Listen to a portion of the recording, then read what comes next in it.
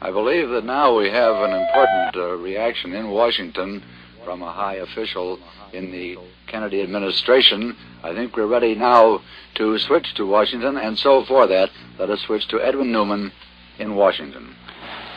Jim, I'd like to repeat what I said before, that a top leader in the Johnson administration has said that the president intends to address a joint session of Congress next week. It is not yet certain whether he will make his appearance on Wednesday or Friday, but it probably will be on Wednesday, and it probably will be a plea for national unity in the difficult period following the assassination of President Kennedy.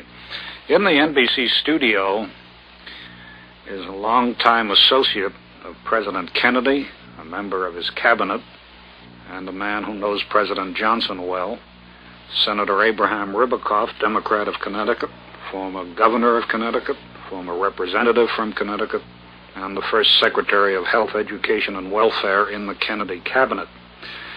Senator Ribicoff, you knew President Kennedy very well. You were one of the key figures in his election as president. And your thoughts today must be particularly sad. Well, it's been a tragedy. I just came from the White House, where we saw a coffin in repose, and I'll be very, very frank. I never thought I would ever see the day that I would go into the White House for this purpose. The shock and the tragedy is very, very hard to contemplate. This was a vibrant, intelligent man, so full of life. You just can't grasp, Ed, that he's dead. Senator, what was the scene when you went into the White House, into the East Room where the casket is? Well, I went in with other senators. We were all accompanied by our wives. Everyone was solemn, deep in his own thoughts and the thoughts and their hearts and prayers to Mrs. Kennedy and the family. And I would say all of us sort of gave a little prayer of rededication to our nation and the support for the new president of the United States, even in the midst of our sorrow for the man who is gone. Have you seen any members of the Kennedy family apart from No, I haven't. Sergeant Schreiber? No, I haven't. Yesterday, of course, I happened to be on the floor when the news came, and Ted Kennedy, Senator Kennedy, had been presiding, ironically, at that time, but I haven't seen any personal members of the family. Senator, you have been asked, and you will be asked again, because you were so close to Mr. Kennedy. What would you now say to the American people about him? How do you think he will be remembered? I would say that President Kennedy will always live in the minds and hearts and the affection of the American people. I think one of the most important things about the president is his proof of the basic decency of American life. What I had always contended for, that the American people would take a man based on his ability, his personality, his integrity, and character, and make that choice above the religious beliefs. And this they did. And when President Kennedy came into the White House, everything that everyone had said, he fulfilled. He was really an intellectual giant. I don't think that any man has ever come to the White House with the intellectual qualifications that John F. Kennedy had, Ed. He believed in causes. He wanted to get this country moving again. If it is possible to turn the world to peace, he started it with Khrushchev in the Soviet Union, his patience in the face of many provocations, the Test Ban Treaty. He seemed to start moving the world away from the frozen state that had become it. I think, too, his realization that America was changing, that we were becoming an urbanized nation, the need to accord civil rights to all our people, irrespective of race, creed, and color. His whole program, I predict, will find expression and adoption by this country before too many years, and he is the one who has got it started on that road. Well, what do you think the immediate effect of President Kennedy's death will be, Senator Ribicoff? Well, I think that you will find a rallying of the nation behind President Lyndon Johnson. I think, ironical as it may be, his death may even would probably mean the faster adoption of many of the things he advocated. I would say that Congress, Republicans, Democrats, North, South, East, and West, liberals and conservatives will unite behind President Lyndon Johnson to adopt the basic measures of the past few years.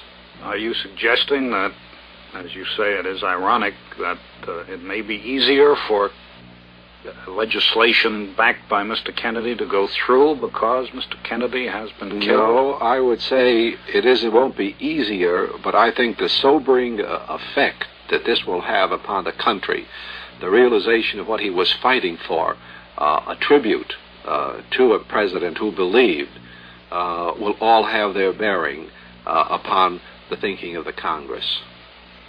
Would you of course were a member of Mr. Kennedy's cabinet for 2 years. Yes, sir.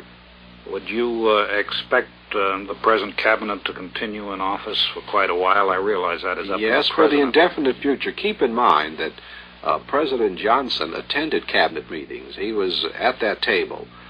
He knew these men. I think that President Kennedy brought to the cabinet outstanding men of character and ability who Lyndon Johnson had worked with over the past 3 years, too. I feel that, and I know that Lyndon Johnson respects all of them, likes all of them. These men have worked with Lyndon Johnson and can work with Lyndon Johnson. And I would predict that the president would keep these men in the days ahead. Senator Ribicoff, you have known Lyndon Johnson for a long time. You've known Mr. Johnson for a long time. And in the last roughly 2 years, of course, when you have been in the Senate, he has been, as Vice President, President of the Senate, and you've had a chance to get to know him even better. What would you say to us about President Johnson? Well, President Johnson is a man of great experience. No man in the history of the United States has come to the presidency through the vice presidency as well equipped as Lyndon Johnson. If you look back at the whole perspective of American history, his knowledge of government, his knowledge of issues, both domestic and foreign, put him in a position of being able to assume leadership and assume it fast. I would say that Lyndon Johnson is a man of strong personality and strong character. The country will appreciate and the country will love Lyndon Johnson. He's altogether a different personality than John F. Kennedy. No matter how you look at both of those men, there are no basic similarities. But yet this nation has shown that it can take dissimilar men as leaders. President Roosevelt was a different personality than President Truman. Yet when President Truman came to the White House, he acquitted himself well and nobly, and history will show that he was one of our greatest presidents who handled the grave issues of his day successfully. You think that Congress will in general be cooperative with Mr. Johnson? Yes, I do believe so. I've had an opportunity to talk to a number of senators, Republican and Democratic, from different shades of thought, and you gather from their mood that there is a deep desire to cooperate with Lyndon Johnson in this time of national trouble and grief. Senator, we speak a good deal about cooperation and unity. It finally expresses itself in concrete issues such as civil rights bill, to choose only one. Do you think that this feeling that we all have, that we must all pull together, will actually be translated into concrete legislative acts? Yes, well, I would say this. I am confident that this Congress would have passed a strong civil rights bill. I am confident that it will do so under President Johnson, too. I would predict that before Congress goes home and finishes this session, it will have a good, strong, solid civil rights program. Senator, there has been a proposal by Representative James Roosevelt of California, in which he has been joined by Representative Claude Pepper of Florida, for a memorial to President Kennedy that would take the form of the award, posthumous award of the Congressional Medal of Honor to Mr. Kennedy. Do you expect some sort of memorial to the President? I would say that would be the least that can be done. Undoubtedly, President Kennedy, for what he was, will be memorialized by the people of the United States. Keep in mind, this usually takes a little time. We don't have a Roosevelt memorial yet. But I am confident that the people of this nation who love President Kennedy for his personality and his works will join together in an expression to keep a memorial permanently in this nation's capital and in the hearts of his countrymen. Jim Hurlbut in New York, perhaps there is a question you want to put to Senator Ribicoff before he leaves. Well, thank you, Evan. You mentioned how effectively Senator Ribicoff worked to secure his party's nomination for President Kennedy at the convention in Los Angeles in 1960. And I, of course, covered the Connecticut delegation there on the floor for radio. And, Senator, do you feel that your efforts on the floor were well rewarded? I think you did not hear the first part of the question. Jim Hurlbut said you worked very hard and very effectively in obtaining the presidential nomination for President Kennedy, or Senator Kennedy as he then was, in 1960. And you succeeded, you and the other people who were key figures in the Kennedy campaign for the nominations. What Jim Hurlbut asked was whether you feel that your efforts to secure the nomination for Mr. Kennedy were well rewarded. Yes, I did. I think that President Kennedy brought to this nation an intelligence, a change of direction, a style, and a dedication that no other man could have brought who had been nominated at that time. It makes your heart cry out when you realize that if he had not received this nomination, that he would still have been alive. However, knowing John F. Kennedy, that would not have made a difference. John F. Kennedy was a type of a man that felt that he had an obligation to serve his nation. He felt that he would be a good president. He was confident that he would be a good president. He was a good president. And I think history will show that the accomplishments of John F. Kennedy were definitely worthwhile. And I think those of us who worked so hard on his behalf in Los Angeles in 1960 and the years before that feel that we made a small contribution towards bringing a great man to the White House.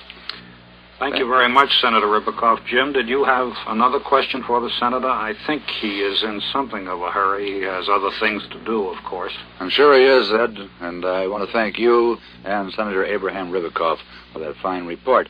And we'll be back with more after this announcement. Tomorrow night, Sunday, starting at 7 p.m. Eastern Standard Time, NBC Radio will present a special memorial program entitled The Highest Price, a 4-hour documentary of the life and times of our late President John Fitzgerald Kennedy, and an evaluation of the impact on history of his life and death. The Highest Price, tomorrow night, Sunday, at 7 p.m. Eastern Standard Time on the NBC Radio Network.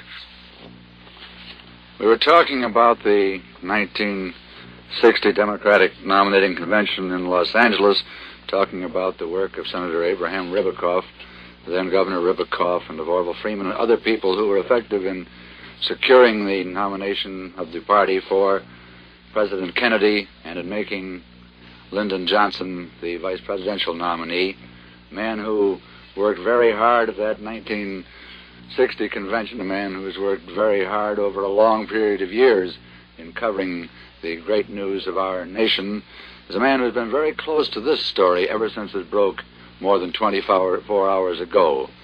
A longtime friend and colleague of mine, Morgan Beatty. And I'd like to ask Morgan to come in and kind of assess the story up to this point.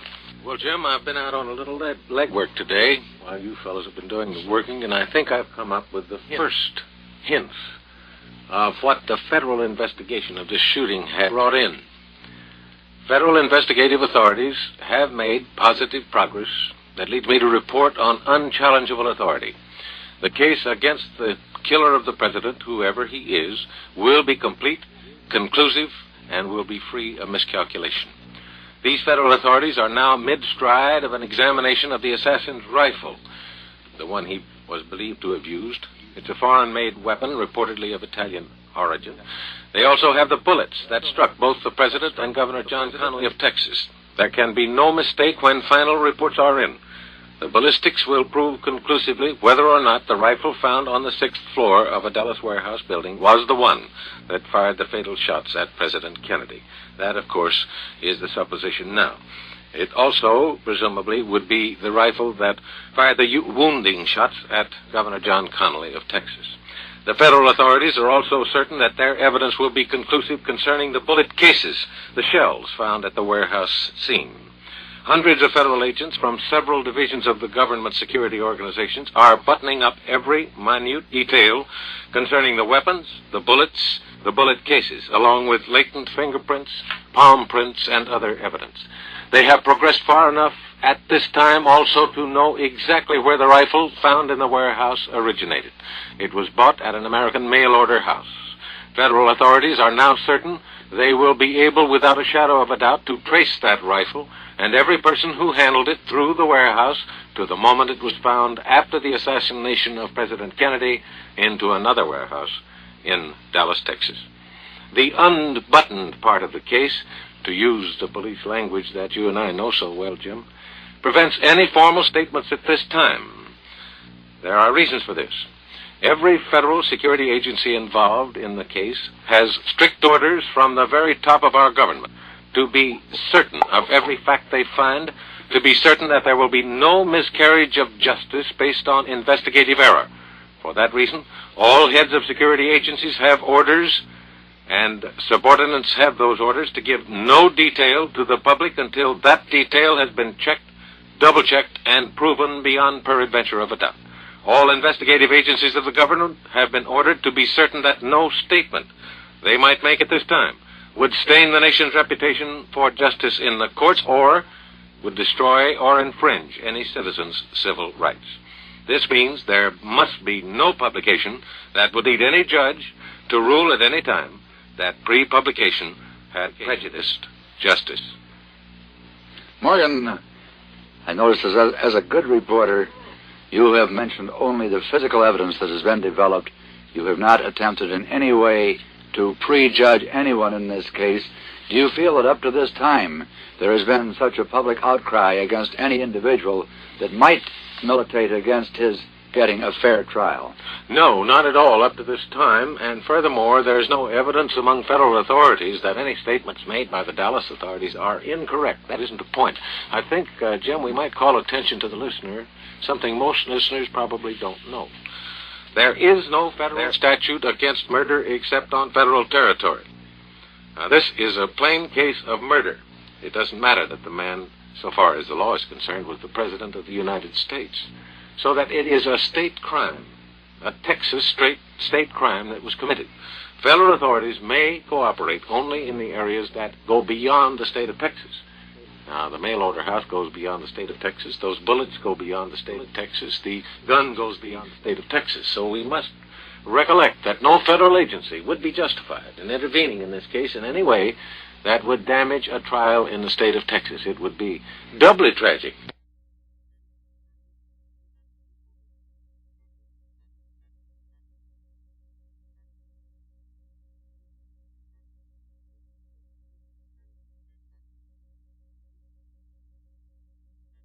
In case of murder, it doesn't matter that the man, so far as the law is concerned, was the President of the United States.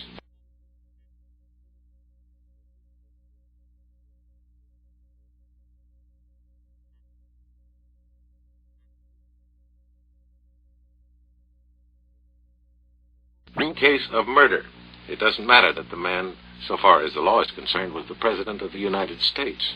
So that it is a state crime, a Texas state crime that was committed. Federal authorities may cooperate only in the areas that go beyond the state of Texas. Now, the mail-order house goes beyond the state of Texas. Those bullets go beyond the state of Texas. The gun goes beyond the state of Texas. So we must recollect that no federal agency would be justified in intervening in this case in any way that would damage a trial in the state of Texas. It would be doubly tragic, should the man be guilty, to have a court necessarily rule that this man had been tried, say, in the press or on the radio or on TV, and he could not get a fair trial in the court. Now we'd be in a fine fix, wouldn't we? But Morgan, even beyond this trial of one man, the federal agencies will leave nothing undone in trying to determine the extent of any plot that might exist beyond the tortured mind of one man. Is that correct? That is not only correct, but I'm sorry I'm unable to reveal all of my investigative approach to that subject with federal authorities. I think we might point something out in another case, however, that might be applicable here, or some people might want to think about. There was a young fellow by the name of Vincent Lee, you may recall, that was rejected by the French Communist Party some years ago. He was, I believe, either taken into custody in New York for throwing ink on a business building here, or in some business offices here in New York, and later he disappeared in Cuba. I'd like to point out that case was the case of a man who had been completely and thoroughly rejected by communist parties in the United States and in France and in Russia.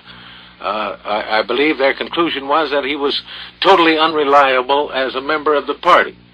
Now, that meant that the communist conspiracy could not be at all connected with this man's activities here or later when he went to Cuba.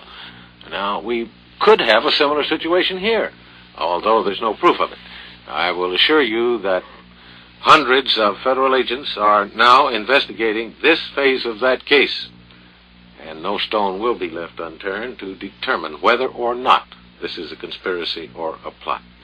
Now, if you go a little deeper than that, you get into the question of how much a man's mind might be affected by what he has heard or read.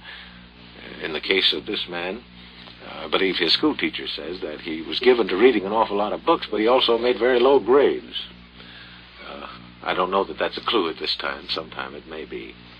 Morgan, going back 30 years to 1933, when Joseph Zangara was tried and convicted and executed for not the assassination of President Roosevelt, which he attempted to do, but for the assassination of Chicago Mayor Anton Cermak. Oh, now, nobody knows that more intimately than you do, because you covered it. Not very much of it, Morgan, but he, too, was tried by the local authorities, was he not? Zangara was tried by the authorities in Dade County. He had to be, because it was an attempted murder. And there is no federal charge of that type that is possible to launch against a man. But do you remember at that time that Zangara was identified as a radical? People tried to say that it was a left-wing plot, and apparently no left-wing plot developed out of that either, did it? No, the only common denominator in every single murder of a president or attempted murder in this country, every single one, the only one word that you can connect with those murders or attempts at murder is anarchy. It is quite true that every attempt on the life of a president was made through anarchy. Well, now you'd better go look up the definition legally of anarchy to recognize that many political persuasions use anarchistic techniques in the execution of what they call or believe to be their legal or moral obligations. So we have a very dim area there to be worried about. Morgan, it seems interesting, and I know you as a Lincoln scholar and Civil War scholar are thoroughly familiar with this. Although we have a great national grief at this time, we don't have the state of hysteria that existed in this nation at the time of President Lincoln's assassination. We can certainly thank God for that. That is right. True. Because in the wake of that assassination of President Lincoln and the trial of Mrs. Surratt and Dr. Mudd and others who were involved in the case, there were some injustices done, apparently, in the wake of... Unquestionably injustices done. As you will recall, in the case of Mary Surratt, this country was not at war at the time, and yet the Secretary of War of that time, Stanton, put this woman on trial before a military court. That in itself was clearly, under our law, a crime. This woman had nothing to do with that murder, and it was later proven that all that she had to do was that it was in her house that the plot was hatched. John Wilkes Booth had nothing to do with her, and she had nothing to do with him that pertained to the murder of Lincoln. Incidentally, this is the crime of murder that was committed on federal territory, and therefore was a case for federal courts. Lincoln was shot in Washington, D.C., the District of Columbia. But again, the hysteria. And unfortunately, there were religious overtones on both sides in the hysteria concerning the shooting of Lincoln. That was a blot on the record of this country. And you may be sure that every federal authority involved in this one knows that our record for justice was stained in the trial of Mary Surratt for the murder of Abraham Lincoln. Morgan, it seems to me that one factor that must be involved in the lack of hysteria that exists at this time is the fact that our communications have so vastly improved over 100 years ago, that at that time people were completely bewildered and puzzled, were not filled in on all the details of the plot against Mr. Lincoln, and this is what caused a great deal of the hysteria that existed then. But now, because of our modern communications, almost every person in the United States, wherever he may be, knows exactly the full details of what has happened and what is being done. And this is a factor, I think, in the present situation, don't you? I think so. I should point out that communications, of course, can be a double-edged weapon, politically, communism versus democracy and so on. But we believe, I think, you and I who use this very delicate mechanism, communications, I believe both of us recognize a very important fact that all persons of common sense, and shall we say, those who are not extremists either to the right or left or unbalanced mentally, do have a tendency to correct the imbalances that occur in our midst, and communications helps to do it. Morgan, you've been busy on this particular phase of this story. Have you had time to look at it in the broad view and assess the total impact of this happening on the nation? I hardly have.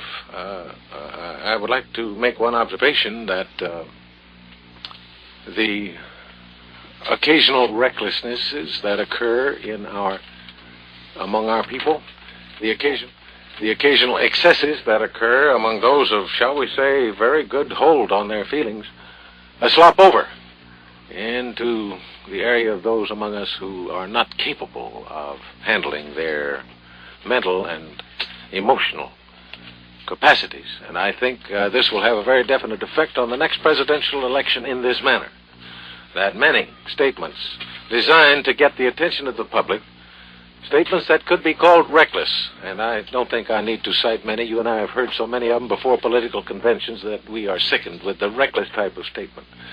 But I do believe that the recklessness that might have come in 1964 in the presidential campaign has definitely been dampened down.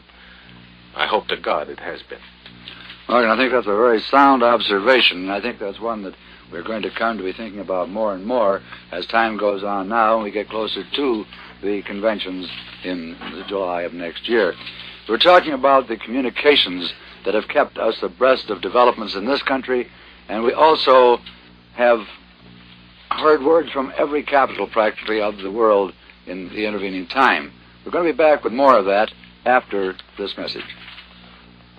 You are listening to NBC's continuous coverage of the events surrounding the death of the late President of the United States, John Fitzgerald Kennedy. Now, quite a few minutes ago now, we were talking to Irving R. Levine in Rome. He gave us a report on the developments in the Vatican City and in all of Italy up to that time.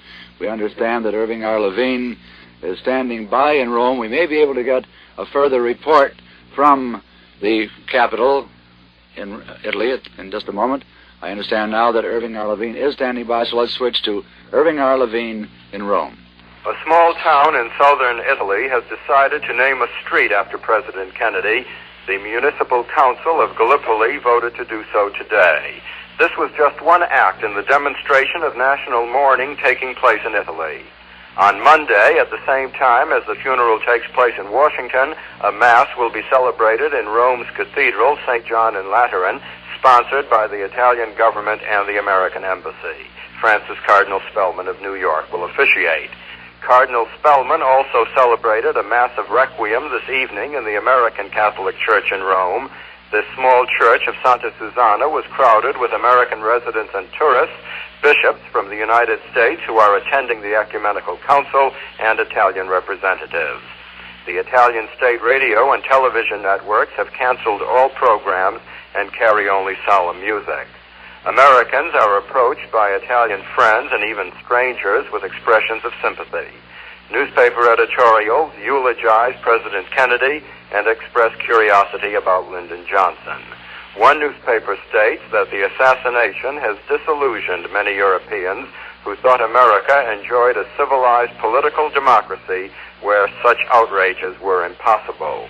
Irving R. Levine, NBC News, Rome. Thank you, Irving. As we all know, President Johnson has proclaimed Monday as a day of national mourning for President Kennedy. President Johnson ordered all federal offices in the nation closed on Monday, the day of the funeral services.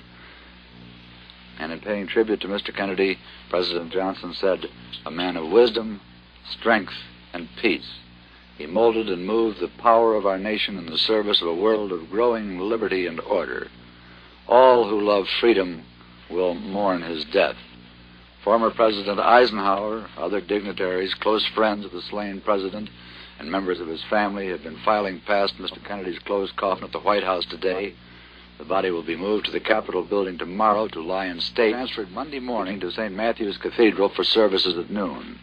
Among the dignitaries to attend the services will be President de Gaulle of France, Prince Philip of Britain, King Baudouin of the Belgians.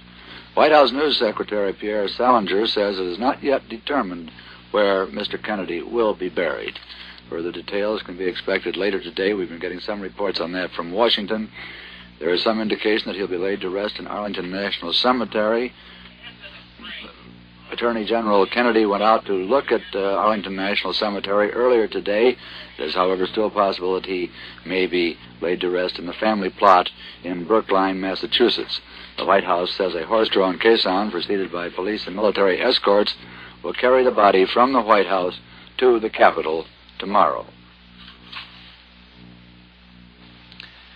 The NBC radio network has canceled all regularly scheduled programs to bring you this continuous coverage of the events surrounding the death of the late President of the United States, John F. Kennedy. We will be on the air with this continuous coverage until 11 p.m. Eastern Standard Time tonight. We will begin our continuous coverage on Sunday morning at 8 a.m. Eastern Standard Time and on Monday morning at 7 a.m. Eastern Standard Time. And now we pause for station identification. WLW Radio Cincinnati and the Crosley Broadcasting Corporation ask that you join in a prayer for the consolation of the bereaved family of President Kennedy and for the guidance of President Johnson. Ambassador Kennedy had been informed of the death of his son. For a report again on his reaction to that news, let's switch to Jim Jensen at Hyannisport. Ambassador Joseph P. Kennedy, father of the late president, has taken the news of his son's untimely death remarkably well. That report we received just moments ago from the Kennedy compound in Hyannisport. In fact, said our source, he's a real gutsy guy, meaning the ambassador. The source was not being disrespectful at all, but was certainly full of admiration. Because of the great length of time in which we did not hear anything about his reaction to the news, there was concern that possibly the 75-year-old ambassador was not reacting as well as some might have hoped. He's an invalid and has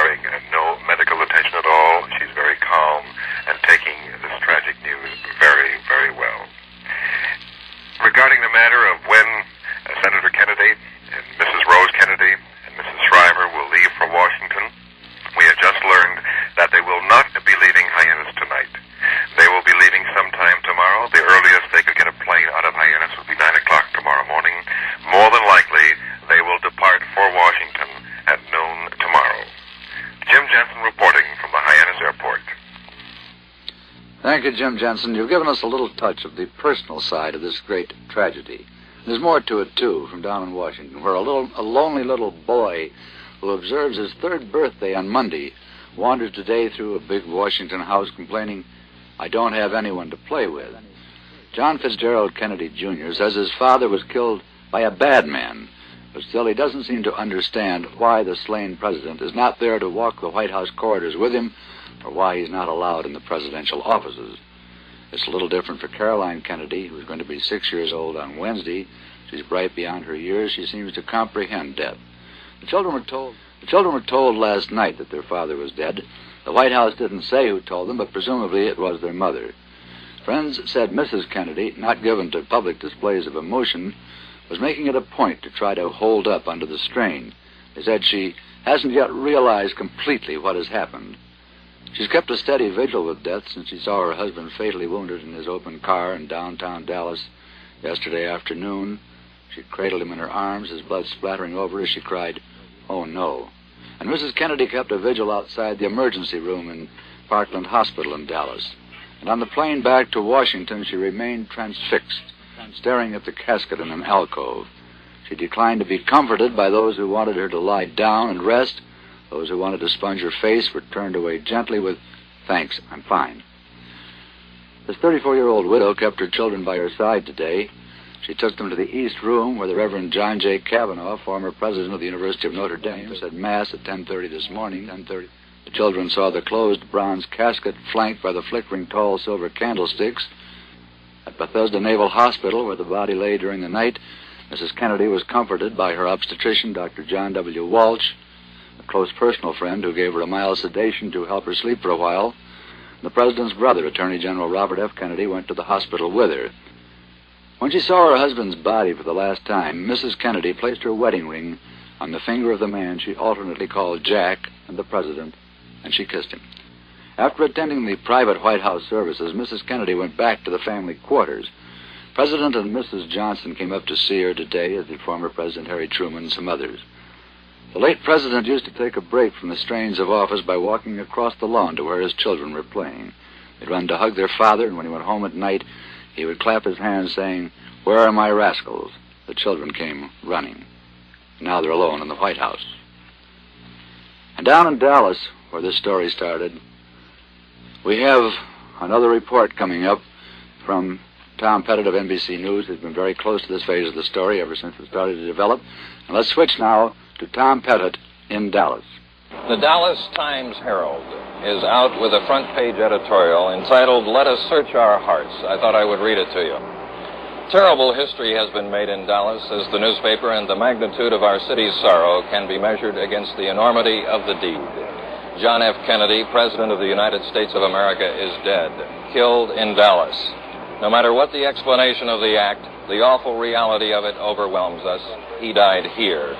We do not know now, we may never know, why it happened in Dallas. And it is no comfort to our grief that an insane chance, operating with blind destiny, brought our president's death to us. But this we know, that as a city we must show the world the deep unity of our grief, the depths of the stunned void that is in each of us. Let us go into the open churches, the cathedrals, the synagogues, and there let us pray to God to teach us love and forgiveness. In the quiet of our homes, let us search our hearts, and through the terrible cleansing power of our grief, remove any vestiges of bitterness and hate. What happened here could have happened in any city, but first there had to be the seeds of hate, and we must pray that Dallas can never supply the atmosphere for tragedy to grow again. The bullet that felled our president was molded in an unstable world, but to our great sorrow, it found its mark here.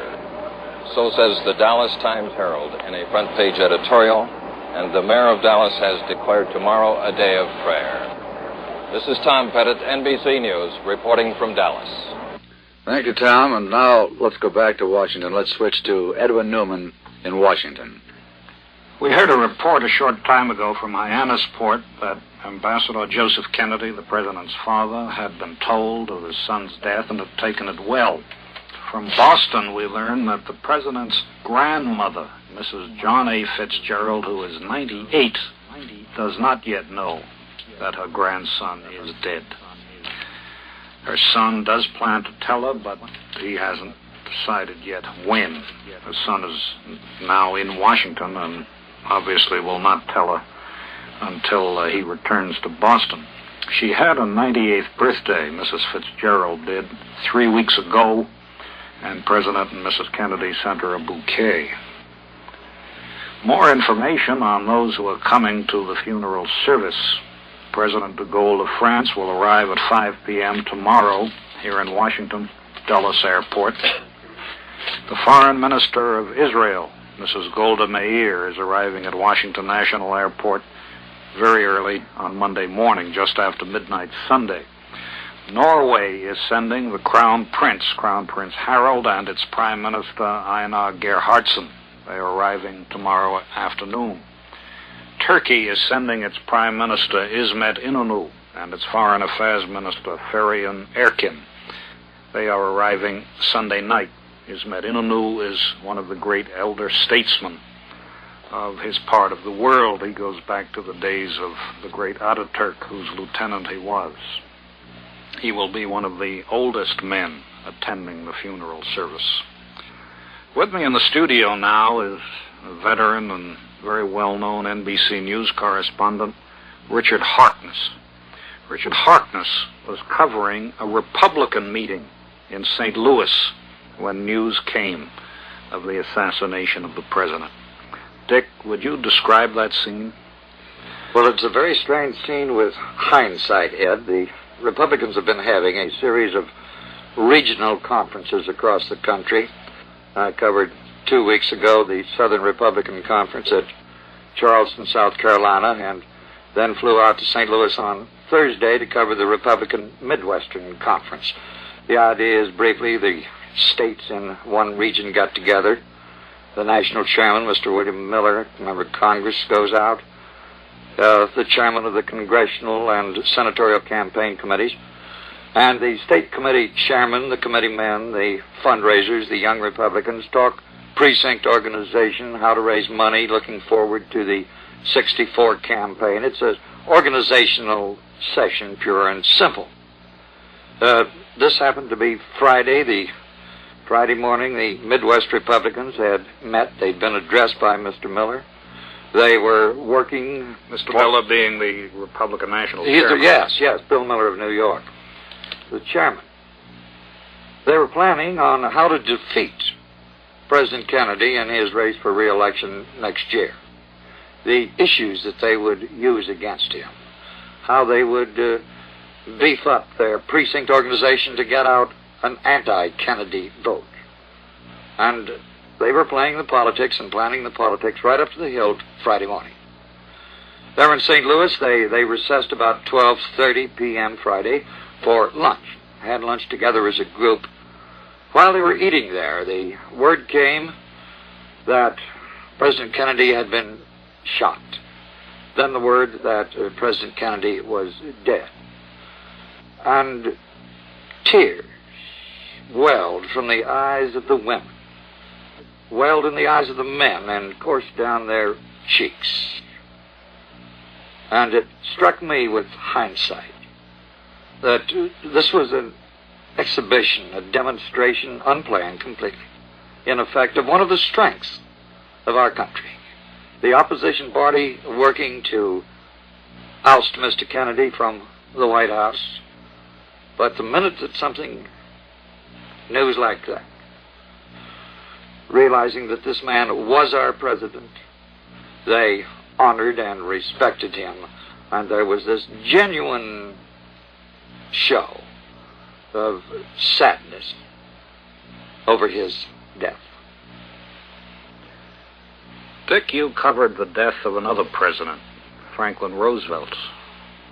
Yes. In 1945, April. 18 and a half years ago. That's right. Does this remind you of that one? Would you certainly in your mind compare the scene of then and the scene now? As you recall, Mr. Roosevelt had died at Warm Springs, Georgia, the beloved resort where he went so often to have his poliomyelitis treated. how he suffered a massive heart attack very suddenly as he was posing for his picture. Then I was at the Union Station here in Washington, Ed, when his body was brought back to the Capitol. In one very real sense, there was an important difference. Mr. Roosevelt died a natural death. Mr. Kennedy was assassinated. But Mr. Roosevelt was in his fourth term. I think that Washington and the country had come to look upon him as an institution, perhaps indestructible. And he was mortal. I think in that sense that Washington and the country was as stunned, was as shocked and as bereaved as the country is today over Mr. Kennedy's assassination. Mr. Roosevelt, of course, had been in office much longer, so he was better known. He had originated and administered relief programs which literally fed people during the Depression. There was a sense of personal bond between the people and Mr. Roosevelt, which I think that Mr. Kennedy had not had time to establish. Whether he would or not, something we'll never know. So there was that. Driving down Constitution Avenue, following the hearse that took Mr. Roosevelt's body to the White House, there were drawn faces. Faces of people here, even in Washington, who probably had never seen Mr. Roosevelt, had lost a personal friend. And I must say, watching television last night and seeing the faces of people in Dallas outside Mr. Kennedy's hospital, that there was the same kind of grief on their face that I saw in 1945 on the face of the people watching the hearse with the late and beloved FDR. I think, too, that there was one other difference. Lyndon Johnson had served much longer in Congress and in the Senate than had then Vice President Truman. Lyndon Johnson, as majority leader, was in more authority than Mr. Truman. Mr. Truman's main claim to fame up until the time he became vice president, just a short time before the Roosevelt death, the war investigation. I think now that the people know Lyndon Johnson, understand Lyndon Johnson better than they did Harry S. Truman. And in that sense, that there's a feeling more of the continuity of government, that the country will feel more at home with, know more what to expect from President Johnson than it did from President Truman, who really was new and had not been as well known in Washington. But in many ways, I think that the feeling in the Capitol is much the same that April period 18 years ago as it is today. Ed. Jim Hurlbut, I'd like to ask Dick Harkness some further questions unless you want to cut in. Why don't you keep it there then, Ed, for the next couple of minutes? I'm interested very much in what Dick has to say, and I'm sure everyone is. Thank you, Jim. Dick, at St. Louis, you were at the Republican Midwest Conference. You saw Republican politicians who had been talking about how to defeat President Kennedy next year, weeping at the news of his death. Yes. Do you think that the national unity we are now hearing we must have in these times, and for which President Johnson will ask when he speaks to the Congress either on Wednesday or Friday, will actually come about?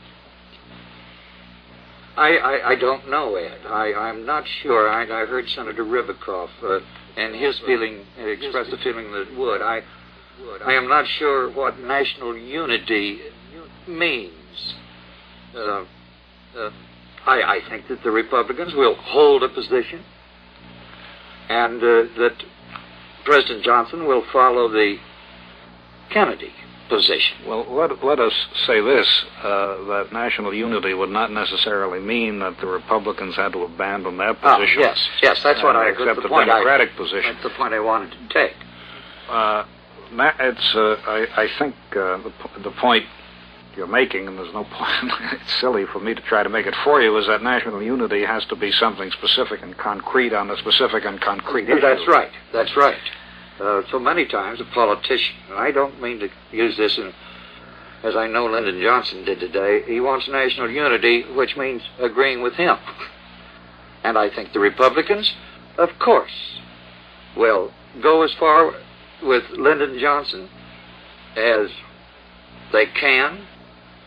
The Senate Majority Leader Everett Dirksen really has given a great deal of cooperation to Mr. Kennedy. I'm sure he'll give Lyndon Johnson no less.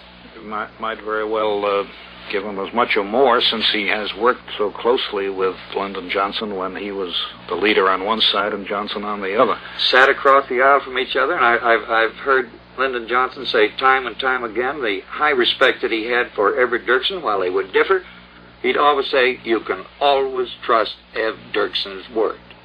There is this point, is there not, Dick, that if we are talking about unity in legislative terms, that the unity is more lacking within the Democratic Party on many issues than it is between the Democratic and Republican parties. Very fair assessment, and as you know, I've been out at Andrews Air Force Base over in Maryland this afternoon, meeting governors as they came in for this unhappy weekend, and Governor Ross Barnett came in.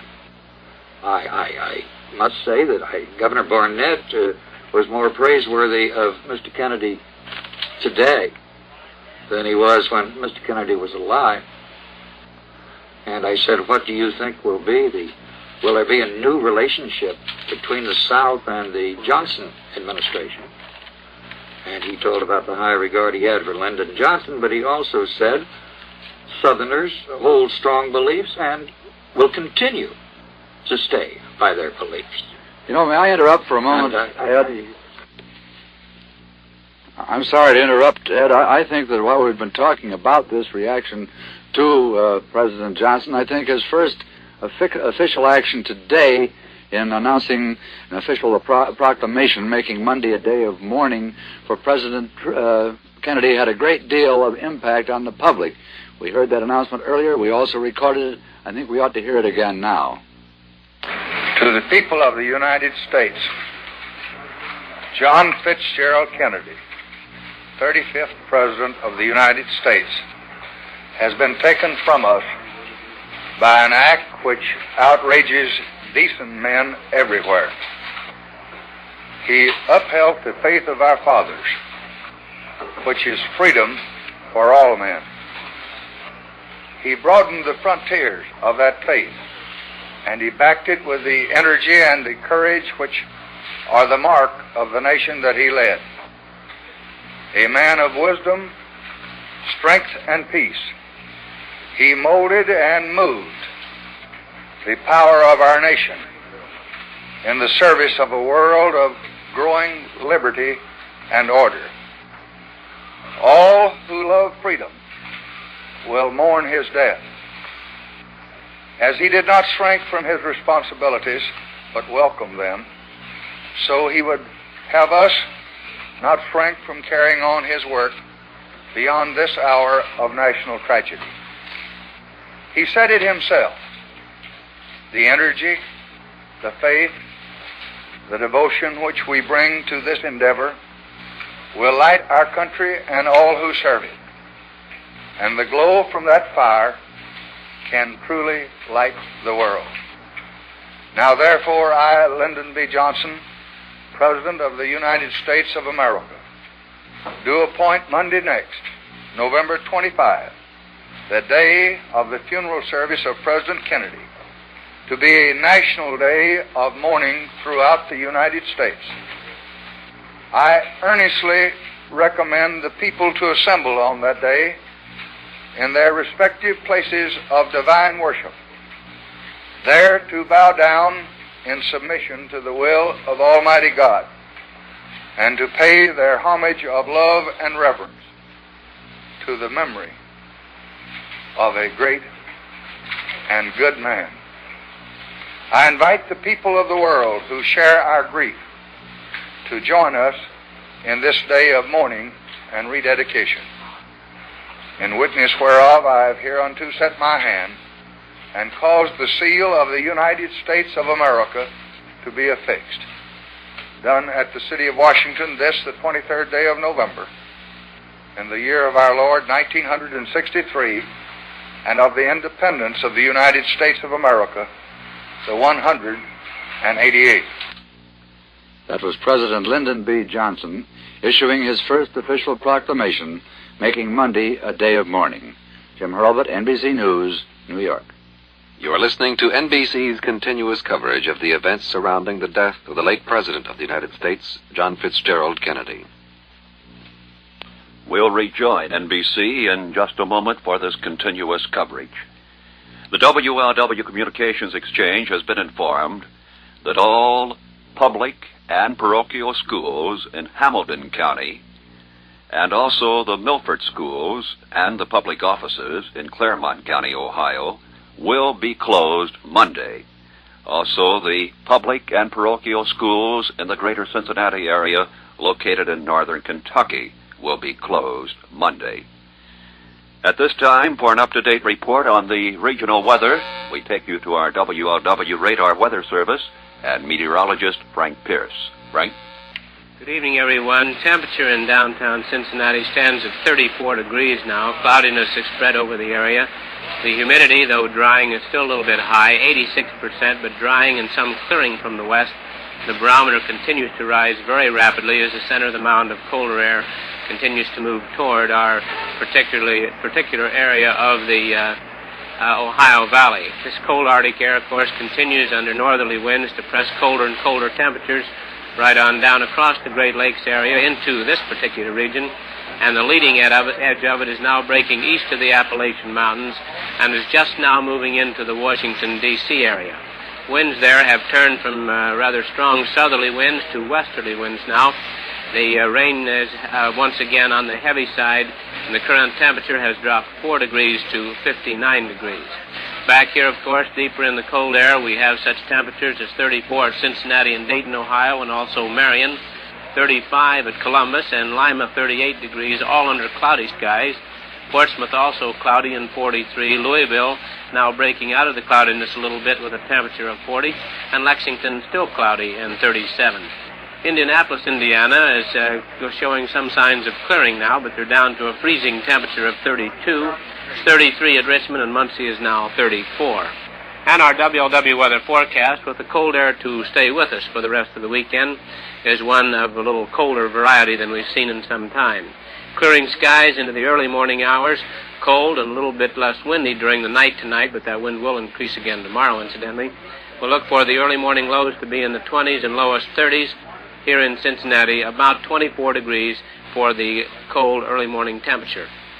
Then during the day on Sunday, generally fair to occasionally partly cloudy skies, not completely clear that is, so we'll be windy and cold throughout the day, with the temperatures mostly in the 30s and around 35 to possibly 37 here in the city for tomorrow's high temperature. The outlook for Monday means that we can look for not quite so cold weather. That'll start Sunday night as we get warming from the midsections of the country, where it's just now beginning, but along with this, increasing cloudiness, and that could bring a chance of rain to the northern side of Ohio and northern Indiana late Monday or Monday night. The Cincinnati temperature then again, 34 degrees, down to 24 tonight, and up to 35 or 37 tomorrow, with windy conditions across the area again on Sunday. That's the weather, and back to Jim. In addition to the Hamilton County and the Milford schools in Claremont County, Ohio, and the public offices in Claremont County being closed Monday, in Indiana, all schools in Ripley County, including city schools, all city and county schools of Franklin County, Indiana, Ohio County, and Rising Sun schools, also the Lawrenceburg and Aurora, and all Dearborn County schools in Indiana will be closed Monday. We return you now for continuous coverage on the death of our President, John F. Kennedy, to NBC. Now back to Jim Hurlbut in New York. Thank you, Edwin Newman. I think that all of us in our business, too, will begin to know Lyndon Johnson now even better than we've known him up to this time. We will see emerging, I think, a new Lyndon Johnson as he takes over the responsibilities of the presidency and moves ahead in executing the high responsibilities of this office. This is Jim Hurlbut, NBC News, New York. The NBC radio network has canceled all regularly scheduled programs to bring you this continuous coverage of the events surrounding the death of the late President of the United States, John F. Kennedy. We will be on the air with this continuous coverage until 11 p.m. Eastern Standard Time tonight. We will begin our continuous coverage on Sunday morning at 8 a.m. Eastern Standard Time and on Monday morning at 7 a.m. Eastern Standard Time. And now we pause for station identification. This is the nation station, WLW in Cincinnati.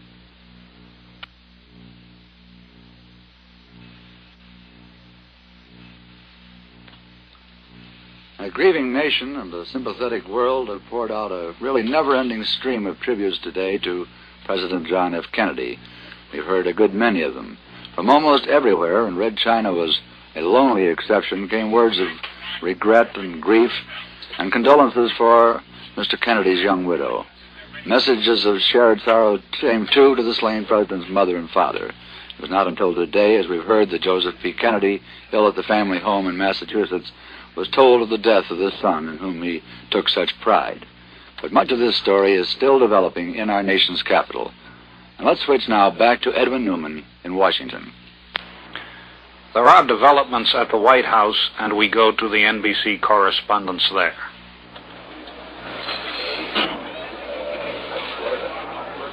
Jim, is the net on now? Because I've got local on my... It's just been announced here officially that President Kennedy will be buried at Arlington National Cemetery. This because of the wishes of his family. Services will be held at graveside Monday afternoon after final rites here at St. Matthew's Roman Catholic Cathedral in Washington. The church will be filled with dignitaries and officials who have been invited to attend, heads of state and other persons, members of the immediate family as well. The dress for the funeral will be mourning gray coats and striped trousers. At the present time, Mrs. Kennedy is at the White House. Her sister, Lee Radziwill, has just arrived from London and is now consoling Mrs. Kennedy. Press Secretary Pierre Salinger has just given us additional names of dignitaries from abroad who will be in Washington for the funeral services. From Japan, the Prime Minister Hayato Ikeda will fly in from Tokyo, as will the Crown Prince Akihito. We have other additional lists here, and I will read them to you to give you the scope of the numbers of persons and their status who will be attending the funeral services for the President. From Canada, the Prime Minister, Lester Pearson. From West Germany, in addition to Chancellor Ludwig Erhard, the President of the Federal Republic, Heinrich Lübke, in addition to the Foreign Minister, Gerhard Schroeder, and the Defense Minister, Kai-Uwe van Hassel.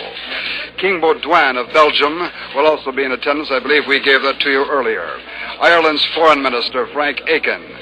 The Prime Minister of Vietnam, Nguyen Ngoc Tho. From Jamaica, the Prime Minister, Sir Alex Bustamante. From Canada, as I mentioned, Prime Minister Lester Pearson. From Morocco, the Foreign Minister, Ahmed Gudira. From Liberia, the Secretary of State, Rudolph Grimes. From Tanganyika, the Permanent Representative to the United Nations, Chief Erasto A.M. Mangenia. From Algeria, the Minister of State, Amar Ouzagane. From Tunisia, the Foreign Minister, Mongi Slem. The Vice President of Spain, Munoz Grandi. From Nicaragua, the Director of the Foreign Relations Division, Alfonso Ortega Urbana.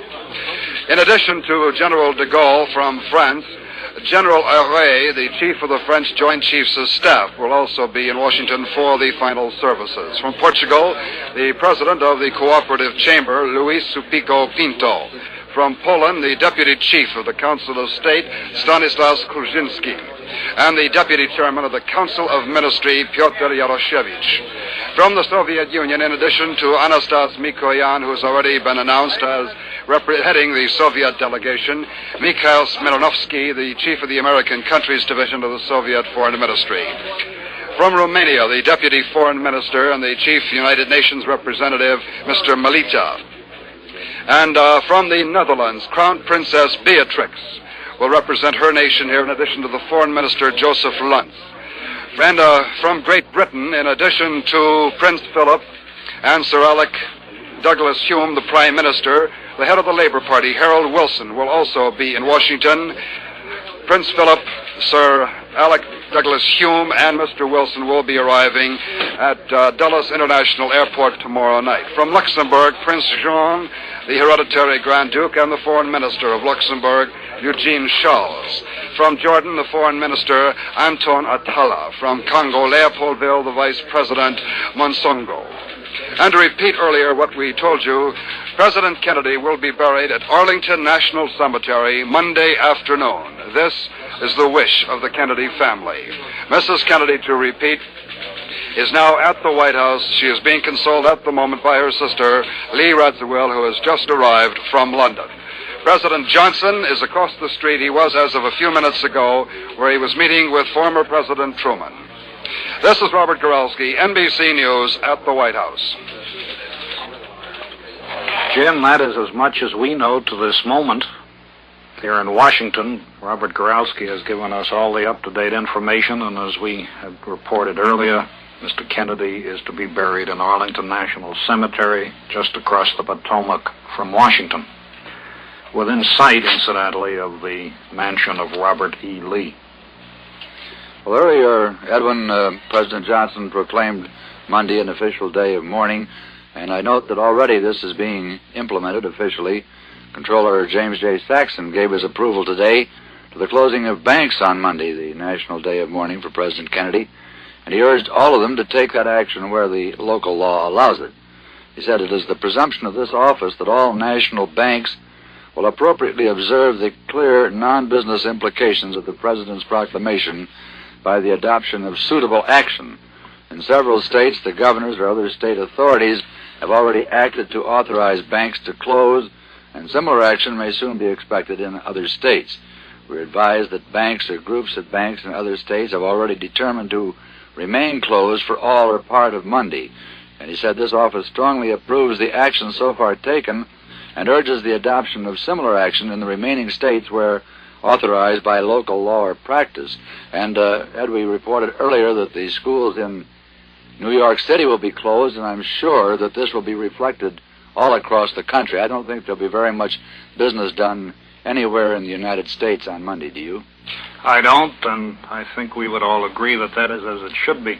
So that remarkable list of delegates, representatives from foreign lands who will attend the President's funeral, I'd like to add some names that we mentioned earlier, but perhaps it would be as well to mention them again.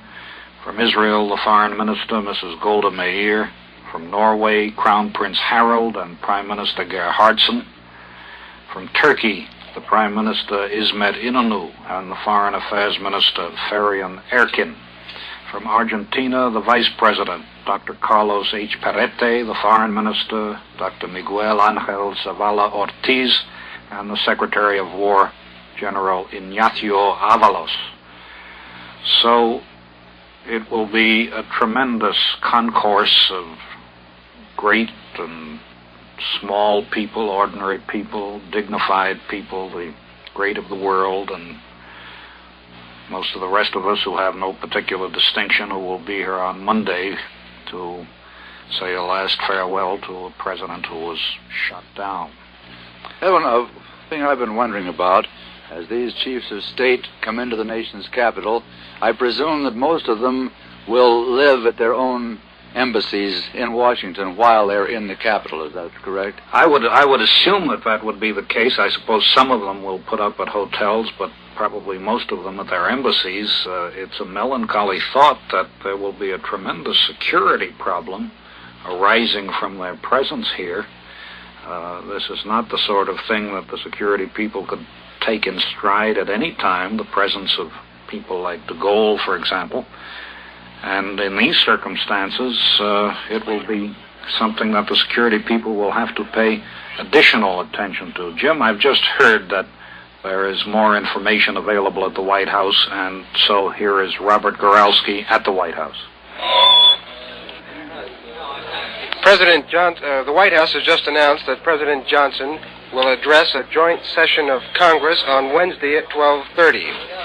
It is expected that the President will not make a statement of program, but will appeal to the nation and to the joint houses for national unity and following the tragedy of the death of President Kennedy. It is understood that President Johnson will spend Tuesday conferring with foreign dignitaries who are coming to Washington to discuss the world situation and relations with the United States. He is also expected to spend much of the day reviewing major policy papers in preparation for his address to the joint session of Congress on Wednesday at 12:30. This is Richard Valeriani, NBC News at the White House. Well, that is the information we had earlier, that President Johnson would speak to the joint session of Congress on Wednesday. We didn't know before that official announcement was made whether it would be on Wednesday or on Friday. It will not be a partisan speech. There will apparently be no reference to a legislative program. It will instead be a speech devoted to an appeal to the nation to hold together, come together in these times, and no doubt also an occasion for a tribute from the new president to the old. I think the proclamation that President Johnson read today, in which he proclaimed Monday a national day of mourning, itself showed what he thought of his predecessor. The language was simple, but in a very few words he managed to tell a great deal about what he thought of Mr. Kennedy. Well, we have everything lined up now, as apparently as far as it's going to be. The funeral on Monday, the foreign dignitaries who are coming in for the funeral to see President Johnson on Tuesday, the joint session of Congress on Wednesday, Monday to be a day of national mourning, and tomorrow, Sunday, to be a day on which the public will be able to file past the casket in which President Kennedy lies. That is the program, Jim, as we have it to this moment. Come, of course, right now, this is Jim Hurlbut, NBC News, New York. Tomorrow night, Sunday, starting at 7 p.m. Eastern Standard Time, NBC Radio will present a special memorial program entitled The Highest Price, a 4-hour documentary on the life and times of our late President John Fitzgerald Kennedy, and also an evaluation of the impact on history of his life and death. The Highest Price, tomorrow night, Sunday at 7 p.m. Eastern Standard Time on the NBC Radio Network. President Johnson stressed today that the Kennedy administration foreign policy will be continued and asked that all United States ambassadors around the world stay on their jobs. It was understood that the new president wanted Dean Rusk to remain as Secretary of State, and that this was agreeable to Rusk. That was presumably discussed at that cabinet meeting this afternoon. High-ranking officials under Mr. Rusk also indicated that they intend to stay on. Mr. Rusk, as many of us saw, was the lead-off cabinet member on President Johnson's appointment list. Afterwards, informed sources said the new chief executive made plain his interest in continuity of United States foreign policy. Meanwhile, a mounting number of foreign governments were planning to send top representatives to Mr. Kennedy's funeral on Monday, and by late today, some 30 nations had informed Washington one or more of their leaders would attend the ceremony. We've heard about that from Edwin Newman and from Robert Goralski. We've also heard congressional sources predicting today that President Johnson would adopt the Kennedy legislative program as his own, and as we said, vigorously press for its enactment at the session which starts next January. The office of the President of the United States, with all of its crowding decisions and pressures, ceremony and security, closed around President Johnson today. At 8:40 this morning, this tall Texas politician, who had been elevated to the presidency only 19 hours before by an assassin's bullet, left his home in a fashionable suburb of Washington. He was flanked by motorcycle outriders and followed by a Secret Service car as he sped to the White House. And from then until early this evening, he put in a day filled with intelligence briefings, with conferences with top officials on foreign and defense policy, a meeting with the full cabinet, as we've said, a talk with former President Eisenhower, a session with legislative leaders of both parties. He still had time, took time to visit the grief-stricken widow of John F. Kennedy, and an interlude of prayer in the old St. John's Episcopal Church across Lafayette Square from the White House. So it was a day of business tempered with consideration. The old Johnsonian habits, the affable carelessness of time had dropped from him. Precisely, he kept to his schedule, but he found time for these little acts of kindness. One official who was close to the new president said he was moving with the natural grace of the gentleman he is, but also with a sense of responsibility. Others said they detected at once a new strain of dignity, especially in President Johnson's awareness of the worldwide impact of his accession. Thus it was that Mr. Johnson, who insisted in meetings with the highest officials that he wished them all to remain at their jobs, while the officials themselves replied that this would do for a while only. Sooner or later, they told their new chief he must consider himself free to shape what was described as a Johnson administration responsive to his own ideas and habits and personality. Already today, we've seen that developing, but meanwhile, this story continues to grow in other parts of the nation. And for a different sort of report, for another report, let's switch to George Wood in San Antonio. 4 young airmen isolated from the world in a space cabin at Brooks Aerospace Medical Center at San Antonio, Texas, expressed disbelief and then grief upon hearing of the death of President Kennedy. The airmen from Michigan, Florida, and New York saw Mr. Kennedy in person less than 24 hours before he died.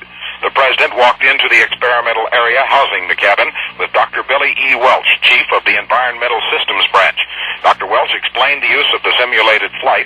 Then Mr. Kennedy, expressing his usual interest for space activities, asked if anything significant had been found to the detriment of the men. When told that nothing was amiss, Mr. Kennedy put on a headset and microphone, looked through a glass window, and asked the airmen, "How long have you been there, and how are things going?" When the men said all was well and they had been inside 11 days, Mr. Kennedy handed the headset to his wife. Jackie declined to put it on, but she stepped close to the window, crossed her fingers, and waved them in a good luck sign. Then the late president and his wife departed to join the motorcade and leave San Antonio. This is George Wood in San Antonio, reporting for NBC News. Thank you, George Wood.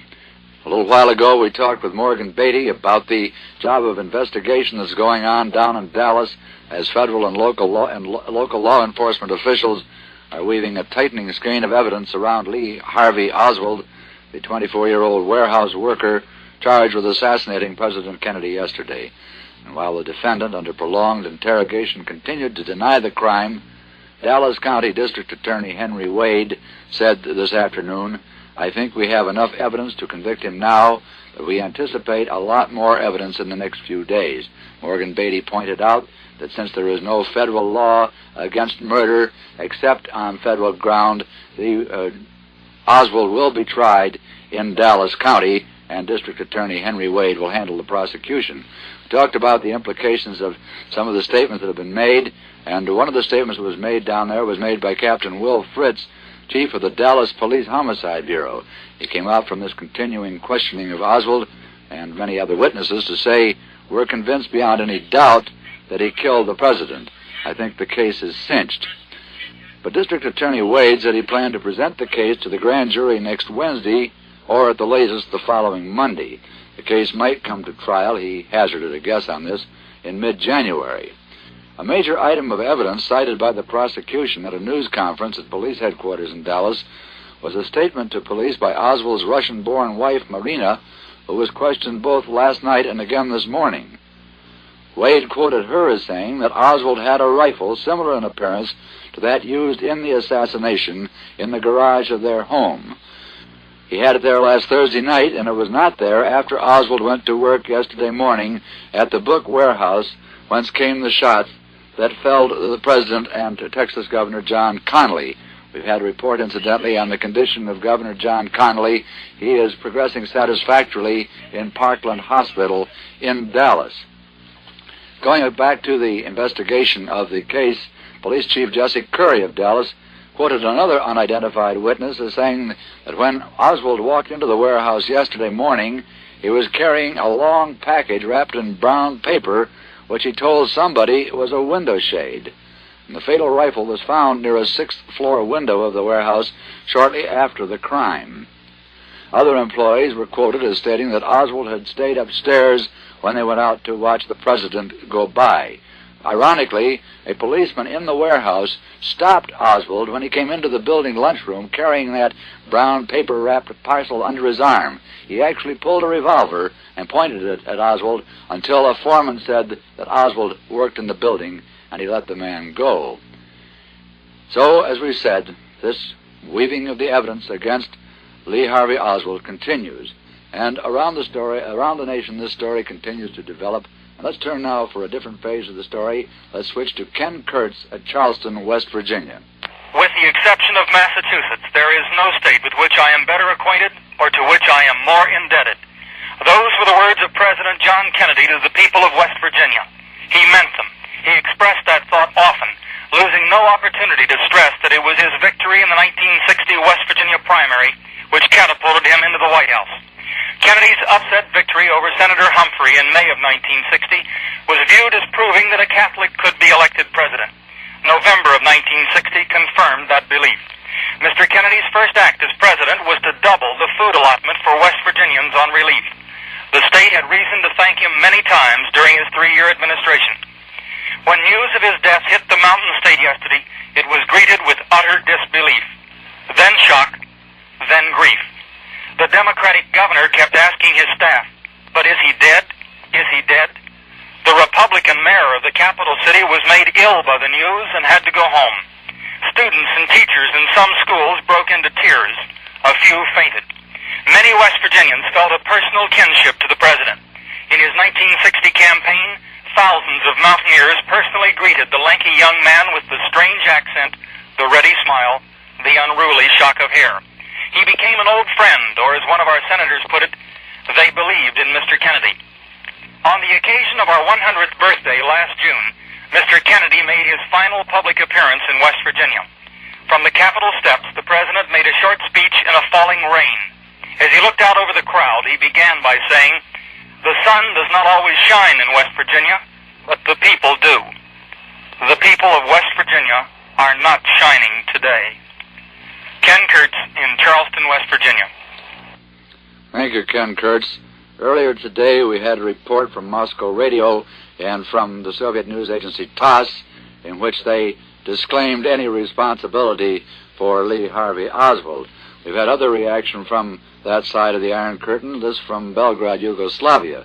The official newspaper Borba suggested today attempts were being made to, as they phrased it, poison the atmosphere by stressing that the man accused of murdering President Kennedy was married to a Russian and had lived in Russia. Borba says such tactics were reminiscent of the Nazi attempts to prove that the burning of the German Reichstag in 1933 was the work of communists. That's the report on the official newspaper Borba in Belgrade, Yugoslavia, a different point of view. Earlier today, Ambassador Adlai Stevenson provided NBC's Martin Agronsky with what I considered a deeply moving reminiscence of the workings of instinct and the classic unpredictability of fate. The UN ambassador recalled the ugly incident in Dallas a month ago when he'd been spat upon and reviled by hate-filled extremists. As he flew to Los Angeles later, the ambassador said he reflected on what had happened. He felt impelled to call the White House and to urge that President Kennedy reconsider his plan to visit Dallas some weeks later. Mr. Stevenson spoke by phone from Los Angeles to the president's advisor, Arthur Schlesinger. "I told Schlesinger," he said, "that I felt there was a mood of unpredictable madness in Dallas, and the instinct induced me to urge that the president cancel his visit to the city." Mr. Schlesinger said he would tell the president. A few days later, Mr. Stevenson continued, "I called Schlesinger again. I told him that after reflection, I wanted to withdraw my suggestion that the president's Dallas visit be canceled. I said that, of course, the political necessity of a Texas visit in the light of the forthcoming election would make it very difficult to change the Dallas plans. I said it would be too obvious a slap in the face to the people of the city. I look back now," Mr. Stevenson said in talking to Martin Agronsky, "and I am filled with sadness when I realize how right was my first instinct." The ambassador paused a moment, then he said, "It's too bad that in my old age they couldn't have spent their violence on me and spared this young man for our nation's work." And a little while ago, we heard Tom Pettit down in Dallas talking about the reaction of the people of the city to this tragic incident in the city itself. And he questioned then whether the people of Dallas felt a sense of guilt because this action had taken place there. And people in Dallas wondered whether or not the rest of the nation would blame them for this act of violence that took the life of the president. Perhaps in some places it will be blamed on Dallas, in other places it will not. This story will begin to emerge as the hours go by. This is Jim Hurlbut, NBC News, New York. For those local stations that might have some local news or public service announcements of local importance, we'll provide stations with approximately 4 minutes for this purpose at 5 minutes before the hour and half hour. The network will, however, continue coverage during this period. The following is the cutaway cue. You are listening to NBC's continuous coverage of the events surrounding the death of the late President of the United States, John Fitzgerald Kennedy. We've had some reports of sometimes unfortunate incidents in relation to the broadcasting of the story of the death of the president. For instance, in Britain, after broadcasting the news of Mr. Kennedy's death, the British Broadcasting Corporation put a comedy on television. There was a barrage of angry complaints that deluged BBC immediately, and the network went back to church music and tributes to Mr. Kennedy. As we know, Queen Elizabeth's husband, Prince Philip, will represent the British Crown at the funeral Monday. He will fly from London tomorrow with Prime Minister Sir Alec and Lady Douglas Hume. Queen Elizabeth said she was shocked and horrified by the tragedy. The Prime Minister was one of more than 5,000 who attended a requiem mass for Mr. Kennedy today at the Roman Catholic Cathedral of Westminster. Representing France at the funeral will be President Charles de Gaulle. Mr. de Gaulle said Mr. Kennedy died like a soldier under fire for his duty and in the service of his country. Another towering figure of World War II, General Douglas MacArthur, also struck the military theme. As a former comrade in arms, his death killed something in me, Mr. MacArthur said in his message to Mrs. Kennedy that was sent from here in New York City. A great statesman and a wise and valiant man was the tribute from Winston Churchill, who had listened in London to television accounts of the assassination. Former Presidents Herbert Hoover and Dwight Eisenhower gave their statements here in New York. Mr. Hoover said Mr. Kennedy has given his life for his country. And Mr. Eisenhower, General Eisenhower, said he shared with all Americans a feeling of shock and dismay. Former President Harry Truman in Independence, Missouri, said he was shocked beyond words. And as we heard Mr. Truman's words from Independence, it was very clear by his tone of voice that he was indeed shocked by this incident. Among Republican presidential possibilities, Governor Nelson Rockefeller of New York has declared a 30-day mourning period for the state. Senator Barry Goldwater of Arizona called the president's death a profound loss to the nation and to the free world. Richard M. Nixon, who ran against Mr. Kennedy in 1960, called his death a terrible tragedy. Former Vice President John Nance Garner was described as badly shaken by the news. Mr. Kennedy called former Vice President Garner down at Uvalde, Texas, just a few hours before he was killed, to congratulate him on his 95th birthday. Negro leaders across the nation compared the loss of Mr. Kennedy to the death of Abraham Lincoln, who was felled by an assassin in 1865. A. Philip Randolph said, "The second emancipator of black people from the serfdom of racial segregation has been struck down." And Roy Wilkins, Executive Secretary of the National Association for the Advancement of Colored People, said the nation and the world, in Mr. Kennedy's death, had been deprived of a stalwart leadership in the ageless struggle for human advancement. Two Southern governors who fought Mr. Kennedy's proposals for Negroes, George Wallace of Alabama, Governor Ross Barnett of Mississippi, joined in deploring what Governor Barnett called the cowardly act. Wallace said the assassin must be filled with universal malice. In Dallas, as we reported, where the fatal shots were fired, the entire city was grieved and angry, too. Mayor Earl Cabell said that never before had the city welcomed any guest with the enthusiasm it showered on Mr. Kennedy. Yet, he said, everything had been tragically marred by the irrational act of one man. A Japanese who had a unique spot in Mr. Kennedy's career expressed regrets. It was Kohei Hanamai, who was captain of the destroyer that almost killed Mr. Kennedy in 1943 when it rammed his torpedo boat. The world has lost an irreplaceable man, Hanamai said. That's the reaction, some of the reaction to the death of President Kennedy. Jim Hurlbut, NBC News, New York. The NBC Radio Network has canceled all regularly scheduled programs to bring you this continuous coverage of the events surrounding the death of the late President of the United States, John F. Kennedy. We'll be on the air with this continuous coverage until 11 p.m. Eastern Standard Time tonight. We'll begin our continuous coverage on Sunday morning at 8 a.m. Eastern Standard Time and on Monday morning at 7 a.m. Eastern Standard Time. We now pause for station identification. This is the Nation Station, WLW in Cincinnati.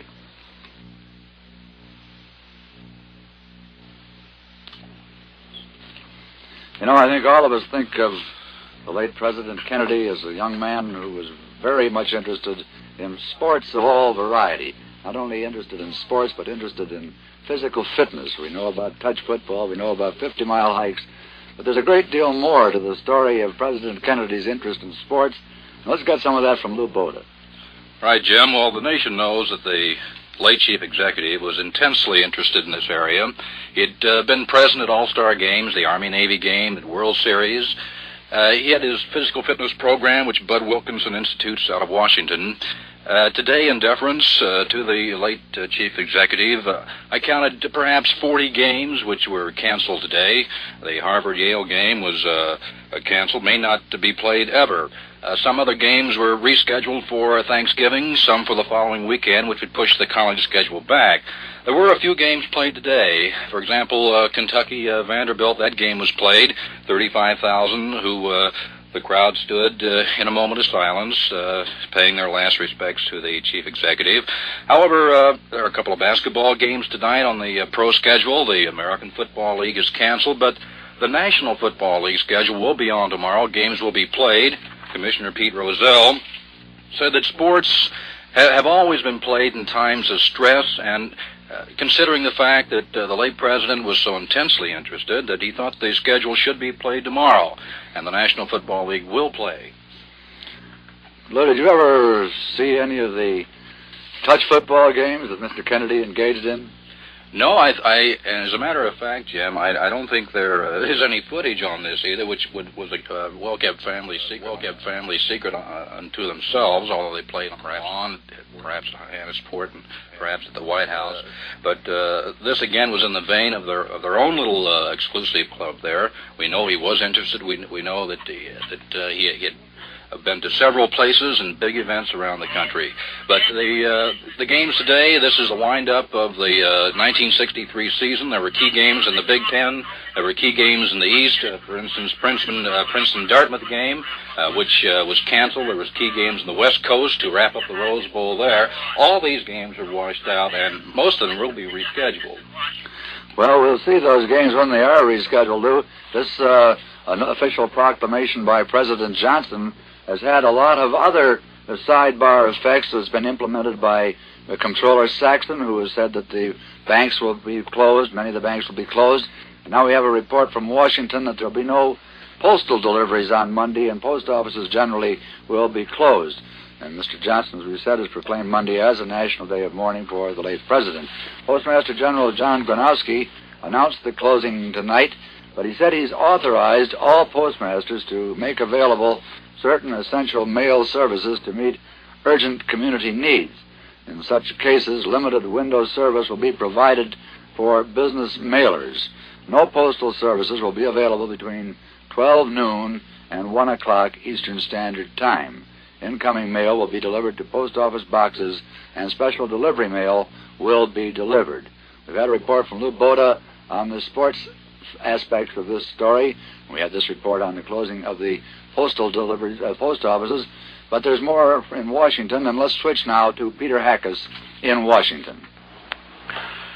Well, Jim, the first item is an announcement by White House News Secretary Pierre Salinger that Mrs. Rose Kennedy, the mother of the late president, accompanied by her son, Senator Edward Kennedy, will fly here to Washington tomorrow afternoon.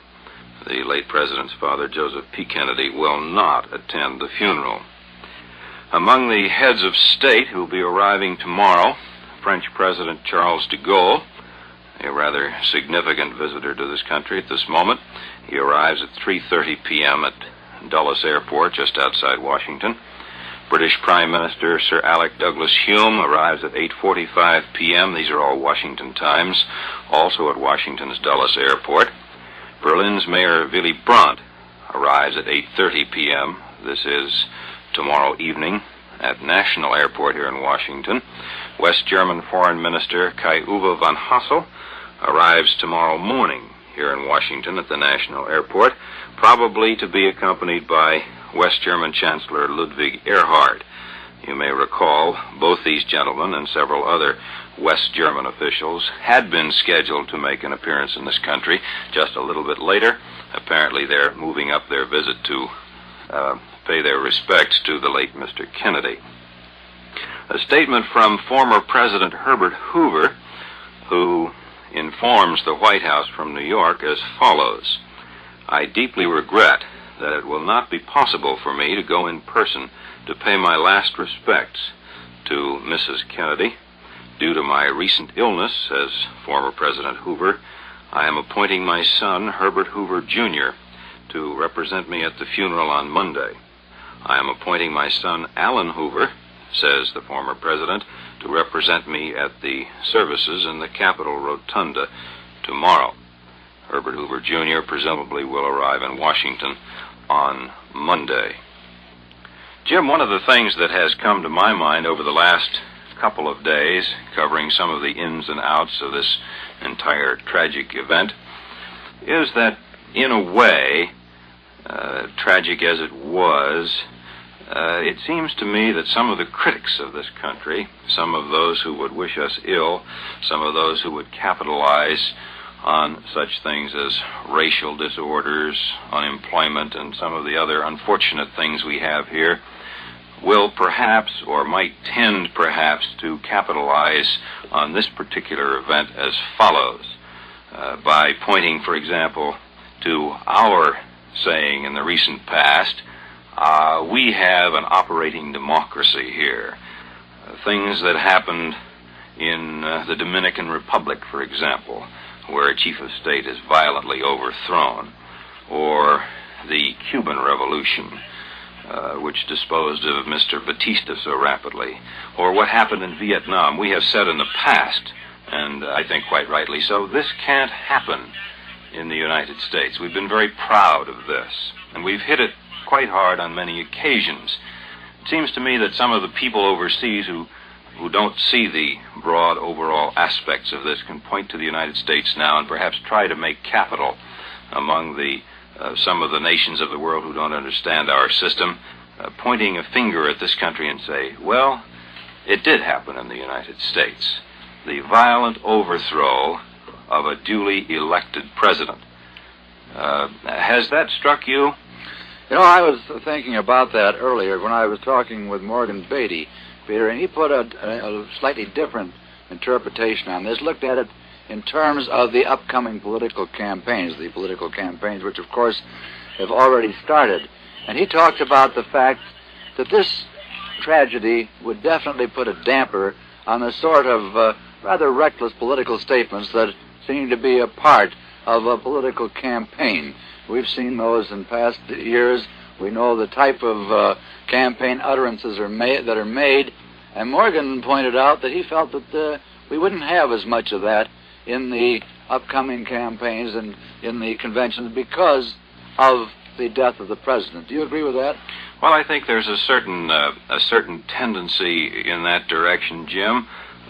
Politics, of course, is politics in this country. It's always been rough and tumble since the country began, and perhaps that's the lifeblood of our democracy. But I agree with that. I think that there will be a tendency to try to hold it down, if you will, to there will always be in the background the memory of Mr. Kennedy.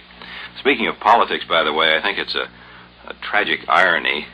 The gentleman who had been talked of. In fact, I had heard in the last couple of weeks that he planned to resign very shortly from his job as head of the Peace Corps. Sergeant Shriver, the president's brother-in-law, was to resign from the Peace Corps and begin active operations toward the re-election of Mr. Kennedy, that is to say, to become Mr. Kennedy's campaign manager. The irony, of course, the tragic irony is that Mr. Shriver has been appointed in charge of the funeral and burial arrangements for Mr. Kennedy. That is tragic irony indeed, and of course we've heard stories out in Illinois that Sergeant Shriver might become the Democratic candidate for governor of Illinois, replacing Otto Kerner. I don't think that we have found any substance in this story whatsoever. I've wondered about that, Jim. I, too, had heard that.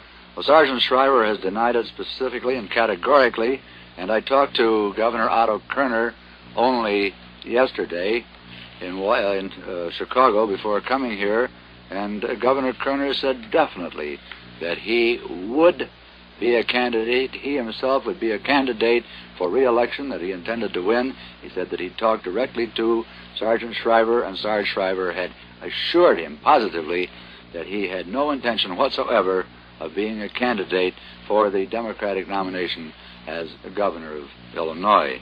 And certainly, I suppose, the events of the last 2 days would underscore that. I think that is absolutely right. It will completely underscore it. You know, we've been speculating about reaction in Cuba. We've heard some fragmentary reports earlier in the day, but right now, Peter, I would like to switch to a man who knows a great deal about this, John Lavacek. He's standing by down in Miami, so let's switch now to John Lavacek in Miami.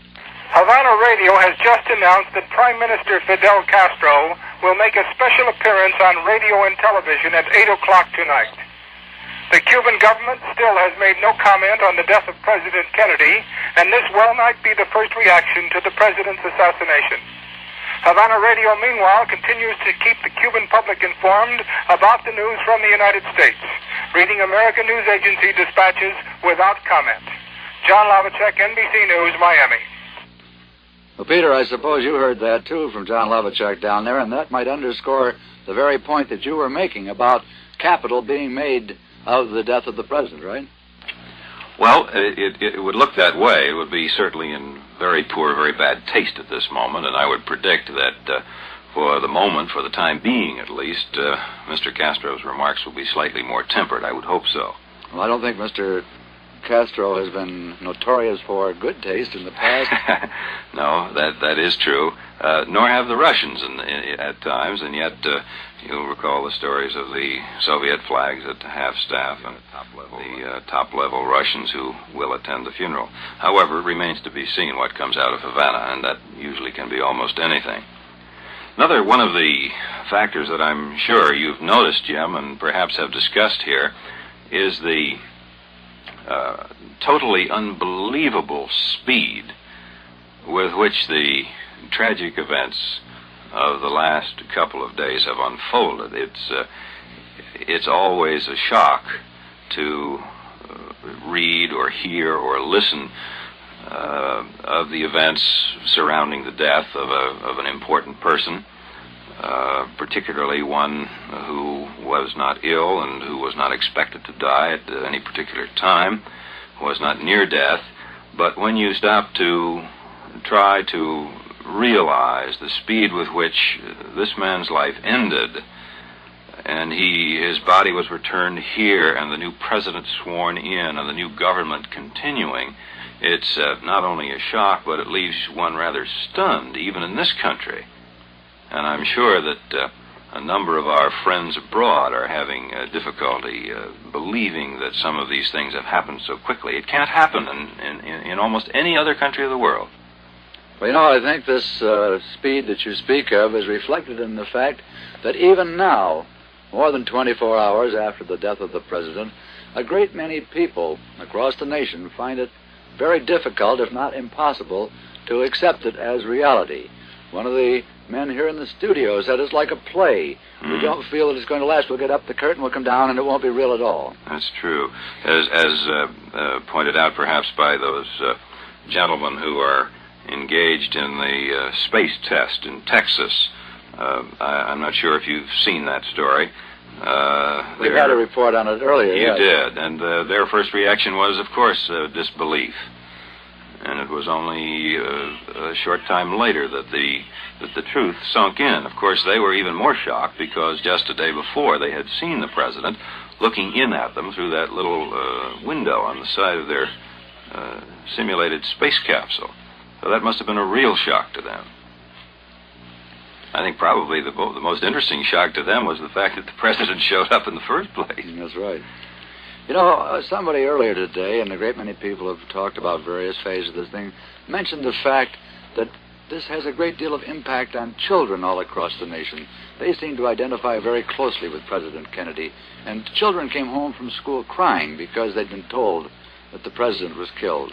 Have you ever heard that reaction in Washington? Yes. This is, I think, perhaps one of the most natural reactions for following a tragedy such as this, because Mr. Kennedy and his wife were the youngest couple to occupy the White House. Their children are very young. There's a great deal of association, I would imagine, in the minds of children across the country. They think of themselves, perhaps, or think of the Kennedy children as co-equals. There were a great many stories and a great many pictures. In fact, the most recent, this current issue of one of the national news magazines has a great series of pictures of Mr. Kennedy with his son, John. There is a great association there, and of course the children were a great deal like any other children. They did the same things. They were spanked when they were naughty, and we had stories of that. They were given an ice cream cone now and then, and we had stories of that. They had any number of pets in and around the White House. And it was a great feeling of comfort, I would imagine, for the children of the United States and elsewhere to realize that the children of the White House were and are very much like they are, living the same kinds of lives. And it must have been a great shock to them to understand finally that the father of these children is gone, and in fact the children themselves will be gone from the White House. I would compare the relationship there to a certain extent with the Teddy Roosevelt children, who were perhaps you might call them notoriously loved by the children and incidentally the adults of the land when Teddy Roosevelt was there. It was a great association. I think that's quite true, and I think the children all across the nation identified themselves with Caroline and John, and I think that... Who wouldn't? That's right. I think on Monday we'll see many little children along the line of march, too. Oh, I'm convinced of that. I think it has not yet been announced, and I'd love to know one of these days or one of these hours we will, whether we will get to see the Kennedy children during any of the formal funeral events. Peter, a man that we know very little about, we're learning a little bit more about him each hour that goes by, is this man, Lee Harvey Oswald. We've heard reports earlier in the day from some people who were associated with him in the military service, his former Sergeant Goodwin. We've heard about his temperament in the military service, but we have a further report on his police record. A very interesting phase of this man, and it's a rather strange story. We're going to get that story from Chuck Woolsey in San Diego. Authorities at San Diego's Marine Corps Recruit Depot and nearby Camp Pendleton say that no local records exist on one-time Marine sharpshooter and expert marksman Lee Oswald, formerly charged with the assassination of President John Kennedy. Marine officers say that base personnel records of Marines are destroyed a year after a man is discharged from service, unless that man has faced military charges. If a Marine has been the subject of military legal action, his records are kept for 3 years and then forwarded to Washington. Veteran Marines pointedly remarked today that Oswald is an ex-Marine and not a former Marine, stating that former Marine is the title used solely for those who have been honorably discharged from service. At military installations throughout the San Diego area, cannon fire echoes from the foothills to the Pacific each half hour. The rumbling long rifle fire in memory of President Kennedy will continue until sunset. This is Chuck Woolsey in San Diego. That's the story from Chuck Woolsey. I'd like to point out some more bulletins coming in from overseas. Today, official mourning day for Mr. Kennedy throughout Yugoslavia, and all sports events and entertainments were canceled. All scheduled light radio TV programs changed to somber music and the themes. The newspapers devoting pages and pages and editorials to the murder of the president. And apparently genuine sympathy has been expressed by the people themselves in Yugoslavia. 10,000 of Yugoslavians lining up to sign memorials at the American Embassy in Yugoslavia. What do you think this means in terms of your comment on the overseas reaction, Peter?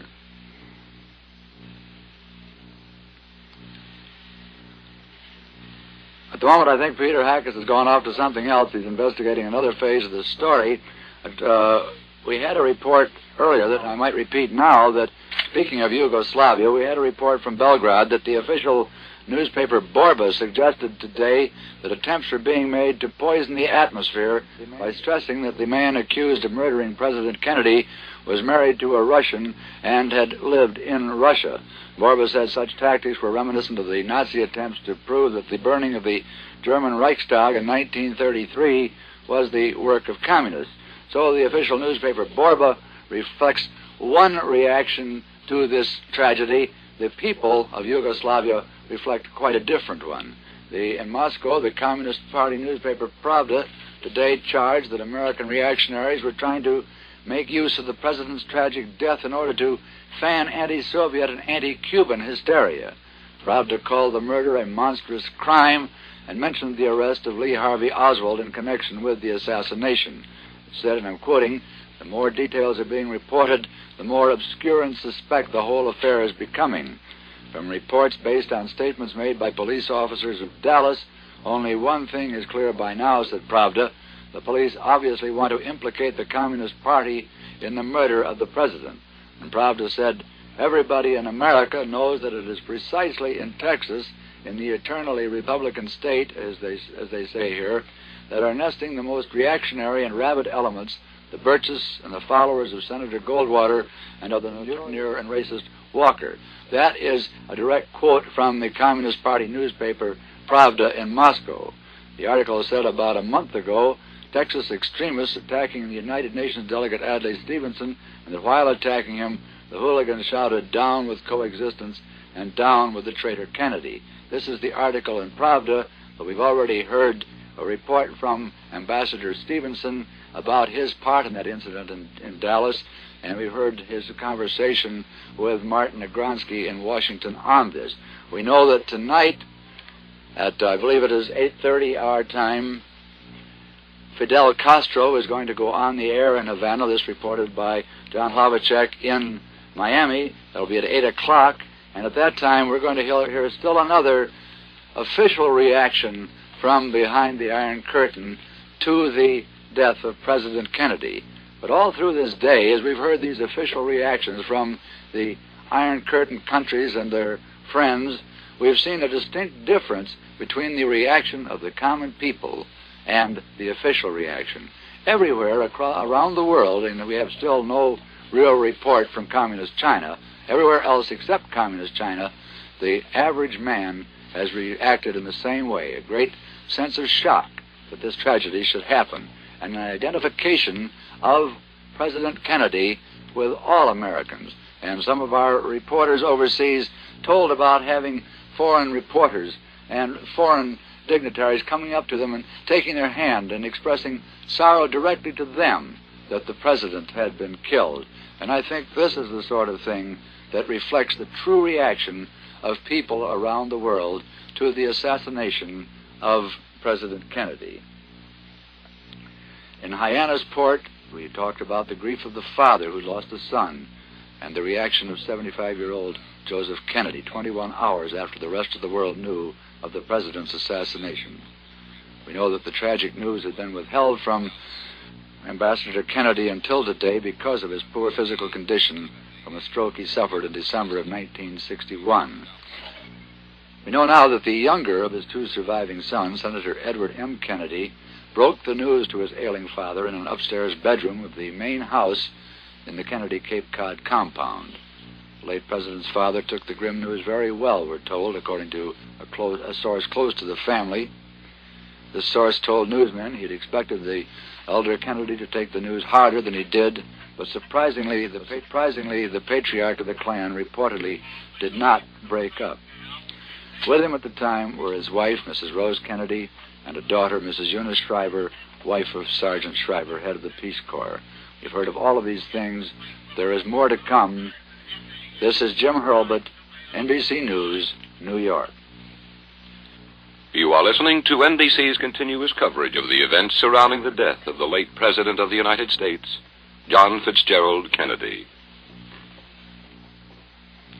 We've been talking about developments out in Dallas, Texas, and those developments are coming rather fast out there now. The man who has been on top of the story is another, not Tom Pettit, but Tom Perryman in Dallas. And let's switch now to Tom Perryman in Dallas. Well, they tell me our circuit isn't up at this time. We're going to go very shortly to Dallas for that report. I understand it's going to be about 5 minutes before this will be available. And we have a lot to talk about between now and then. I think that we were talking with Peter Hackus about the children of President Kennedy and about the identification of children everywhere with these two youngsters, 6-year-old Caroline and little John John. We know that they were told the sad news of their father's death. They went with their mother to a private mass this morning in the great East Ballroom of the White House. And Mrs. Jacqueline Kennedy, whose courage had been remarked by all who saw her, tried to console her children. After all she'd been through, this 34-year-old widow of President Kennedy still faces the ordeal of the funeral, with the heads of many states coming to pay tribute to the fallen leader. Mrs. Kennedy will ride tomorrow in a slow, mournful procession as a caisson drawn by 7 horses carries Mr. Kennedy's body to rest in state in the rotunda of the Capitol, where she used to send him hot lunches when he served in the Senate. On Monday, which was to have been a gala family celebration of the 3rd birthday of little John John, Mrs. Kennedy will attend the funeral mass. For more than 16 hours after her husband was shot, Mrs. Kennedy refused to leave the body. She accompanied the casket on that jet plane. She accompanied it in the ambulance by which it was taken to Bethesda Naval Hospital last night to be prepared for burial. She's had very little sleep. It was after 4 o'clock this morning when she again rode in the ambulance to bring Mr. Kennedy's body back to the White House to lie in state in the East Room, where it is now. Now we're getting more developments on the opposite side of this picture. We've got a statement issued today here in New York by the United States Communist Party. It was made public by Arnold Johnson, the party's public relations man. It says, in view of the fact that attempts are being made to link the suspected assassin with the Communist Party, we want to reiterate our complete condemnation of the dastardly assassination of President John F. Kennedy as a monstrous crime against the country. We again declare that the murder of the president only serves the purpose of those who seek to destroy democracy, those who seek to throw this country into terror and fascism. This act, as the statement issued by Arnold Johnson, the Communist Party's public relations man in the United States, this act could only be the work of a mentally deranged person or the deliberate deed of an enemy of democracy, an agent of the ultra-right advocates of violence. We categorically deny all insinuations or declarations that the suspect, now arrested Lee H. Oswald, has any association with the Communist Party. We further declare that such acts of violence and terror are diametrically the opposite of the policy and program of the Communist Party. Attempts to use this brutal act to whip up hysteria against the Communist Party or against progressive movements only compound the crime against the president and the country and serve to cover up those who've encouraged this tragic deed. And it's quite interesting to note that this statement issued by the Communist Party's public relations man in the United States follows very closely the official proclamation by the Soviet radio and the Moscow radio and by the Soviet news agency TASS, which said exactly the same thing.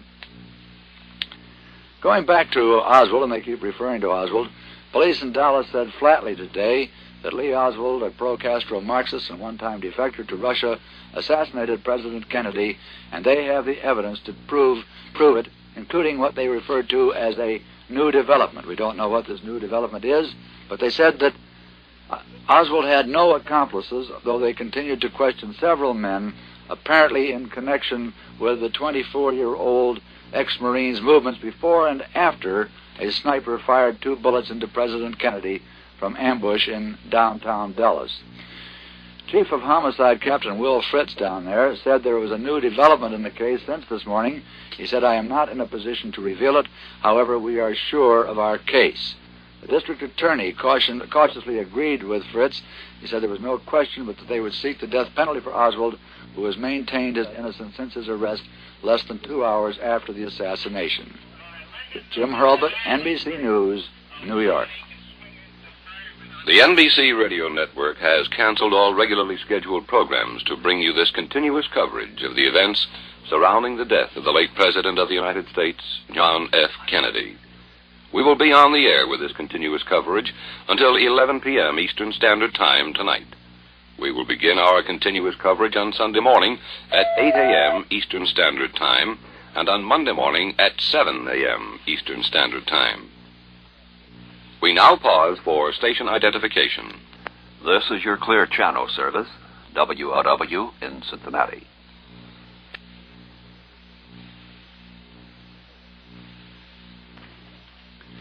We've been talking about developments down in Dallas, and we told you 5 minutes ago that we were going to talk to Tom Perryman down there.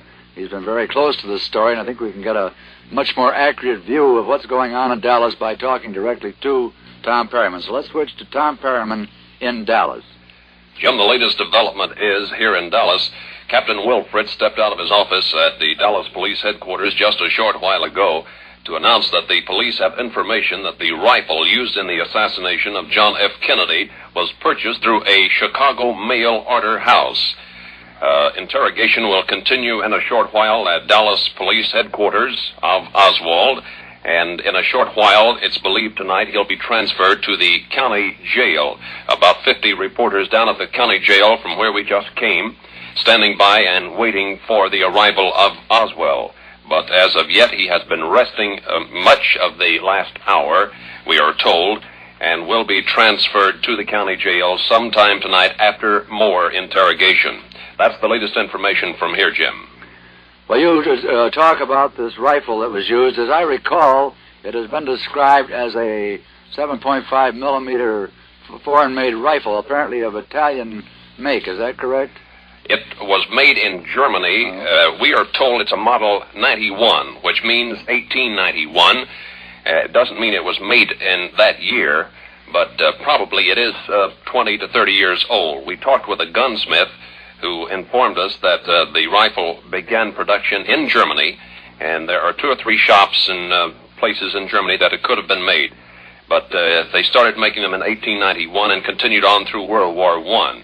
So we don't know how old the rifle is, but it is from an old model, and it was made, we understand, for the Argentine government, that model was.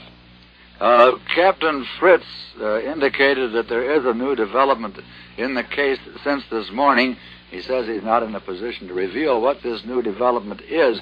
Do you have any idea in what area this new development might fall? We don't know for sure, Jim, if it is not the paraffin test. We understand the paraffin tests of the cheek and hands of Oswald were positive. The police have given us quite a bit of information, but they have refused to go into evidence. We have talked with the district attorney, and they've been very helpful in giving us what they could, but of course they want to withhold any evidence that they have. Now, supposedly there is 1 or 2 eyewitnesses or more. We'll say a eyewitness or more than one, and perhaps that Oswald was seen leaving the building after the assassination. We're not sure. Possibly that's what they have, because Oswald was picked out of a lineup, we understand.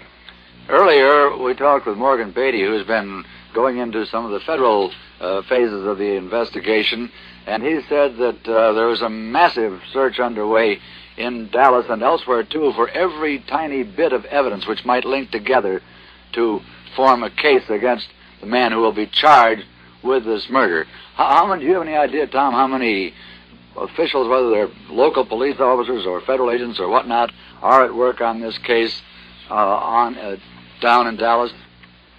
We don't have any number. We know that all law enforcement agencies in Texas, including the Texas Rangers, the state officials, and of course the FBI here in Dallas and from out of town and the Secret Service are all working together. As far as numbers, we don't know. We know there are a lot here, and they are scanning the area, scrutinizing everything to find out what they can about this. The parents of Oswald came down a while ago and would not say anything to reporters. They evidently were questioned or at least talked to. And also, as you know, one person who worked in the warehouse with Oswald, a man named Molina, was also taken into custody, not arrested, however, but questioned concerning this. I don't know how many men are working on the case at all, but I know probably more than any other case ever in the country. Well, the man who hired Oswald for that temporary job in the book repository described him as a nice-appearing, polite young man. Do you think this description fits Oswald? Well, we had information from the sergeant at Camp Pendleton that Oswald, who was a sharpshooter in the Marines, had a lot of arguments with his fellow men, and the sergeant was quoted as saying he was glad to see him leave Camp Pendleton when Oswald did leave. We don't know too much about the personality. His housekeeper in the room that he rented in Oak Cliff reported he said very little. In fact, sometimes he wouldn't even answer when she said hello to him. Well, we understand that Oswald now does have a lawyer. This lawyer, John Apt, I believe the name is. Do you know if Apt is in Dallas now? Have you seen him? I have not seen him, and I don't know if he is here or not.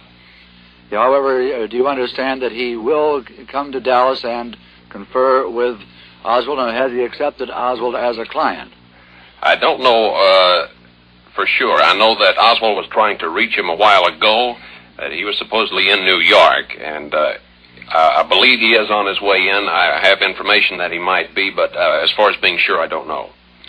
Tom, down there in Dallas, we've been talking about the reaction of the city to this dastardly crime, and I think it's reasonable to use that phrase. Do you think that the city feels a sense of general guilt that this happened in Dallas? Do you think they feel a sense of responsibility for it?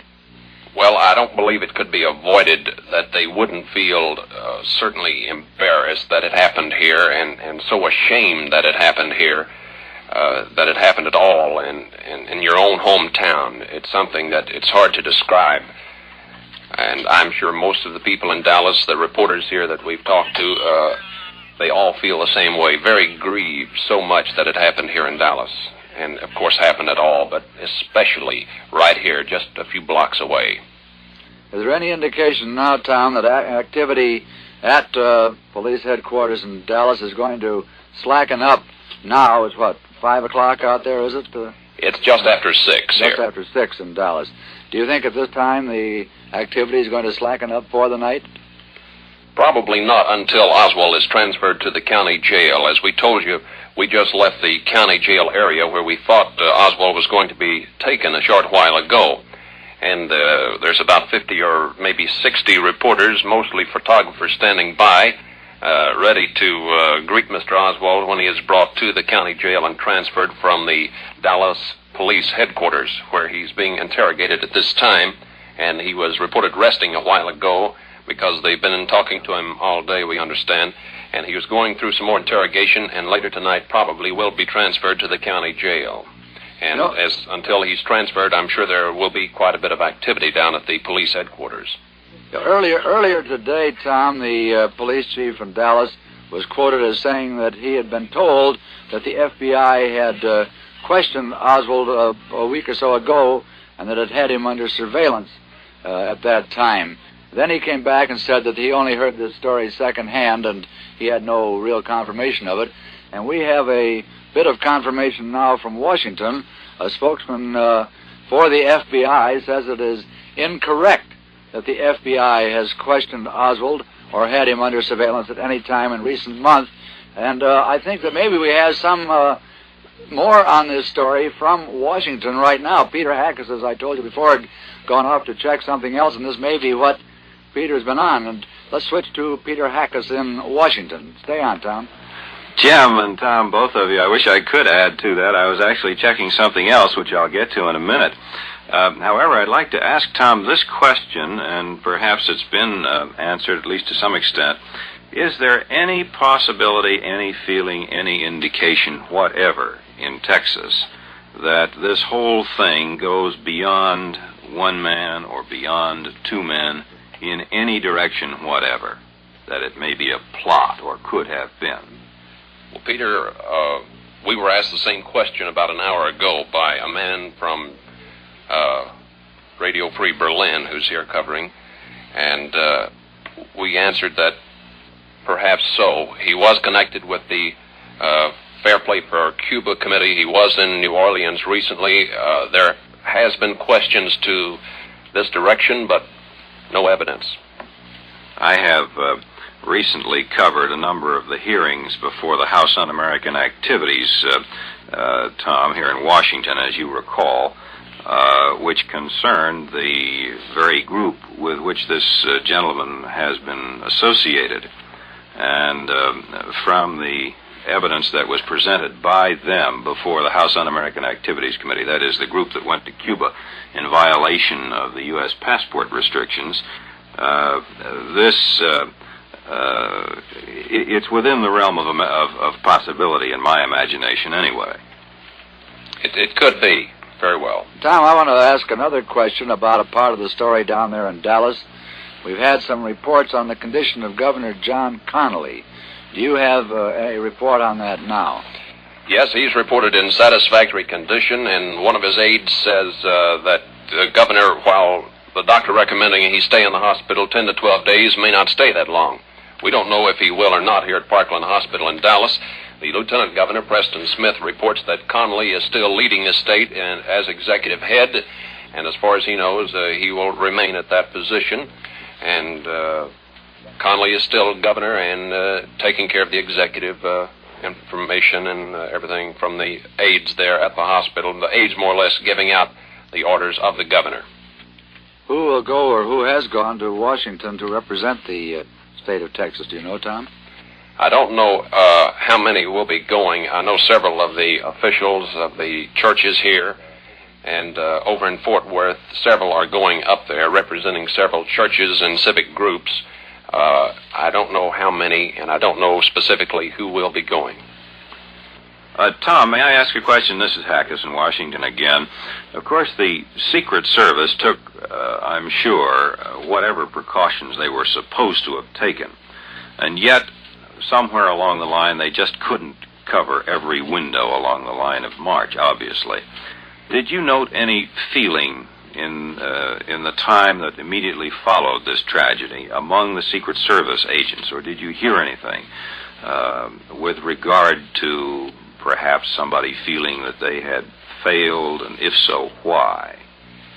Well, there's no question that this area wasn't watched, the building wasn't watched, but as I told someone a short while ago, there were probably 100 places that the president could have been shot if he was not shot at the area from the Texas School Book Depository building. By the way, the county jail where Oswald will be transferred possibly later tonight is practically in the shadow of where the building is, and it's actually at the same corner just back a few yards from where the assassination occurred.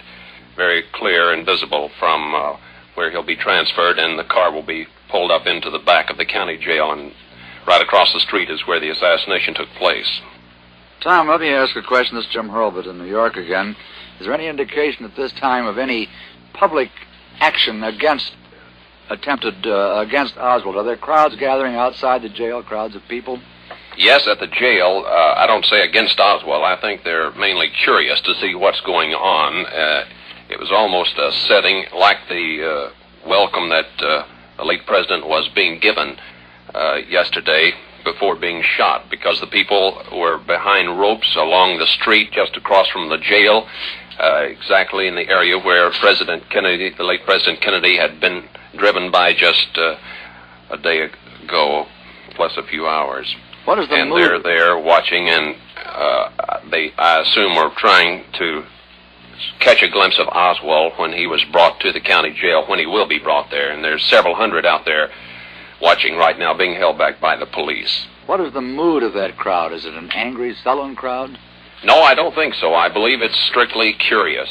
As far as doing things down here, the Dallas County judge, Lou Sterrett, is going to meet with the mayor, and we talked with both a short while ago, and they are going to appoint a committee to have a monument erected near the area where the president was assassinated. We don't know what they're going to do, how they'll recommend this be done, or what the further details will be on it, but they will name a committee to work on arranging for a monument, a memoriam to the late President Kennedy.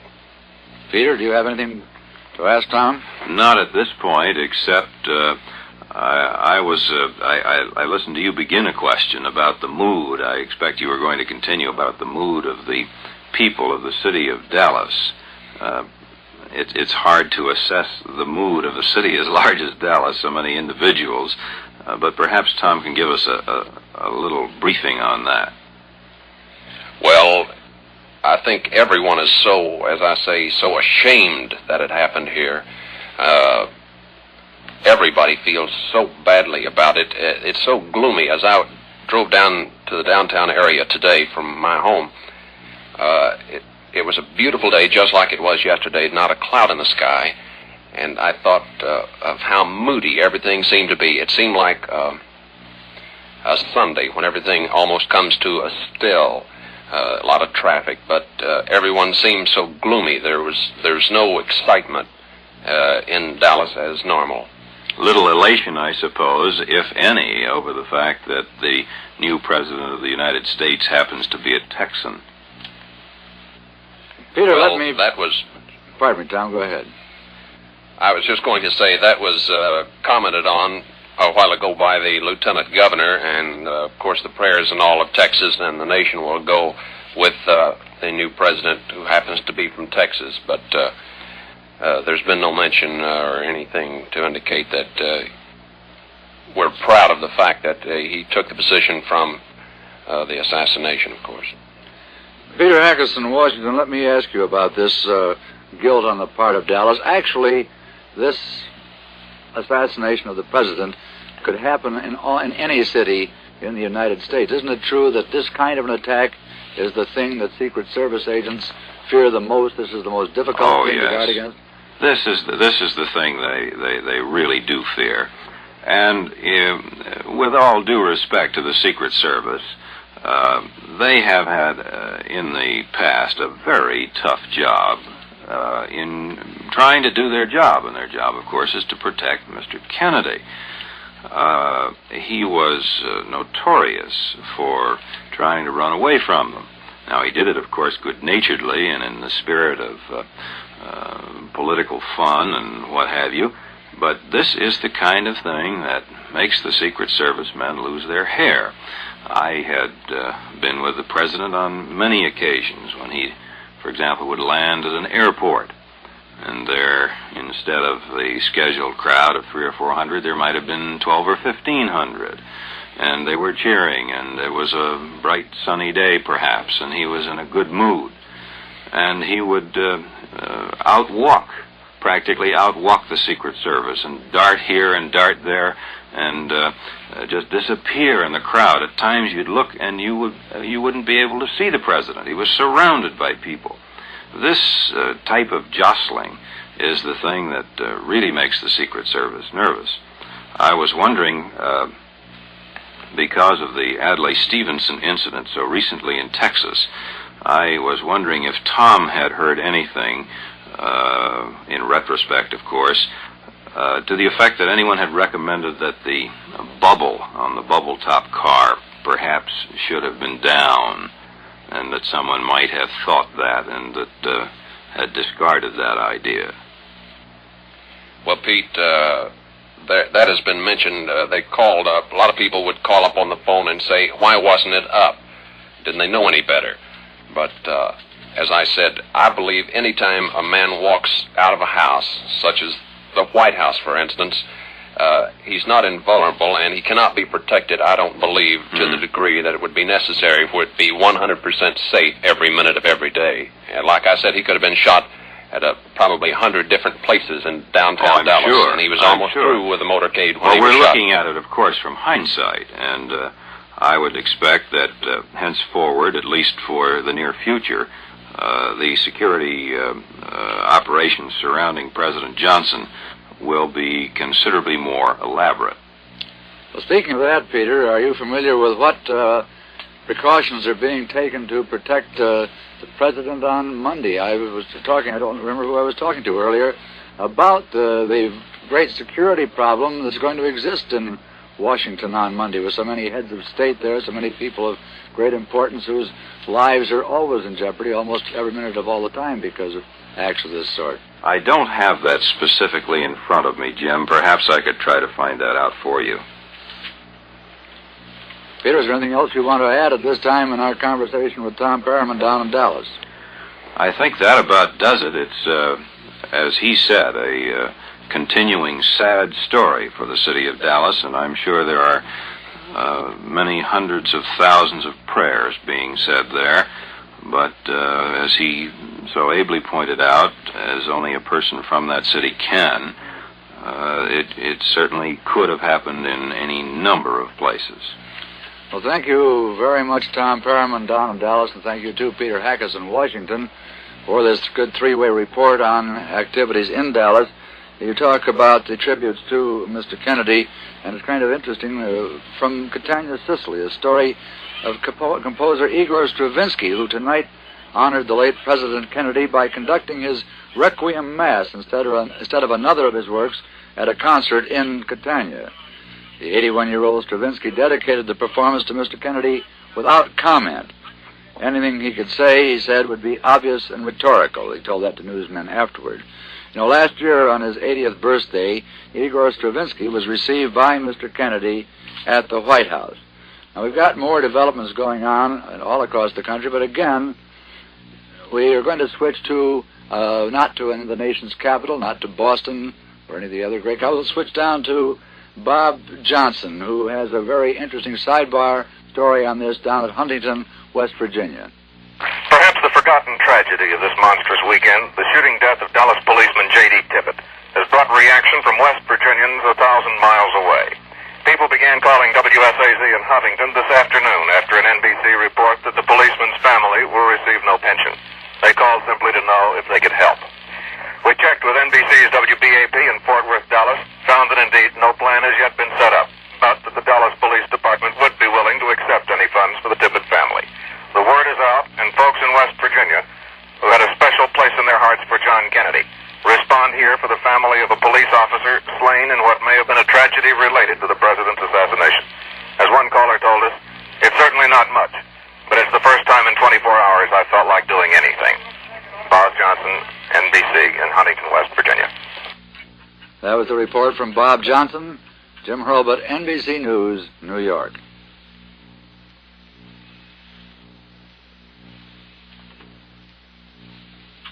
I'm going to go on now and give some summary of official actions that have been taken in the wake of President Johnson proclaiming Monday a national day of mourning.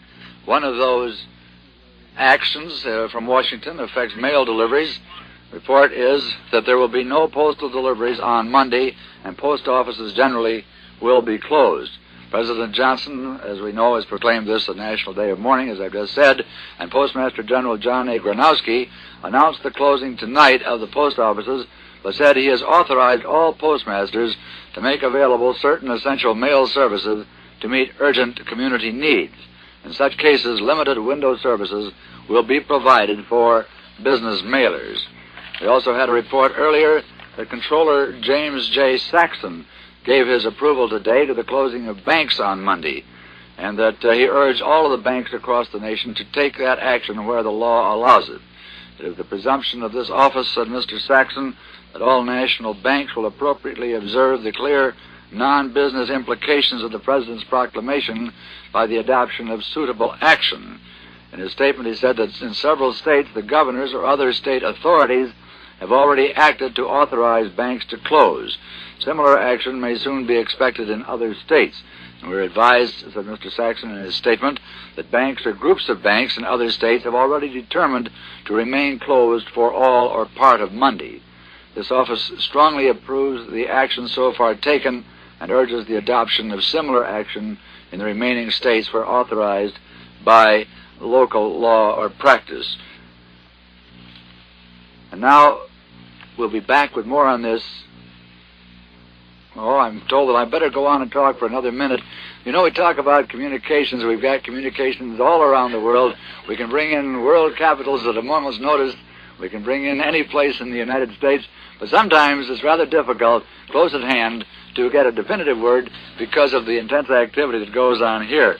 I wanted to add a report that we've had here in New York, an official announcement that the United Nations will be closed on Monday, November 25th, the day of President Kennedy's funeral, and the UN then will be even closed to visitors. We talked earlier with Pauline Frederick over at the UN. She said that today, despite the fact that the UN was closed, there were an unusual number of visitors in the United Nations building. People came there just to look and to stand and to perhaps think about the implications of this act on not only the United States, but the whole world. We also heard that there will be a 30-day period of mourning here in New York State. That was officially proclaimed today by Governor Nelson Rockefeller. And now I am told it is time for me to say, this is Jim Hurlbut, NBC News, New York. For those local stations that might have some local news or public service announcements of local importance, we will provide stations with approximately 4 minutes for this purpose at 5 minutes before the hour and the half hour. The network will, however, continue coverage during this period. The following is the cutaway cue. You are listening to NBC's continuous coverage of the events surrounding the death of the late President of the United States, John Fitzgerald Kennedy.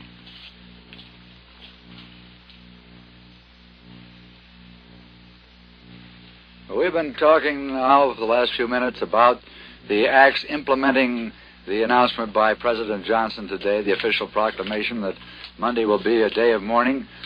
Our colleague Peter Hackett has been standing by down in Washington. Peter, let's switch to you.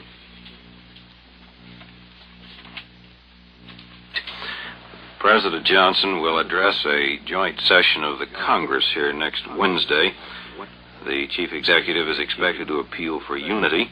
The high administration had said earlier that Mr. Johnson would address Congress, and then he added, "I do not expect it to be a program speech or a partisan speech."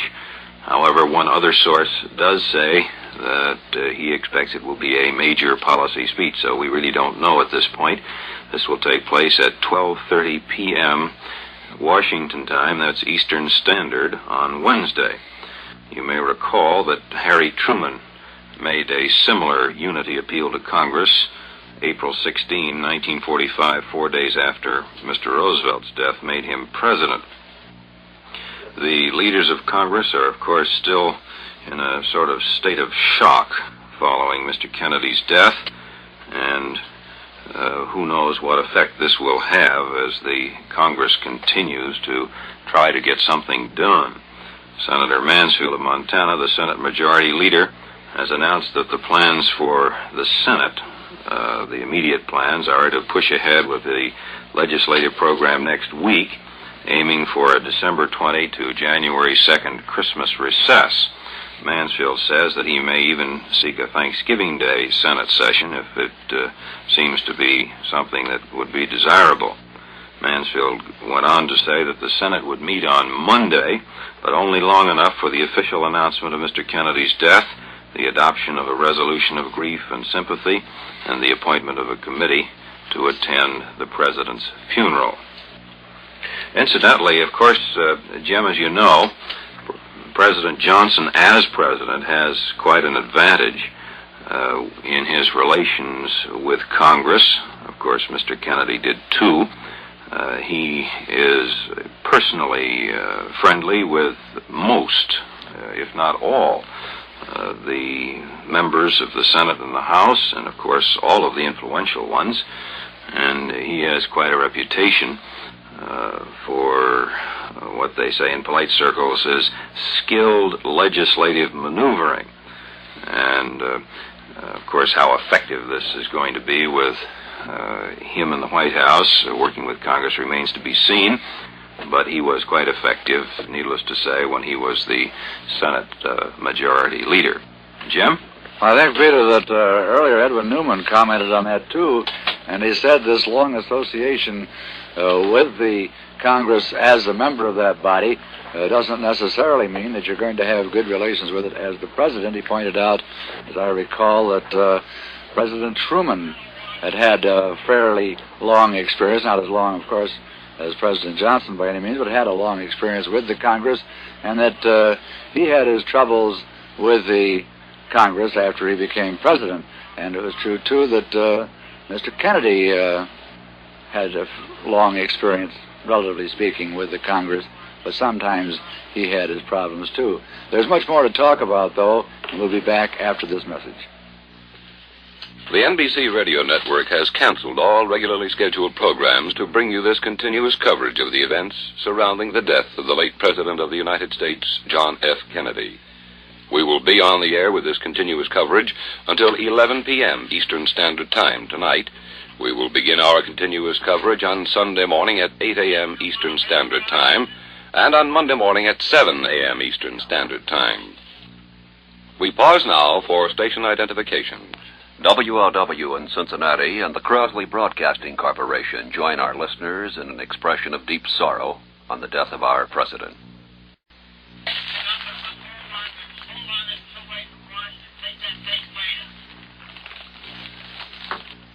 Peter Haggis, I've got an interesting note in my hand, a report from London, that British Television Weekly Satire, you know the program, That Was the Week That Was, devoted its entire program tonight to an appreciation of President Kennedy. And the biting satire of this weekly program was dropped for once, as actors and actresses each made a solemn tribute to the dead president. And the report says the studio audience received the program in complete and unprecedented silence. And I might add to that, Peter, that last night here in New York, all the legitimate theaters closed down, and a good many of the movie theaters, too, were closed.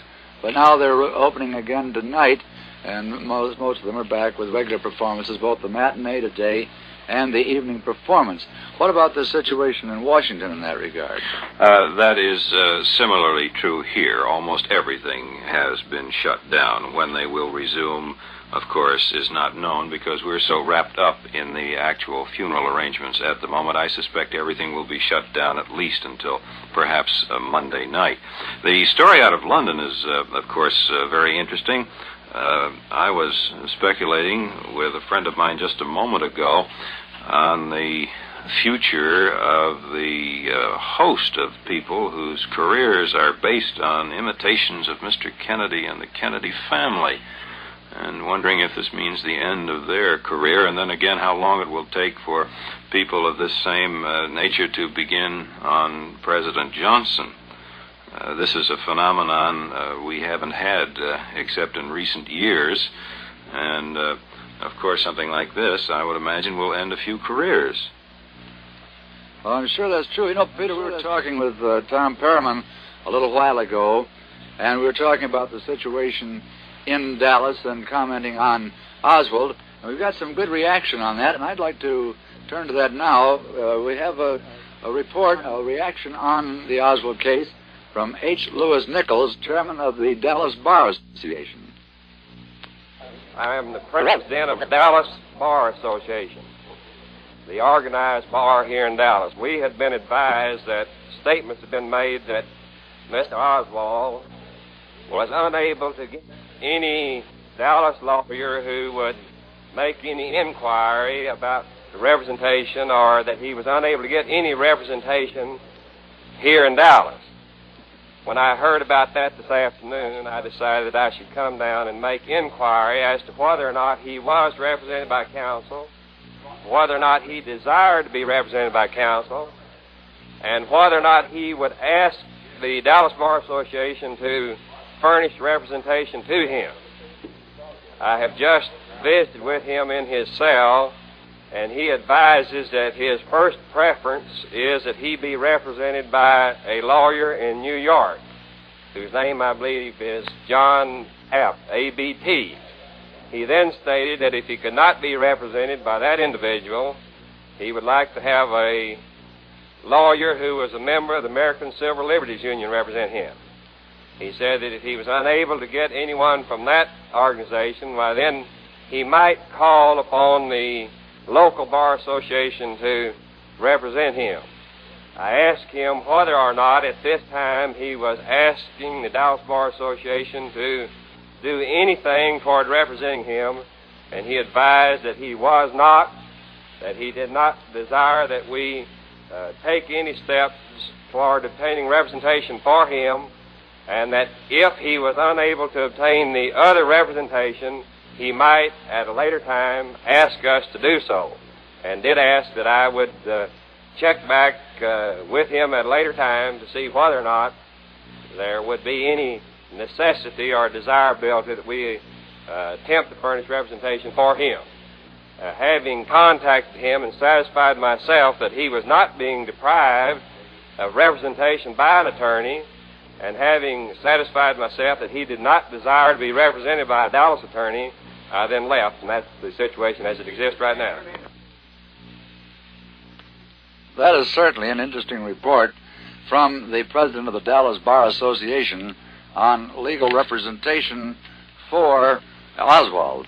Jim, it strikes me that the officials in charge of this case are going to be faced with one of the most difficult court events in U.S. history. From this standpoint, whether or not this man, this youth, gets what we call a fair trial is going to be paramount in the minds of a good many people. I think some of the legal technicalities as to how prejudiced the jurors might be, merely based on what they have heard up to now, is going to be a very touchy and difficult decision on the part of someone to make. I have no doubt that it's going to be handled in expert fashion, but it is a very touchy one. I would imagine the mood in Dallas, as it is in most areas of this country and indeed elsewhere, is somewhat against the defendant. And whether he's guilty, as some say he is, or let's put it this way, there are ramifications to this thing which I think are going to take a really trained lawyer to walk the straight and narrow. Oh, I agree entirely with that, Peter. We were talking earlier to Morgan Beatty, who had been delving into that phase of the story at considerable length today, and he pointed out the thing that we've touched on, too, in talking to Tom Perriman, the intense effort that's being made to carefully document the case that will be brought against the man who will be brought to trial. That there will be, as Morgan phrased it, and I think somebody else phrased it before him, and me too, as a matter of fact, no stone will be left unturned. It's a cliche that I think well describes the effort that is being made to bring out every possible piece of physical evidence that will document this case.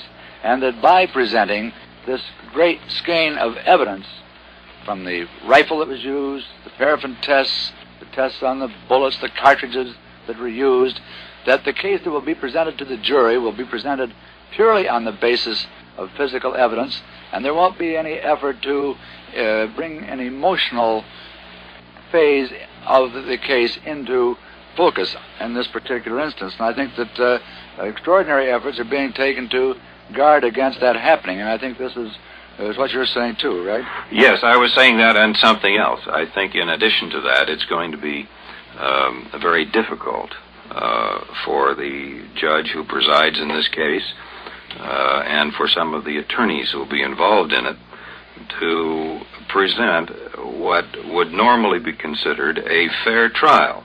For example, take the selection of the jurors.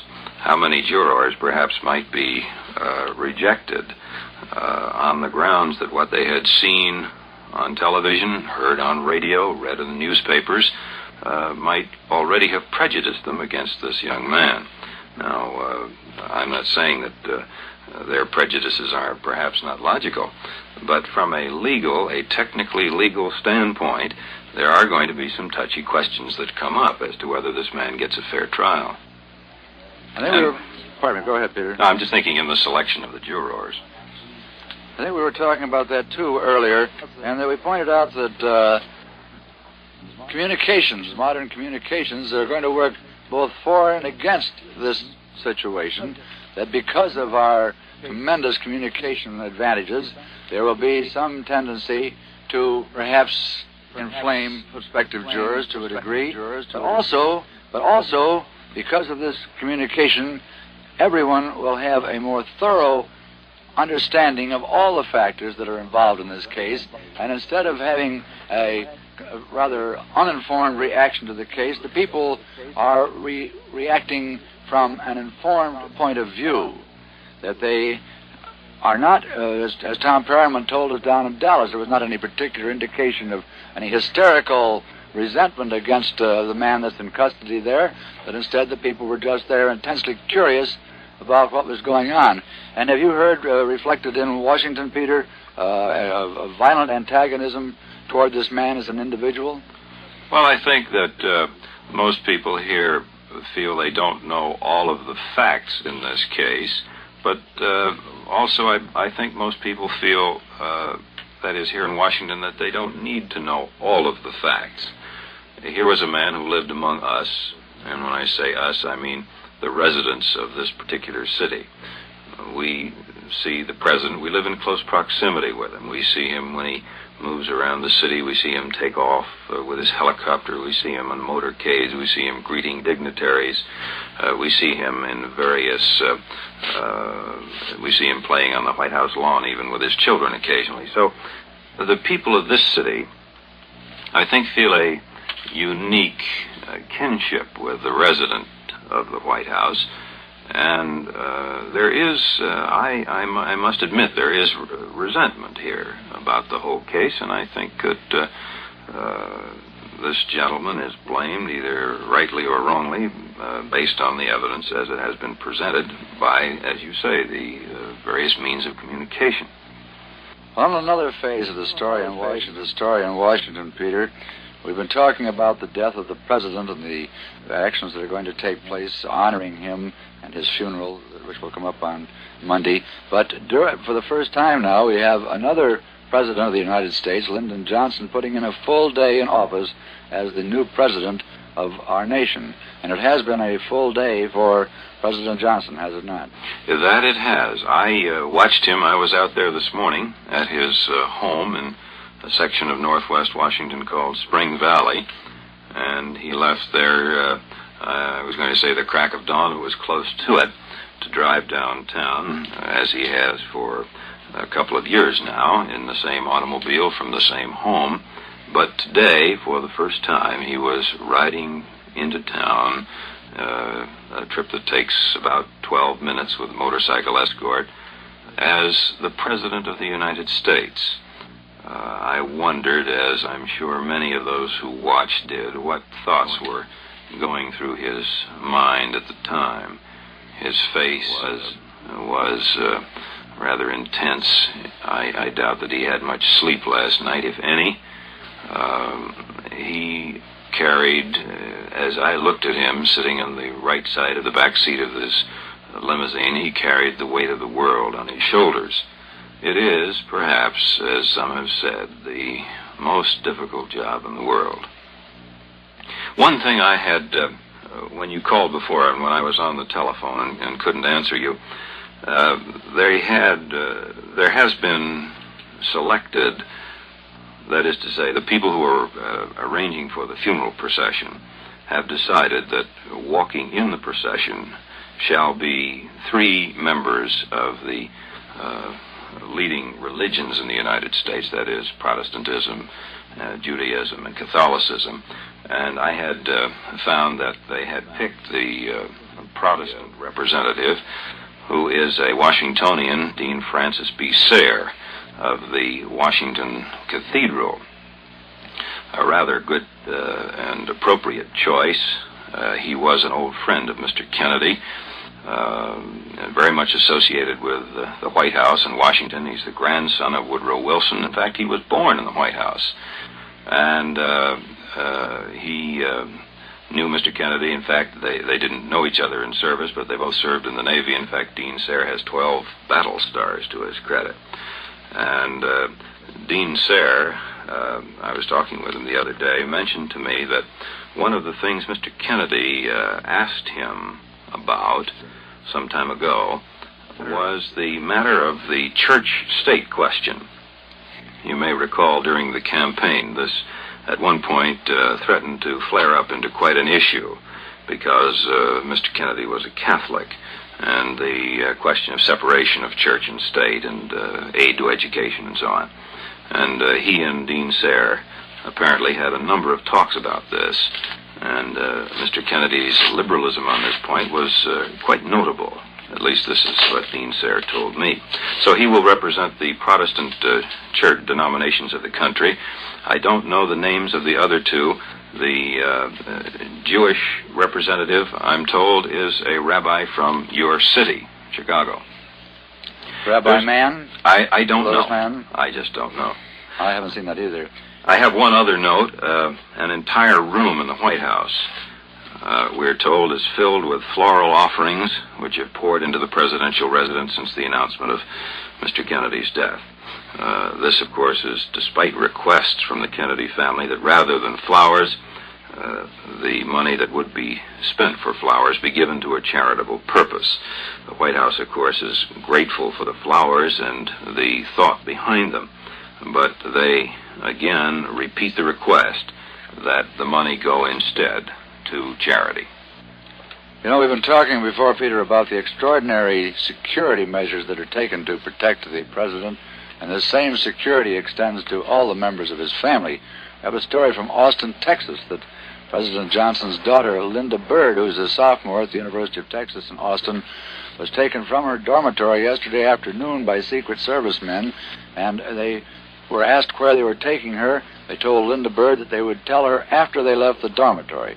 This story was related to reporters by Becky Alexander, who was Linda Bird's cousin and roommate, and the Secret Service men refused to answer any queries concerning the president's daughter.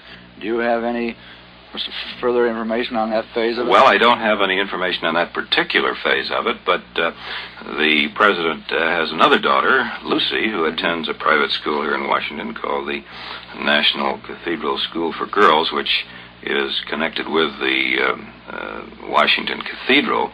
And moments after the shooting, a horde of local policemen was at the school, up and down the corridors, and they did a rather similar thing with the other daughter, Lucy, for her own protection, of course, and the school was in something of a turmoil for a few moments.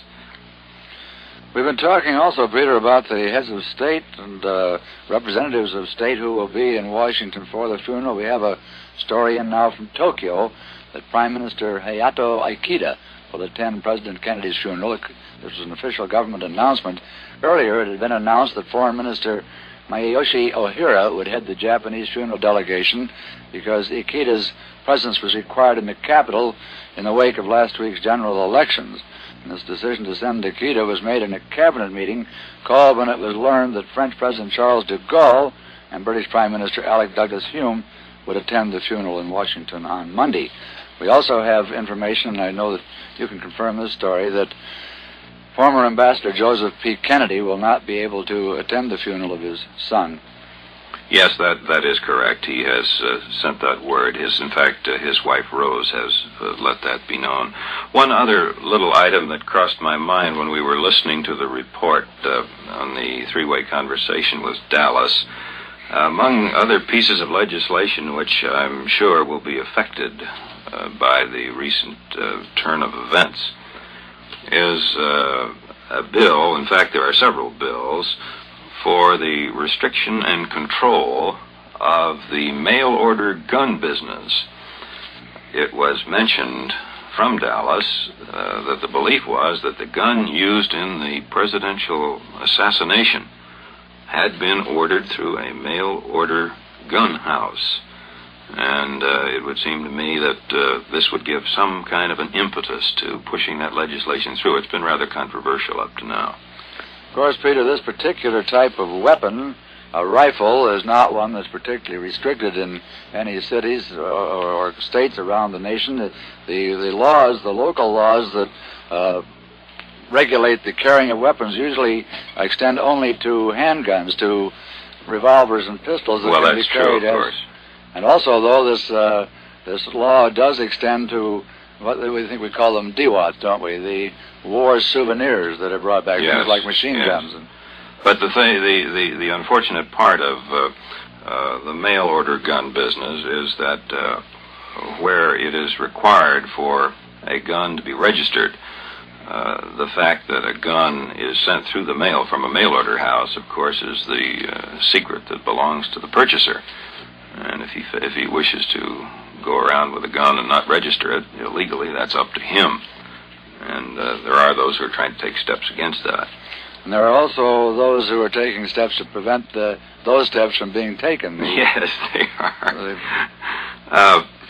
You mentioned before on another subject that the communists appear to be upset that there might be some tie-in, or at least some belief that the gentleman accused of the shooting had any tie-in with the Communist Party.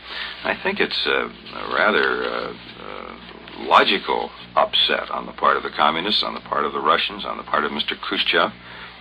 After all, for some time now, Mr. Kennedy had been dealing with Khrushchev. They knew each other. Khrushchev at least knew what Mr. Kennedy would do and would not do. I think he made it abundantly clear to him from time to time. And anyone else is something of an unknown quantity. There is an item just handed me apropos of this from Moscow. The newspaper Pravda is now charging that American right-wingers are trying to use the assassination of President Kennedy to stir up anti-Soviet and anti-Cuban hysteria. The organ of the Communist Party says Dallas police, for provocative purposes, are trying to pin it on U.S. communists. Pravda is skeptical about the arrest of Lee Harvey Oswald and says the more details are reported, the darker and more suspicious all this story becomes. The newspaper is echoing charges first made last night by Radio Moscow, and it continues to paint Mr. Kennedy as the victim of opponents of efforts to improve East-West relations. I think this line of double-think reasoning is to be expected. Well, it's true that they are engaging in double-think reasoning, and both the announcement from Moscow and the announcement here in New York made by Arnold Johnson, the party's public relations man, instead of just disclaiming any part of this man as one of them, is trying to insinuate that the whole plot was a right-wing plot, and that, as they even mentioned John Birchers as perhaps being involved in this thing. This seems rather callous to me. I don't know what the reaction is down there in Washington. Well, it's of course callous, but on the other hand, it's probably the most expectable reaction we can get. If you were a Russian propagandist sitting in Moscow, presented with this particular event, I think your mind would turn to this excuse, this out, probably as fast as to any other. One point that interested me, to shift the subject again for a moment, Jim, I was privileged to be with Mr. Kennedy on a few occasions. Some of them involved his visits to space and missile installations, and I always marveled that this man had not only so much interest in what he was seeing, but so much grasp of it. He was, after all, the first so-called space-age president. He came in at a time when we were just barely scratching the surface of outer space. We had no idea what it was or where it would lead us.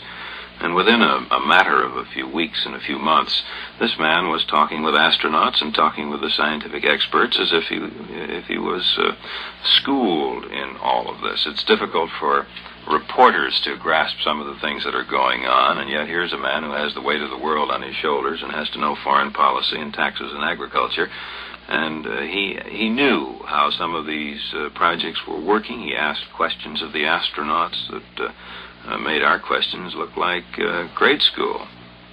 You know, it's interesting that you bring that up, because actually the death of President Kennedy has had some definite effect on our space program. In fact, it has split into 2 days the shots of an Atlas Centaur rocket and an interplanetary monitoring platform, both of them vital stepping stones in our goal of man conquest of the moon. Both of those shots originally were scheduled for Tuesday, but the National Day of Mourning has been declared for Mr. Kennedy on Monday will prevent the pre-launch operations being conducted as planned on that day on the Atlas Centaur. So the National Aeronautics and Space Administration, I understand, announced today at Cape Canaveral that it will close down all but essential operations at Cape Canaveral on Monday. So as a result, the firing of Atlas Centaur, the forerunner of a vehicle designed to land unmanned explorers on the moon, slipped 1 day back to Wednesday, sometime between 10 in the morning and 4 in the afternoon. And the imp launching was unaffected, will remain on the Tuesday slate, with the launching of the Delta booster scheduled between 9:30 at night and 11 p.m.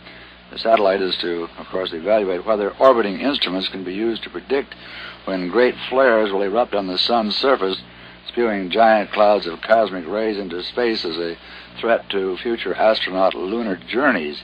And I think we've got a good deal more to talk about. We'll be back with that after this message.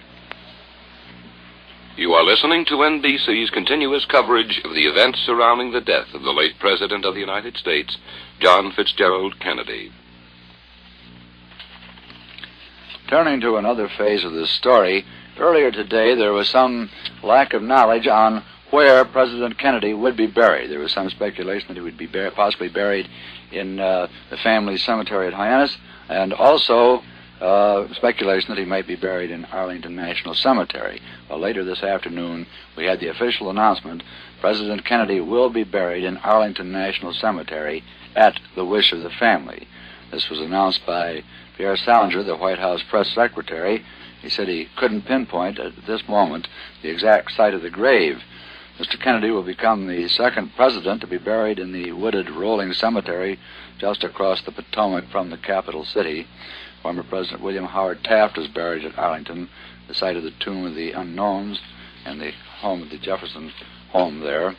Up until the time of the announcement made by Pierre Salinger, there had been almost a presumption that burial would be in Mr. Kennedy's native Massachusetts after some ceremony in Boston. But Mr. Kennedy's body will be taken to Arlington immediately after Richard Cardinal Cushing of Boston, a personal friend of the assassinated chief executive, officiates at a solemn requiem funeral mass in Washington's St. Matthew's Cathedral on Monday. In addition to the funeral service, there will be graveside rites at the cemetery. Pierre Salinger said the route of the funeral procession will be announced tomorrow. He also reported that the family may permit television and radio broadcasts of the funeral mass. Now, we have heard no further word here in New York on that. And are you still with me, Peter Hackus, down in Washington? Yes, Jim. And have you heard anything further on this phase? Nothing definite. Of course, we're hoping that this will be permitted. It strikes me as a rather selfless, not selfish, but selfless act on the part of the Kennedy family to permit burial in Arlington National Cemetery. An indication, perhaps, that the family feels that Mr. Kennedy really is a national figure more than a family figure. There, of course, for years, Kennedys have been buried in the family plot in Massachusetts. And the first instinct, I'm sure, from a selfish point of view, would have been to have the burial there with the family on hand and have it a rather quiet, private affair. I think it bespeaks a magnanimity, a feeling of perhaps patriotism, although that's always a corny word to use, on the part of the Kennedy family to have the late president buried in a place which can be visited by so many hundreds of thousands of Americans in years to come. We were talking earlier, Peter, about this developing situation in Dallas, and I've been handed a bulletin which has some major significance, it seems to me. Dallas police said tonight they have in their possession photographs showing Marxist Lee Harvey Oswald holding the rifle that killed President Kennedy.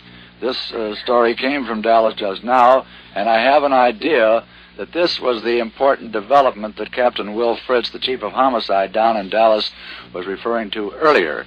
At that time, he said he was not in a position to indicate what this development was, but I presume in the intervening time, the situation has changed so that this announcement could be made, and this is quite possibly the development that Fritz was talking about. We'll have more on that later on. Right now, this is Jim Hurlbut, NBC News, New York.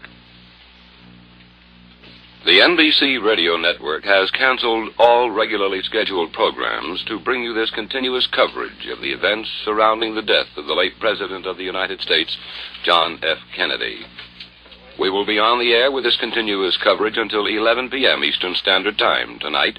We will begin our continuous coverage on Sunday morning at 8 a.m. Eastern Standard Time and on Monday morning at 7 a.m. Eastern Standard Time. We pause now for station identification. This is the Nation Station, WLW in Cincinnati.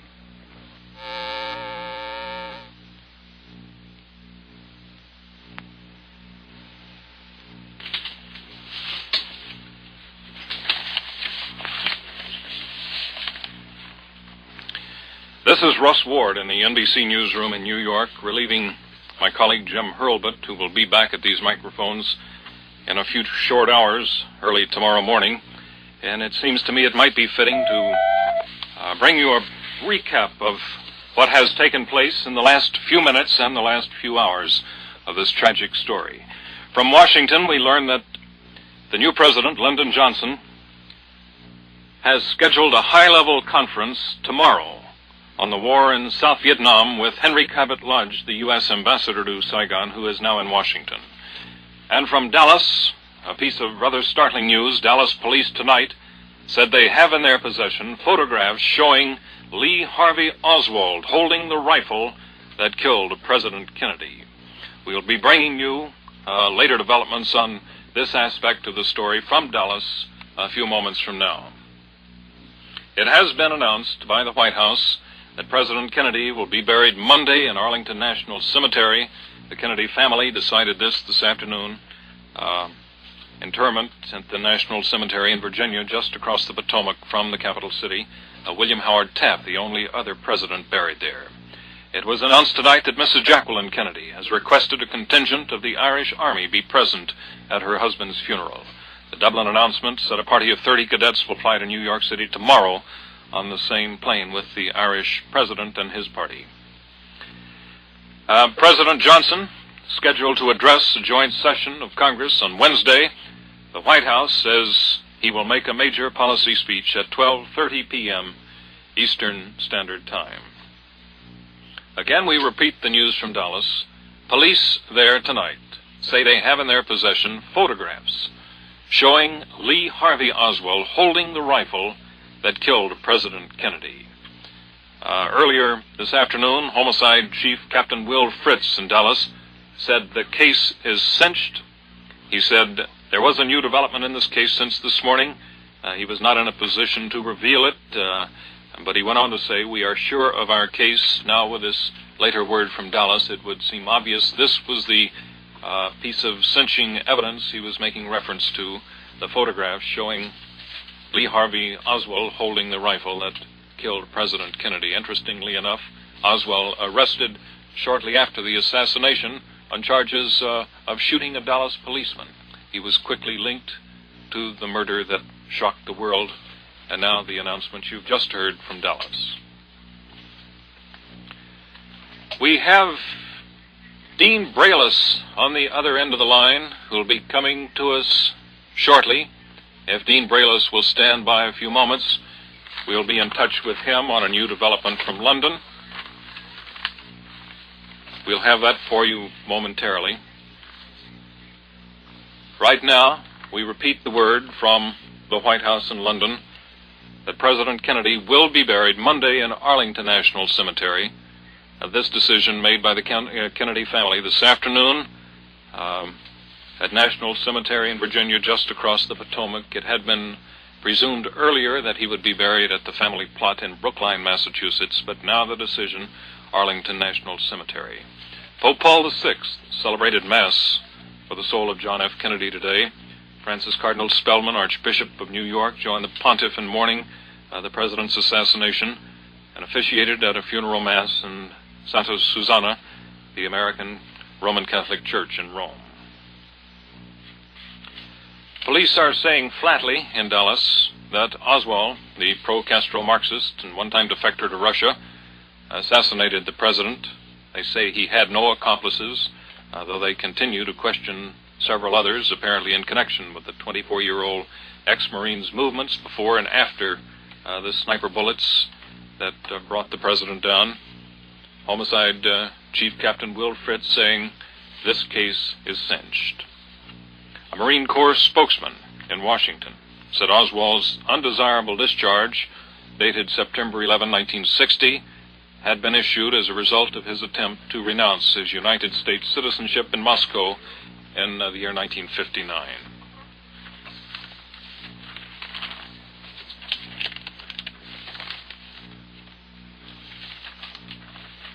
We also learned from the White House in Washington that the late Mr. Kennedy's two small children were told last night that their father had been killed.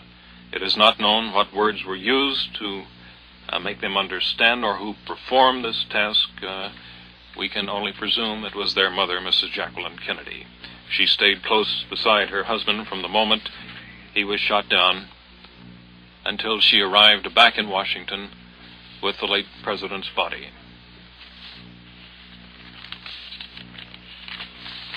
NBC bringing you continuous coverage of the developments that surround this tragedy that has affected the entire world. Even in the Soviet capital, television cameras set up in the embassy, the scene televised and broadcast throughout the Soviet Union. Later, for the first time, Soviet television picked up a direct transmission from the United States by way of the relay satellite to show Russians the body of the late president lying in state in the White House. It also showed the arrival of the casket accompanied by Mrs. Kennedy. We have further word now on this new development from Dallas. Let's go to Dallas and John Perryman. Russ, the latest information we have is that the Dallas City Police say they have a photograph of Oswald holding a rifle with a telescopic sight. The rifle resembles the weapon used to assassinate President John F. Kennedy. We don't know if it can be determined if this is the same rifle that was found in the warehouse where the assassin shot the fatal bullets into the president. But they do have a photograph, they tell us, that shows Oswald holding a rifle as though aiming at something. When the picture was made, we don't know, but that is the latest information from the Dallas Police Department. Tom, we assume that this was that cinching piece of evidence that was spoken of earlier today. Do you have any indication that there is still further evidence that might come to light during the next few hours?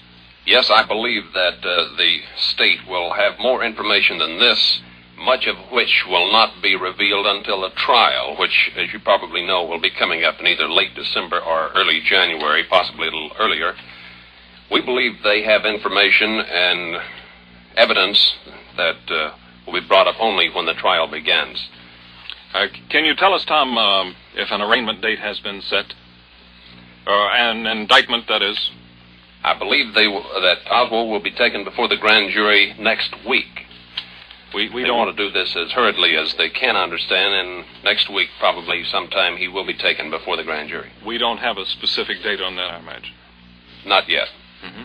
Well, thank you, Tom. I hope we'll be in touch with you as these developments unfold your way. I'm sure we'll be back to you before the evening is out. Thank you very much. Thank you, Russ. Again, we repeat, the late John F. Kennedy to receive a hero's burial Monday at Arlington National Cemetery in Virginia, just across the Potomac River from Washington. A burial to be followed by a solemn pontifical requiem mass at noon on Monday. The White House announced this late today. The family of the slain chief executive had decided on interment in the military cemetery just across the Potomac. Only one other president, William Howard Taft, is buried in Arlington. Great numbers of dignitaries from all parts of the world will be in Washington tomorrow and Monday for this final tribute to the late president. From Great Britain, Sir-Elect Douglas Hume, Prince Philip, Harold Wilson, the head of the Labour Party.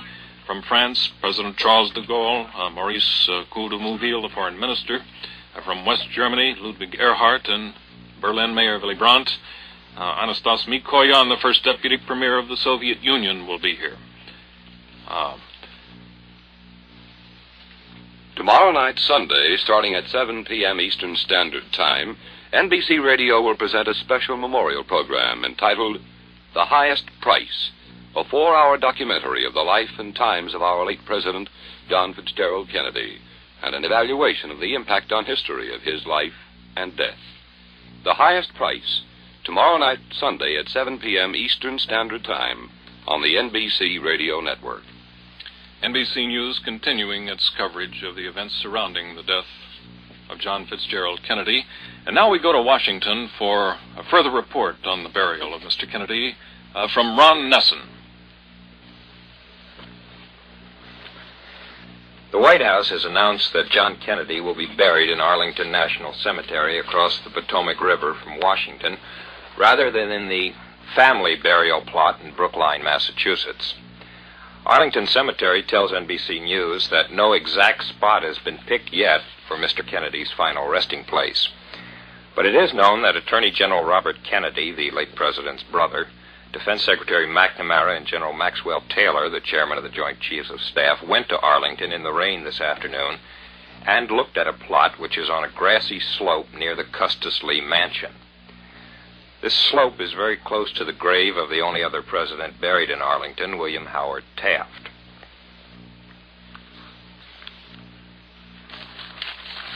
Thank you, Ron. We have a few more details. Yes, go right ahead, Ron, please. Russ. The plot is due north of the most famous spot in Arlington, which is the tomb of the unknown servicemen of World Wars I and II and of the Korean conflict. It looks out down across this grassy slope to the Memorial Bridge, Lincoln Memorial Bridge, which crosses the Potomac River, and then on the other side of that, the memorial to Abraham Lincoln, the other president assassinated. Ron, let me ask you one question here. It's our understanding that the exact spot of the final resting place has not yet been determined. Am I correct in that belief? That's what the Arlington Cemetery has just told us.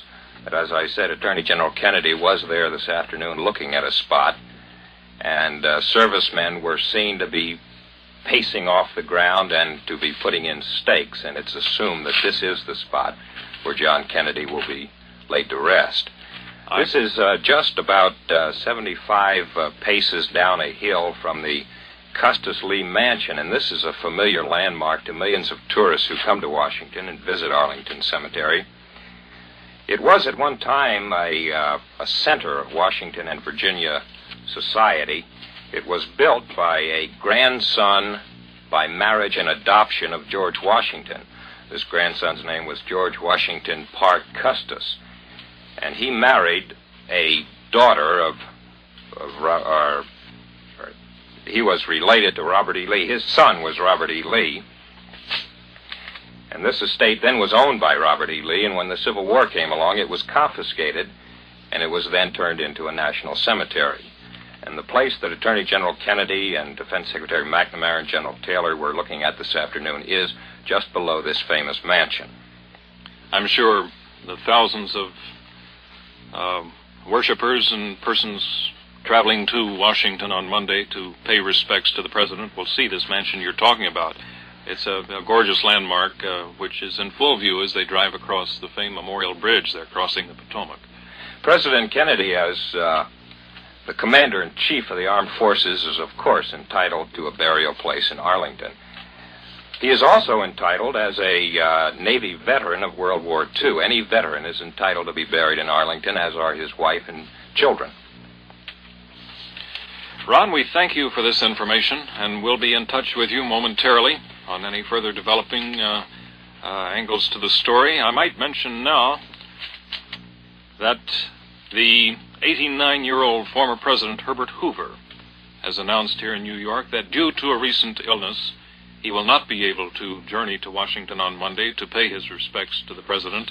The spokesman said the former President will be represented by his 60-year-old son, Herbert Jr., who had served as Undersecretary of State for 3 years during the Eisenhower administration.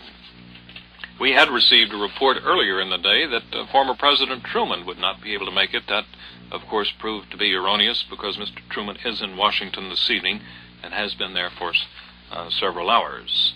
The International Longshoremen's Association has asked its members not to report for work on Monday in observance of the National Day of Mourning that has been proclaimed by President Johnson. ILA President Thomas Gleason, in a statement released in Washington, also expressed the AFL-CIO union's grief over the tragic assassination of the great president. Safeway stores throughout the United States will be closed on Monday during the hours of President Kennedy's funeral. Leaders of a scheduled march for racial equality in St. Louis tomorrow say the demonstration will be a memorial to the assassinated president.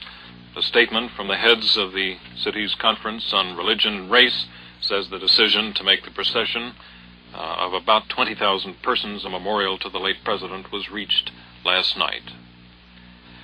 Today was proclaimed an official day of mourning throughout Yugoslavia. All sports events and entertainments canceled. All scheduled light radio TV programs changed to somber music, and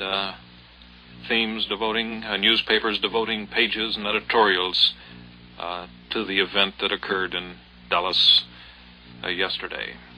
Genuine sympathy being expressed by people themselves. An estimated 10,000 lining up to sign the memorial book at the U.S. Embassy. We will add this note for the hundreds and thousands of persons who are flying the American flag on this unhappy occasion. The display of the flag by civilians in mourning for President Kennedy is provided for in a code adopted in 1924 by veterans and other organizations. The procedure is not covered by federal statute, but in general is similar to that is used by the military. The flag first is run up to the top or to the end of the pole and then lowered to the traditional half-staff position. And when it is taken off at the end of the day, the flag is again run up to the top and then lowered for removal. Further developments now as we hear from NBC's Peter Hackus in Washington. Plus, even in her sorrow today, Mrs. Jacqueline Kennedy has thought of the problems facing a new First Lady and has offered to help. When Mrs. Johnson saw Mrs. Kennedy at the White House this morning, Mrs. Kennedy told her that she'd be glad to help in any way she possibly could. Mrs. Johnson spent about a half hour with Mrs. Kennedy. Mrs. Johnson then went back to her home in northwest Washington and apparently has no plans to see Mrs. Kennedy again for the rest of today. No statements have yet been made about when the Johnsons will move to the White House, and that, of course, it could be a matter of several days. I'm sure that the Johnson family is just not going to say a word about that and not push anything and not rush anything to allow Mrs. Kennedy as long a time as she needs and wants. Mrs. Johnson today, dressed in black, left her home at 10 o'clock this morning to go to the White House. She also went with her husband, the president, to St. John's Episcopal Church across Lafayette Square to memorial services, to tell those who may have tuned in just recently what the outlook is at the moment. The president has scheduled a high-level conference tomorrow concerning the war in South Vietnam. He will be conferring with U.S. Ambassador to Saigon, Henry Cabot Lodge, Defense Secretary McNamara, Secretary of State Rusk, and McGeorge Bundy, the Special Presidential Assistant on National Security Affairs. The meeting will take place at 3 Washington time tomorrow, 3 p.m. Pierre Salinger, the White House News Secretary, says President Johnson will talk with Lodge, McNamara, and Rusk about their discussions last week in Honolulu on the progress of the anti-communist war in Vietnam. Mr. Johnson apparently wanting a first-hand account. The new president also has scheduled a White House intelligence briefing covering the world situation at about 10 o'clock in the morning. He and Mrs. Johnson will attend 11 a.m. services tomorrow, Sunday, at St. Mark's Episcopal Church here in Washington, after which the president will return to the White House. He will join the cortege that will carry the body of the late President Kennedy to the Capitol to lie in state until Monday morning.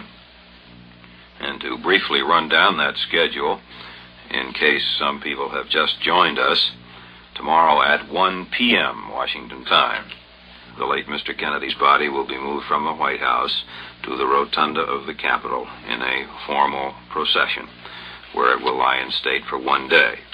Members of the President's family, the Cabinet, government leaders, members of the Supreme Court, and other high officials will be present at ceremonies placing the body in state mourning.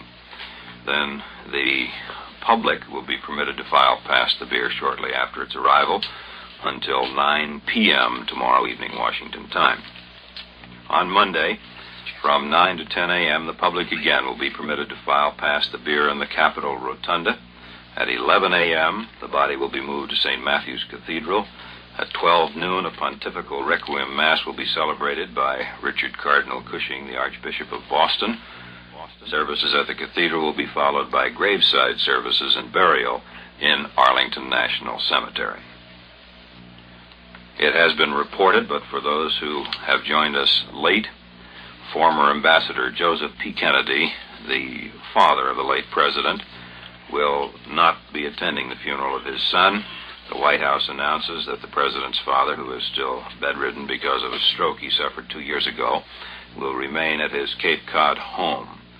Mrs. Rose Kennedy, the president's mother, will arrive here in Washington sometime tomorrow afternoon with her son, Senator Edward Ted Kennedy, and her daughter, Mrs. Eunice Shriver. It's reported that the elder Mrs. Kennedy, the late president's mother, was told the tragic news that her son was dead by a workman at the Kennedy compound who happened to hear it on the radio. Russ? Peter, I'd like to ask if you have heard word in the last hour or two whether spectators are still lined up in Lafayette Square. I assume the rain has driven most of them away. Well, it's an off-and-on rain, Russ. As you know, here in Washington, it can be raining 1 minute and dry the next. We had an exhibit of this morning, waiting for President Johnson to leave his home. The on-again, off-again. When it rains, it pours. And when it rains hard, the people are driven away, and miraculously, from out of nowhere, when it stops, they go by and do what they did before once again. So that in an on and off situation like that, it's hard to tell from moment to moment. But the crowds in Washington, as you well know, are rather persistent. And whether or not they can see anything going on or see any VIPs, they're rather persistent in their efforts, and they generally do remain unless the rain gets too difficult for them. Peter, it's pouring down here in New York, and I got the impression as I came to the studios from the hotel that many New Yorkers, at least, are getting over the initial shock of the tragedy. I noticed a lot of people seemed to be going out for the evening, which certainly was not the case last night. Theaters in the city closed. The only businesses open were restaurants, and they did not seem to be doing much of a business. Is that the general feeling in Washington, or are the situations different? Is the grief still very much present there? The situation, I'm sure, Russ, is much different. The entire city is stunned, I think, is the only word you can use.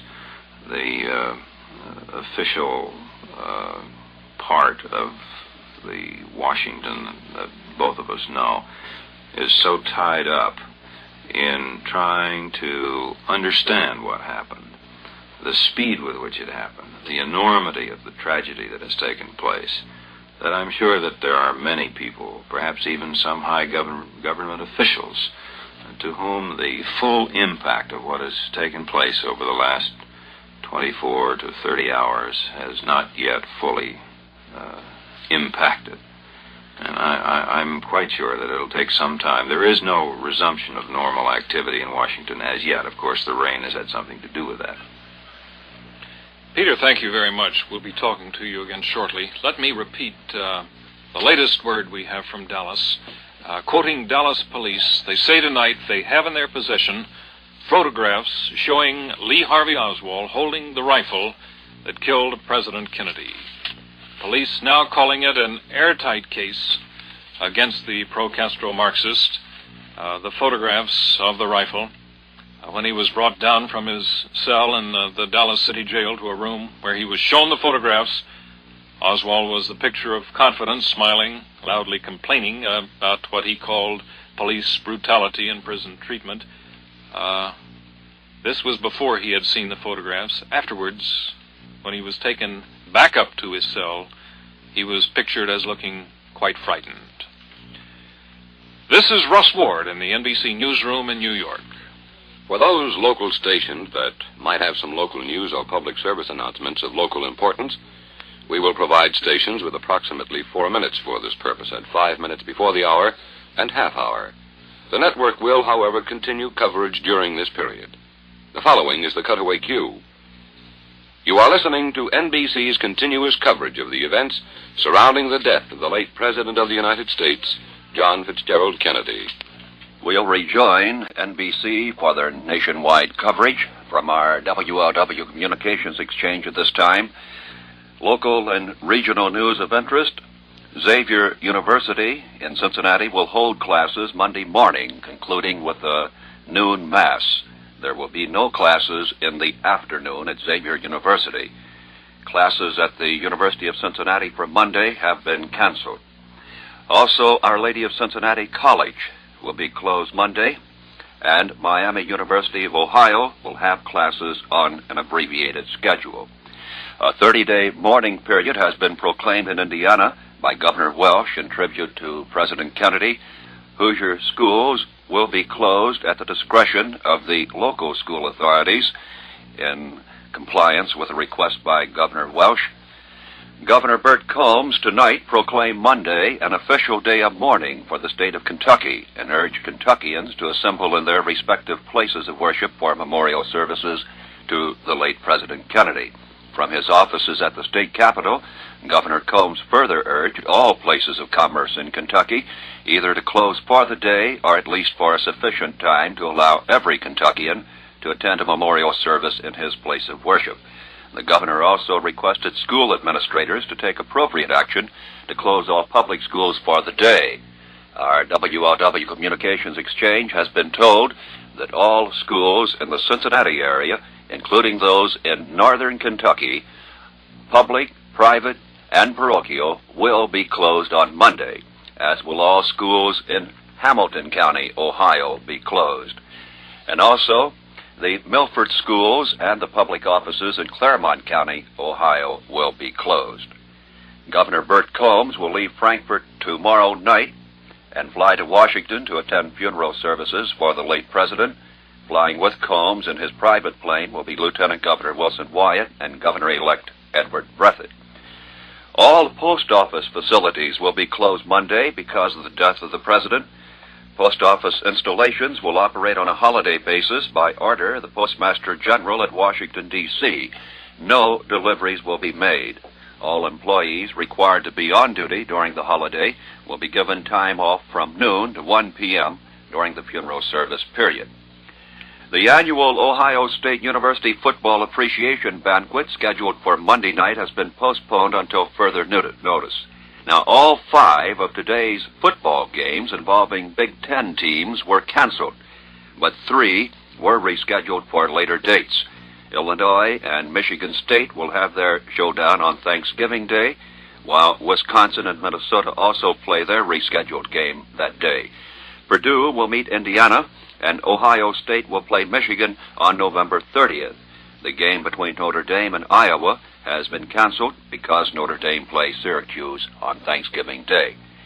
For the regional weather, from our WLW Radar Weather Service, meteorologist Frank Pierce. Frank? Good evening, everyone. Well, checking the weather now, and the progress as the cold air moves to the eastern seaboard. The leading edge is now off of the coastal areas there, or just moving off the coastal areas, and the rains around Washington have once again let up. Most of them are now over. The wind is around to the northwest now, and the temperature has dropped down to 56 degrees.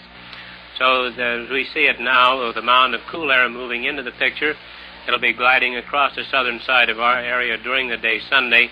It'll be over in the Virginias as far as come Monday, and that should give a rather bright day for the sad ceremonies that'll be going on in the Washington area on Monday. We'll look for generally fair skies there and temperatures warming up a little bit over what we'll find there tomorrow, which will be much like we're having around here. Back here we are in the 30s, and some of the areas now falling below freezing, such as downtown Cincinnati with 31 and 29 degrees and clear skies in Indiana, at Indianapolis, and 32 at Richmond, 33 at Dayton, Ohio, and Columbus is 36. And the trailing edge of the cloud band is moving into our western regions now.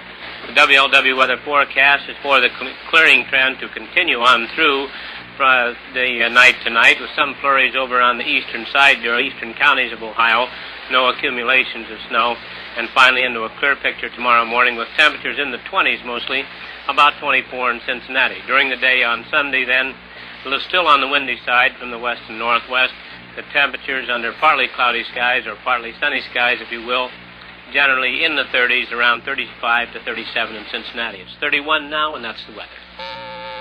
And now this is Jim Bollinger at WLW in Cincinnati, returning you for the nationwide coverage to NBC.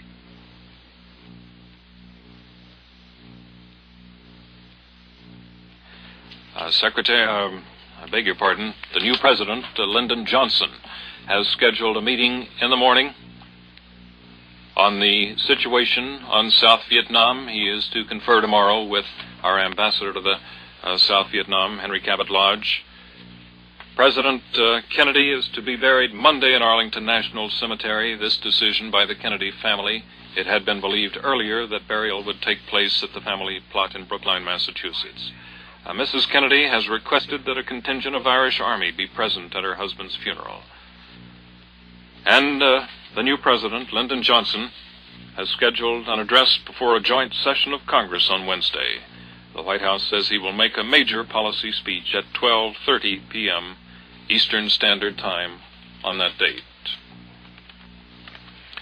Tomorrow at 1 p.m., the late president's body will be moved from the White House in an official cortege to the rotunda of the Capitol, where it will lie in state for 1 day. Members of the president's family, cabinet, government leaders, members of the Supreme Court, Congress, diplomatic representatives of the various foreign nations will be present at the ceremonies placing the body in the state of mourning. The public then will be permitted to file past the bier until 9 p.m. And on Monday, between the hours of 9 and 10 a.m., the public again will be permitted to file past the bier in the Capitol Rotunda. At 11 o'clock, the body is to be moved to St. Matthew's Cathedral in Washington, and at 12 noon, a pontifical requiem mass to be celebrated by Richard Cardinal Cushing, the Archbishop of Boston. And as we said earlier, services at the cathedral to be followed by graveside services and burial in Arlington National Cemetery just across the Potomac River from Washington. We go now back to Washington and NBC's Peter Hackus.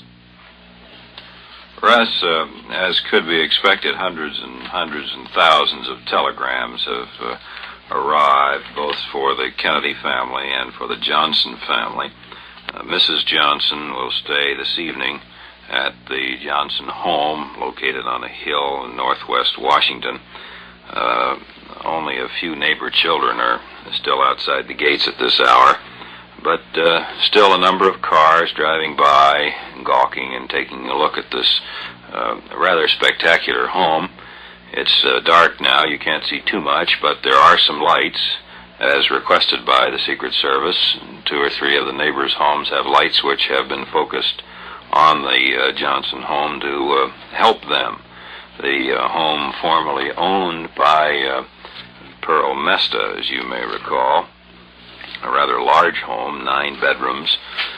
She called it Les Ormes, and when Mr. Johnson moved in, or perhaps it was Mrs. Johnson, decided that French is nice, but we just as soon have English, and they changed it to the Elms.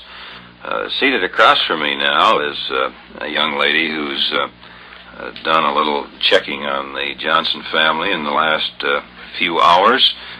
Nancy Dickerson, what can you report?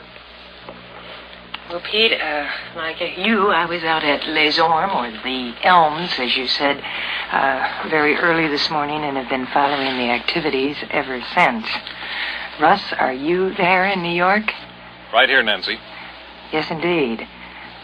Tell us about, have you had a chance to see Mrs. Johnson or the new president today? Well, no, I haven't actually talked with either one of them today. I did see President Johnson last night. He came home, as you know, rather late, and he was preceded by a motorcycle escort, and he drove up the hill leading to their house in Spring Valley, and he was seated on the side, and he waved in acknowledgement. He was with William Moyer, who has been at his side constantly since the tragedy occurred, who also waved, and somehow his jaw seemed to be more set, more determined than ever, which has always been a characteristic of his. It's almost, people have compared him to President Roosevelt, the late FDR, who raised that cut of his jaw and raised his chin, and President Johnson does this sometimes, and I could almost see that last night. Nancy, you know the Johnson family socially. You followed his career for some time. Tell us what might be the reaction of the 2 girls to this sudden change of events in the political life of their father. Well, they're very, very proud of their father, and of their mother, too, because she has been as active a campaigner in many ways as any woman in modern political life. But Linda Bird, the oldest daughter, is, as you know, at the University of Texas, and she is probably the least affected human being by living in the glare of publicity that I've ever met. She's completely unaffected, and I think that her first reaction will be a great deal of pride, and her second reaction will be, isn't this fun, isn't this exciting, isn't it, as her mother would say, wonderful to have an eye on the world and history as it occurs. Lucy Baines, the youngest of the 2, will also be proud. She is interested in government, and I think that we may expect to see some excitement and gaiety on the part of Lucy Baines Johnson, too. Nancy, could we call on you to characterize perhaps Mrs. Johnson as the new First Lady? What sort of First Lady will she make? Well, she's a very, very active woman. She has done many of the things that Mrs. Kennedy was unable to do because of her sicknesses and her busy schedule, and Mrs. Johnson has taken over and done almost everything that any human being could be called. One thing we ought to say about Mrs. Johnson is this. Her real name is Claudia, but she's never been called that. She's always been called Lady Bird, and even in the Congressional Directory, they list her as Mrs. Lady Bird Johnson. Well, Russ, I think that finishes it from here in Washington at this time. Nancy, we thank you very much. We'll be talking to you a little later, I trust, and to Peter Hackus. Right now we have Dean Braylis on the line. It's past midnight in the British capital, and perhaps, Dean, can you hear me? Yes, I can, Ray. What is the situation in London at this hour? Well, the situation at the moment is that the Sunday morning papers have just hit the street here, and they cast in tribute and mourning for President Kennedy. But the British press is also mentioning for the first time some fears that the United States may now enter a hard, inflexible foreign policy. The reason, anti-communist reaction in the United States. The British are afraid, they say, that such an anti-communist reaction would weaken the Western alliance and possibly harm present East-West relations.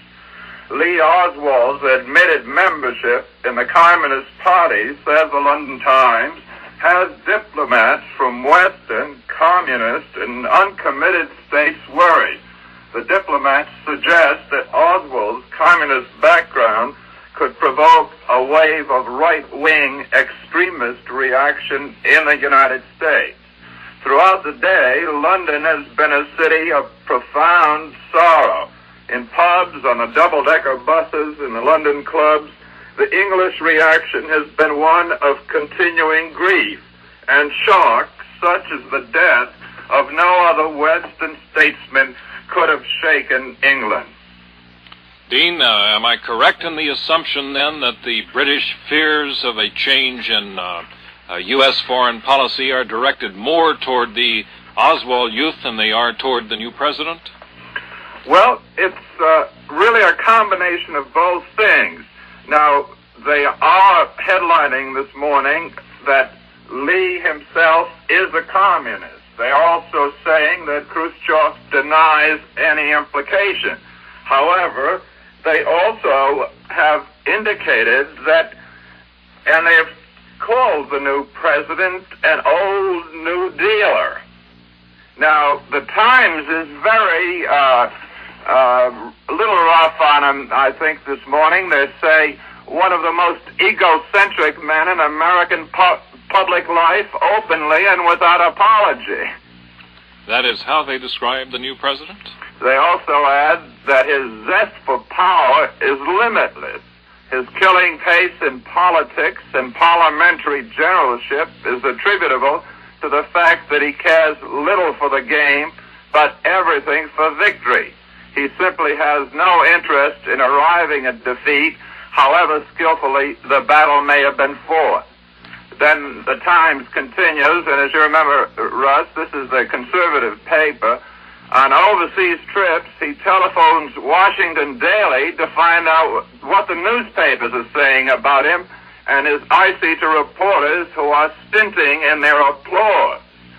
Yet, with these characteristics, Lyndon Johnson established himself beyond question during his years as Democratic leader in the Senate as the most powerful and effective parliamentary boss Washington had seen in years.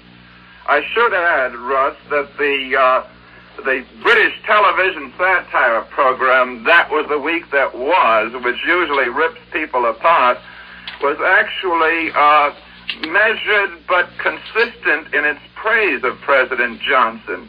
And they especially recall that he was responsible for steering through the first civil rights bill, and that he also engineered very skillfully the congressional actions against McCarthy.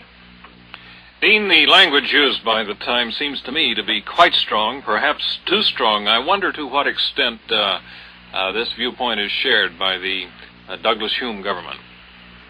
Oh, I think that the Douglas Hume government is absolutely entirely with the president. They've expressed privately, in fact, pointedly today, that they were quite sure that the president would follow President Kennedy's foreign policy.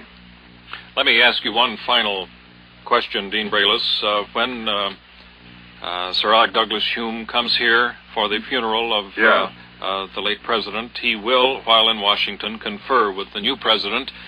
Would you care to anticipate the 1, 2, or 3 biggest problems that the Prime Minister would have on his mind as he comes to Washington to confer for the first time with Lyndon Johnson? I suspect that the first thing that would be on his mind would be assurance that the new president would be following the same close rapport that had been established recently between England and the United States. And I think that they have this very much in mind. I think the whole concept of a Western alliance with the late president as the leader had dynamic importance here. And I think that's what's going to be the very beginning of their conversation. I couldn't hazard beyond that, but this is really what they're concerned about here. Dean, we thank you for this report very much. We'll be in touch with you later in the evening. Thank you, Russ. Right now, we might mention, as Dean Braylos pointed out, that Sir Alec Douglas Hume will be meeting with the new president for the first time. A man who has met with him many times in the past is Minnesota's Senator Hubert Humphrey. And for more on Mr. Humphrey, we go back to Washington and Ray Shearer talking with the senator. Senator Humphrey, we have asked you here to ponder the question which really only history can answer, but we propose to propound it anyway. What sort of a president do you expect Lyndon Johnson to be? Well, of course, that is truly a question for history. And all that one can do is to venture an opinion from his own experience and his own knowledge of the individual. I've been privileged to know President Lyndon Johnson for many years during all of my service in the United States Senate and of course, during his service as Senator and Vice President. I think President Johnson will be a forceful president. He will be a very hard-working and dedicated man. His life is truly consumed by public service and political life. I expect him to be a very active president and one that will be very much concerned about programs, action programs, particularly on the domestic scene. Well, you know him very well. You know his drives, his interests. What does he feel strongly about? Well, he feels very strongly about this country. Now, that's a broad phrase, and it is a generalization, but he's a great patriot. He loves this nation, and as you know, he thinks a great deal about the security of our nation. He was the chairman of the Subcommittee on Preparedness. He was the chairman of the Subcommittee on State Department and Foreign Aid Appropriations. So in those two subcommittees in the Senate, President Johnson, as a senator, gained a keen insight into matters of national security, of defense, and of foreign policy. And as the vice president serving with our late and beloved President Kennedy, President Johnson became much more intimately acquainted with foreign relations and our international relations. I believe it's fair to say that he feels very strongly about, for example, our commitments to our alliances, the strength of this nation, about the interdependence between a prosperous American economy and the necessary strength that we must have for the long-term leadership that we will have to give the world. And his recent utterances, not so recent either. As a matter of fact, we ought to recall that it was President Johnson who, as Majority Leader of the Senate, guided through the Senate the first civil rights program since the Civil War. He feels strongly about human equality, about equal opportunity. He feels this not only as a political leader, but as a moral commitment. I know this from my personal visits with him. Senator, on this point, civil rights, is there any basis for assuming that this drawing together, this rallying around the president that we're now seeing will possibly make it easier to put a civil rights program through Congress? Well, that's very difficult to predict, but I do hope so. I really do hope so. And I have a feeling that that President Johnson will do all that he possibly can to carry through on the policies and the programs of his predecessor. Can I just say a word about that? Certainly. You know, many people are worried these days because of the crisis and the tragedy that we face, and this sense of worry and concern is all throughout the world. Our forefathers saw to it that we have a system of government and institutions of democracy that permit orderly transition of power, the transfer of power, without violence or chaos. But in this instance, there's something else. We have a man to follow, a very, very great president, President Kennedy. And in President Johnson, we have one who worked closely with the late and beloved president, not only as a man, but worked with him on program and on policy. I saw this being, as we would say, hammered out on the anvil of political discussion and of thought and philosophy, so that we're going to have a continuity not only of government, but a continuity of basic philosophy and basic political policy at home and abroad. This, to me, is reassuring. Now, both men have their own way of doing things, and President Johnson has his own personality, his own techniques, his own mannerisms, his own ways. But the essentials are there, the essential policy and program and commitment of the late President Kennedy. Those policies and programs live on in the mind and in the heart and in the thinking of President Johnson. I know it because I had the chance to sit with these men for 2.5 years as president and vice president. I was one of the lieutenants in the Senate, and I sat at the same table, and I sat at the same conferences. I believe that I was able to observe a meeting of the minds and a sharing of thought and a cooperation that will live on. On this point of personality and tactics that you mentioned a moment ago, as Senate Majority Leader Mr. Johnson established a masterful leadership of the Senate, that's almost universal. Can a president have the same relation to the Senate that a majority leader can have? No, I doubt that. I really doubt it, because the minute a man becomes president, I'm sure he automatically changes. He can't help it, because he has new responsibilities. But it is fair to say that President Johnson has the great respect of the bipartisan leadership of the House and the Senate. I saw this on Friday night when we met with President Johnson after he returned from Texas, when the bipartisan leadership of the House and the Senate joined with him at his office. It wasn't to discuss program, but it was to share thoughts and to feel and to pledge in a personal testimonial our support and our cooperation. One final question, sir. What do you look for President Johnson to say when he talks to the joint session Wednesday? Well, I'm really not privy to that message. I've talked with President Johnson about some of his plans very briefly. I'm sure that he will reassure the whole world of our commitments to the United Nations, to our alliances, to the cause of human freedom, and to the cause of peace. I've heard President Johnson speak eloquently in the cause of peace. I've heard him speak with moving philosophy and thought in the cause of human rights, as he did on the 4th of July of this year at Gettysburg. I'm sure that he will tell the nation and the whole world that America goes on, that the ideals of American liberty and our pledge to freedom and human dignity carry on, and that he, as the President of the United States, will try to carry on the work that has been so nobly advanced, in the words of Lincoln, by the late and beloved President Kennedy. There's quite a similarity here. This is the 100th year of emancipation, the centennial year. We lost the great emancipator, Abraham Lincoln, succeeded by a President Johnson. I think we've lost a second great emancipator in President Kennedy, and succeeded now by a very able, dedicated, patriotic, and gifted President Johnson. Thank you, Senator Humphrey. You're very gracious to come by on this evening of sorrow. Our thanks to Senator Hubert Humphrey and to NBC's Ray Shearer for this moving report on the new President of the United States, Lyndon B. Johnson. Late word from Dallas is that Governor John Connally, who was wounded when President Kennedy was assassinated, will send his 17-year-old son to Mr. Kennedy's funeral as his personal representative.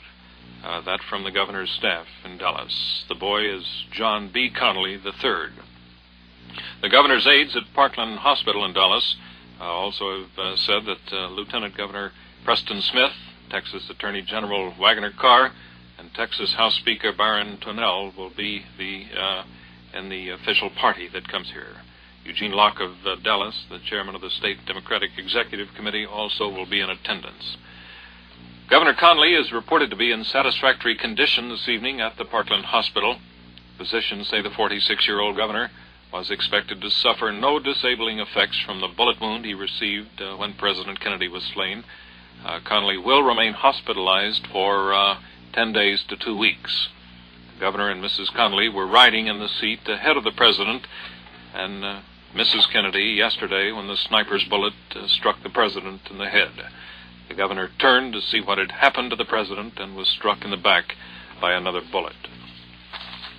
There's a certain bit of irony in the events of yesterday.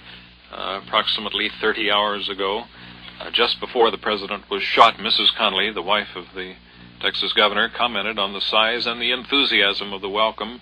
She turned to the president and said, "You can't say Dallas wasn't friendly to you."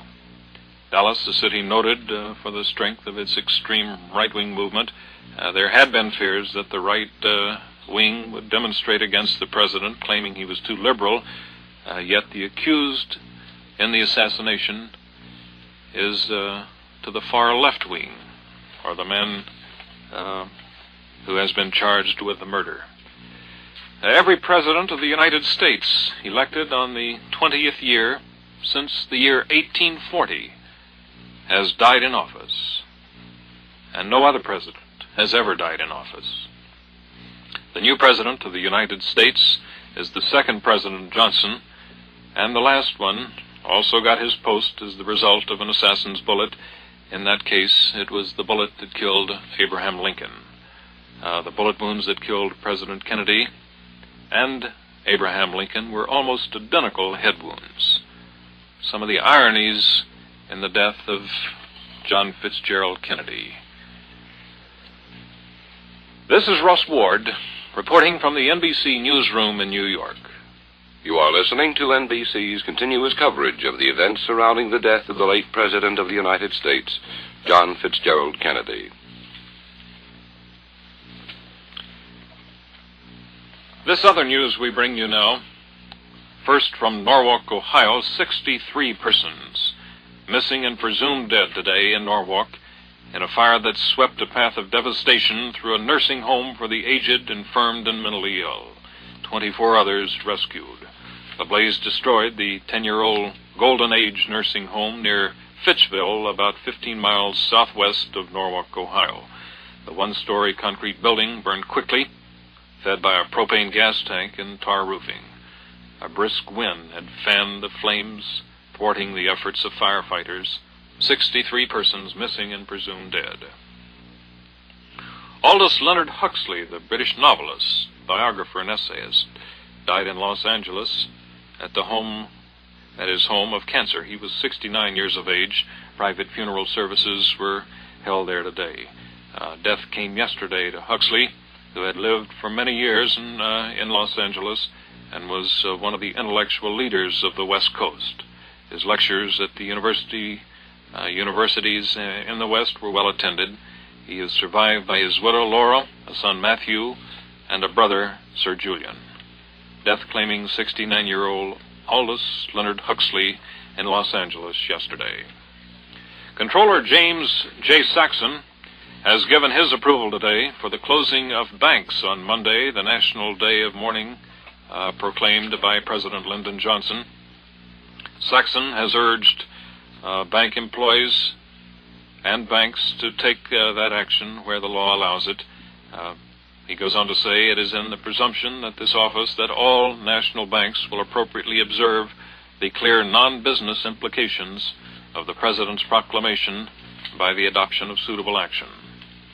There will be no postal deliveries on Monday, and post offices generally will be closed. President Johnson having proclaimed Monday as a national day of mourning. Postmaster General John Gronowski announced the closing tonight, but has said he had authorized all postmasters to make available certain essential mail services to meet urgent community needs.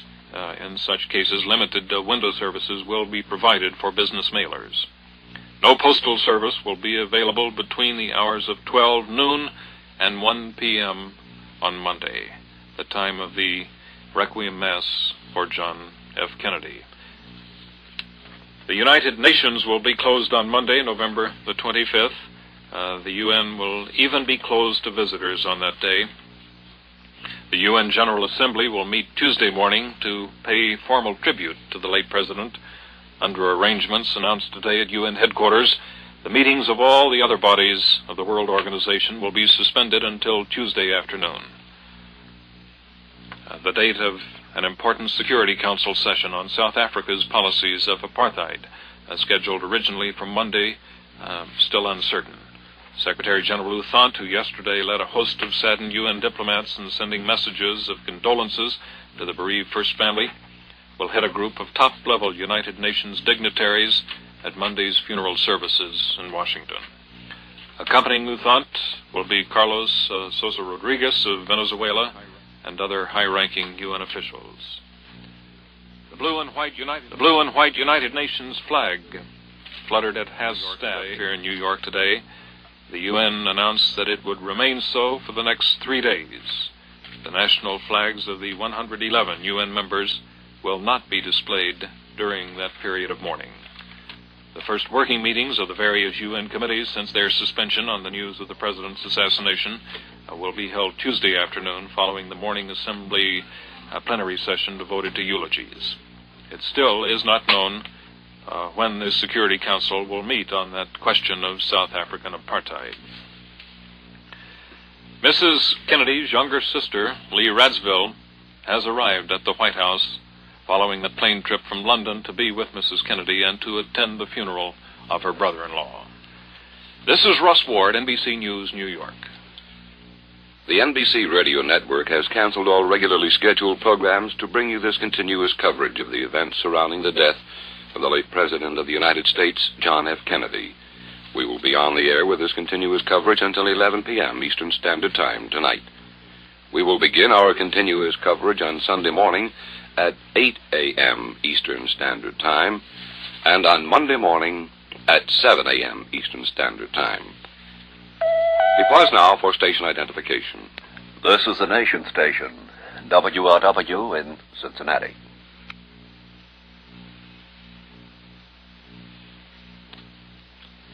This is Russ Ward in New York as we continue our NBC News coverage of the events surrounding the death of President John F. Kennedy. Authorities in Dallas, Texas, now tell us that they have in their possession photographs showing a 24-year-old ex-Marine holding the rifle that killed the late president. From Washington, burial now scheduled for Arlington National Cemetery, just across the Potomac River, on Monday following the Requiem High Mass for the former president. For more of the Washington story, we go now to NBC's Peter Hackus. One of the questions that has been asked, at least we have heard it here and there, and perhaps it is being asked all over the country, is why the casket containing the remains of the late president is closed, sealed, with the American flag draped over it, and not, as in some instances, open so it can be viewed.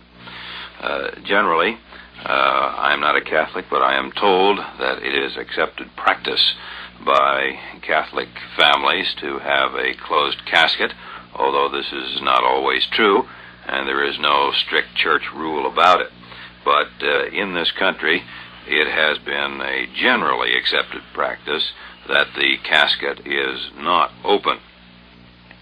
One of the interesting sidelights to the new President Johnson is and his family is the possibility that we may shortly have a White House wedding, the first time in a good many years. His older daughter, Linda, is 19 years old. She's a sophomore at the University of Texas in Austin, and she is engaged to a young Navy ensign named Bernard Rosenbach. And the expectation, of course, here is that within the not too distant future, there could be at least a wedding at the White House. NBC's Richard Hartness, Russ, has been looking into the legalities surrounding the case of the man arrested in connection with Mr. Kennedy's death. Dick? Well, as you know, Peter, much of the news today has revolved about that man being held in Dallas, Lee Harvey Oswald. I have been, as you say, doing some research, talking to legal authorities here in Washington. When he called today for John Abt, that's spelled A-B-T for his lawyer, rang a bell with me, and I did a bit of research. I find that the congressional publication, which is entitled Communist Legal Subversion, The Role of the Communist Lawyer, was published by the House Committee on Un-American Activities in February of 1959. I find that this record is full of mentions of John Abt. For instance, Whittaker Chambers, that man who had been a communist spy, testified that in the early 1930s, this John Abt was a member of a communist cell of government lawyers here in Washington. The purpose of the cell members, according to Whittaker Chambers, was to work themselves into policy-making positions in the New Deal, and that espionage was their final objective.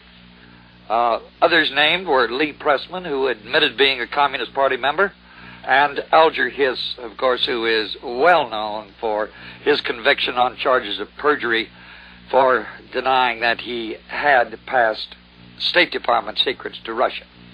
Now, in the government, Abt worked in the 1930s during this period in the legal division of the old Agricultural Adjustment Organization, old AAA, back in the Agriculture Department, and also was in the Antitrust Division of the Justice Department at one time.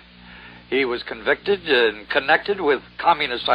No, he was not convicted. He was connected with communist fronts, according to this publication, such as the People's Congress, and then he was a delegate to Prague to a meeting of the World Federation of Trade Unions, which was the communist-sponsored world labor movement. Then even a more direct tie with the Communist Party came only last year, as recently as December of last year. John Abt represented the Communist Party in that trial here in Washington where the party was convicted for failing to register as a foreign agent. Now, on the Oswald case itself, as the police in Dallas have disclosed the evidence in bits and pieces today, that evidence seems to comes together this way, that his wife said that he had owned a rifle similar to the one used by the sniper who shot President Kennedy. And the police know that Oswald bought a rifle for $12.78 from a mail-order house. The police say that that order was in Oswald's handwriting. The rifle was not in its accustomed place in a garage where he normally kept it. Police say that they found the death rifle in a room overlooking the assassination site. Then paraffin tests for gunpowder on his hands were positive, according to the police. And then, as Russ Ward reported only a moment ago, the police disclosed that they now had a photograph of Oswald posing with the rifle and with a pistol used to slay a pursuing policeman after the assassination. Now, on the legal ramifications of the Oswald case and his forthcoming trial, I talked to outstanding legal authority here in Washington. He made these points. He said that Oswald, of course, must be tried by a jury. And this poses a not too difficult problem because the judge can handle the matter of a prejudiced juror by following one of three alternatives. First, he can switch the place of the trial, say to Houston, if he's convinced that Oswald could not get a fair trial in Dallas, and or he can, number two, say that it will do no good to grant a change of venue. And then third, and most likely, he could grant a continuance of this trial until the burning indignation dies down. And if he follows that course, a conviction undoubtedly would stand up in any of those three cases. However, the way the case is actually being handled in Dallas, as my legal friend sees it, is flirting with danger. There was, for instance, the statement by the Dallas police chief that Oswald's case is a cinch. Well, such statements like that might prejudice the trial in the eyes of some appeals court. Also, television film has been somewhat objectionable from a legal standpoint to a fair trial. Apparently, the only way to move Oswald through the jail where he's being held is to take him through a corridor, which of course is always jammed with cameramen and reporters. So the public, and of course the public of prospective jurors down in Dallas, they hear questions shouted at Oswald by the newsmen. They see him pushed and banged into the wall by the crowd. Now there may be a parallel here developing to a Louisiana murder case in which the Supreme Court ruled last year. It seems that a Louisiana suspect in a murder case was filmed making a confession, making a confession. The film was then shown on television at least twice in Louisiana prior to the man's trial and conviction. The Supreme Court here in Washington then set aside the conviction on the basis of that televised confession. Now, my lawyer friend is convinced that the Dallas police are trying to wring a confession from Oswald, and if one is obtained, that there can be serious legal doubts about his confession and possibly create a case, if he confesses and then is convicted, that could be lead to an appeals court, and possibly the case could end up in the United States Supreme Court as the Louisiana murder case did. My source, this legal expert here in Washington, feels, Russ, that the case is heading that way, possibly.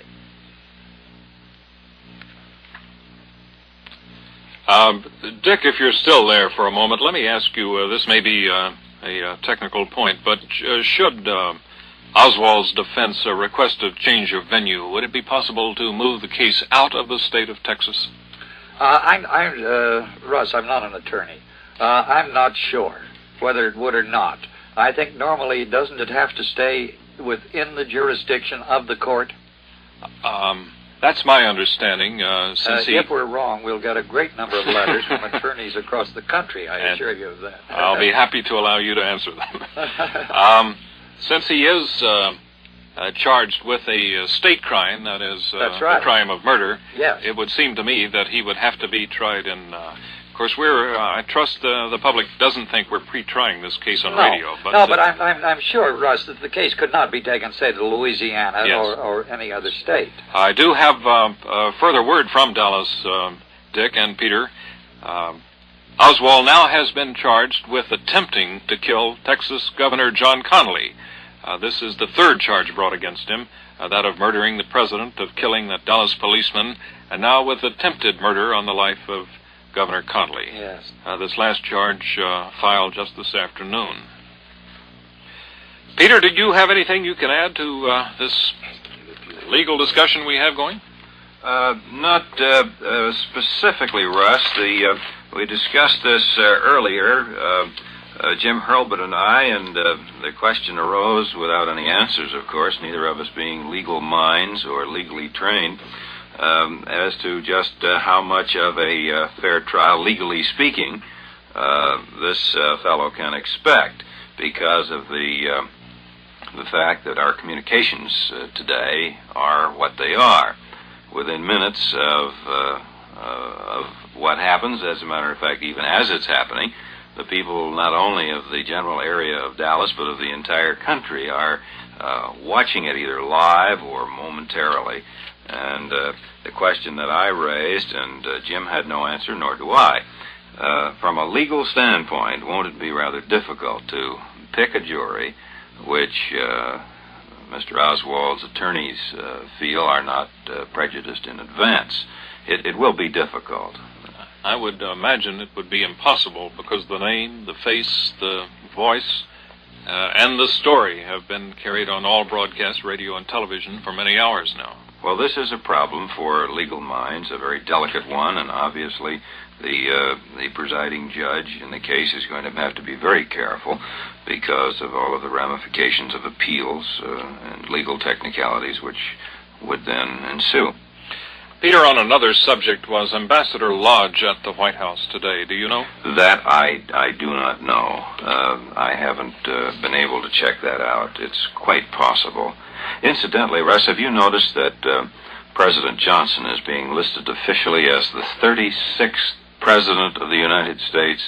He's actually, the 35th man. And the explanation is very simple. We seem to go through this every inaugural and every campaign and every election. The rather obvious explanation is that Democrat Grover Cleveland served 2 terms, but not successively. not consecutively. So Cleveland is listed both as the 22nd president and also as the 24th president. So Mr. Johnson is listed as the second President Johnson and the 36th President of the United States. There is a communication which apparently has arrived here in Washington from the gentleman who came into an international spotlight not long ago when President Johnson was on a tour of Pakistan back in 1961. Our old friend, the camel driver, Bashir Ahmad, you may remember him. He has not only expressed deep sorrow at the death of President Kennedy and wished President Johnson well, but he's quoted as follows, and I think perhaps the translation has improved the speech of the camel driver, but I'll quote it.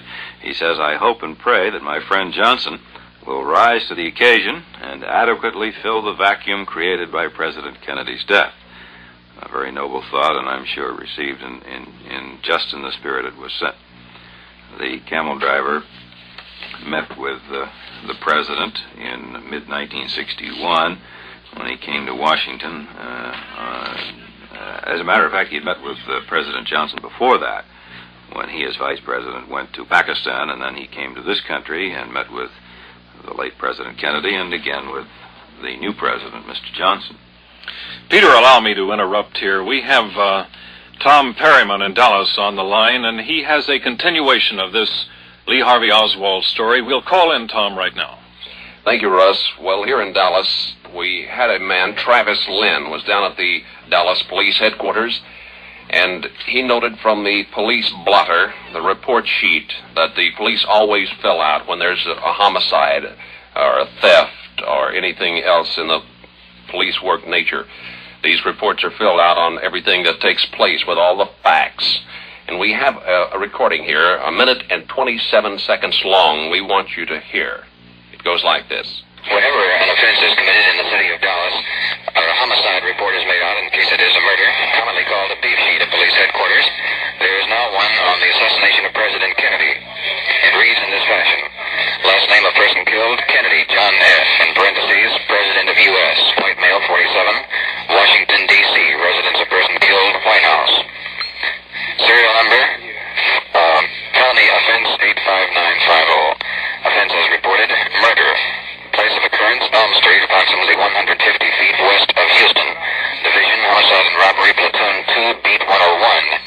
Officers making report, C.N. Doherty and H.H. Blessing, Dallas Police Department.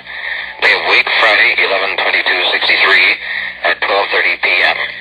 Coroner notified Joe B. Brown, pronounced dead by Dr. Kemp Clark at 1 p.m. Parkland Hospital.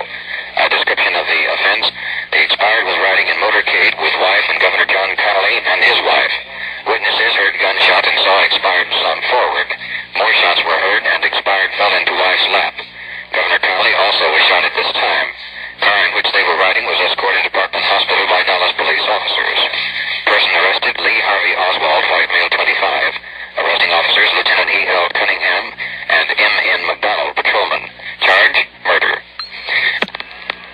And that's the official report from Dallas Police Headquarters. One final note, Russ. Oswald will be transferred to the county jail at 10 o'clock in the morning. It was thought he might be transferred tonight, but late word from police headquarters indicates he'll be taken over to the county jail just literally feet away from where the assassination took place at 10 o'clock in the morning. Tom, when Oswald was seized at the theater there, we got reports of this large crowd of people shouting, "Lynch him." Am I correct in that? There were similar statements. There was a photographer quoted as saying something along that line, like, "I hope you burn," or something along that line. I don't believe there was any connection to the assassination at the time. Oswald, when arrested at the theater, is alleged to have pulled a pistol. He was unable to fire on officers who arrested him after running 4 or 5 blocks after allegedly killing the policeman about 4 or 5 blocks from the theater. There was a woman and a photographer quoted in dispatches that made statements similar to those you described. Have there been any other outbursts of public indignation directed specifically toward this man since that initial arrest? Well, public officials and anyone involved in it have certainly expressed sorrow and not exactly madness at this person. They call him a maniac and a nut, but as far as any public gathering in the streets, something along that line, a lynch mob, no. Yeah, that's what I mean. Persons gathering outside the quarters where he's being held. No, there were several hundred people waiting this afternoon for his transfer to the county jail. But as we say, he won't be transferred there. I suppose 1,000, 2,000 persons were lining ropes and barricades set up by police near the county jail, along with 50 or 60 reporters waiting to take his picture if he appeared. But he won't be, and the people, I suppose, have dispersed by now, or most of them have. We understand Oswald lost some of what was described earlier as his arrogant air after he had seen the photographs of himself with the rifle that is being held. Do you have any further enlightenment on that? Yes, he made a statement over in Police Captain Will Fritz's office to the effect that he wanted a lawyer. He was seeking the lawyer from New York, Mr. Apt, who has represented people with communistic backgrounds, and he appeared to have calmed down some. Tom, we thank you for this report from Dallas, and we'll be in touch with you throughout the evening. Right. A brief recap here. The White House announcing that John F. Kennedy is to be buried at Arlington National Cemetery outside Washington on Monday, following the Requiem Mass to be held at St. Matthew's Cathedral in the capital city. President Lyndon Johnson has held his first cabinet meeting, a meeting opened with a minute of silent prayer. The White House says Mr. Johnson will address a joint session of Congress Wednesday, 12:30 p.m. Washington time. We go immediately back to Dallas now, and the police chief there with further details on this murder weapon. Chief Curry, I understand you have some new information in this case. Could you relate what that is? Yes, we've just been informed by the Federal Bureau of Investigation that they, the FBI, have the order letter from a mail order house, and this the order was sent to their laboratory in Washington, and the writing on this order was compared with known samples of our suspect Oswald's handwriting and found to be the same. This order was for the rifle? This order was for the rifle to a mail order house in Chicago. It was, the return address was to Dallas, Texas, to the post office box under the name of A. Hidell, H-I-D-E-double-L. This is the post office box of our suspect. This gun was mailed parcel post on March the 20th, 1963. I understand he left Dallas shortly after this and didn't come back until, I think, about 2 months ago. Do you know, again, on what date this rifle was ordered, and are you able to link it definitely as the rifle which you confiscated at the schoolbook depository? That we have not done so far. If the FBI has been able to do it, I have not been informed of it yet. We do know that this man ordered a rifle of the type that was used in the assassination of the president from this mail order house in Chicago, and the FBI has definitely identified the writing as that of our suspect. On another subject, I understand you have photographs of the suspect Oswald with a rifle like that used. Could you describe that picture? Well, this is a picture of Oswald standing facing a camera with a rifle in his hand, which is very similar to the rifle that we have in our possession. He also had a pistol strapped on his hip. He was holding two papers in his hand, which one of them seemed to be the worker.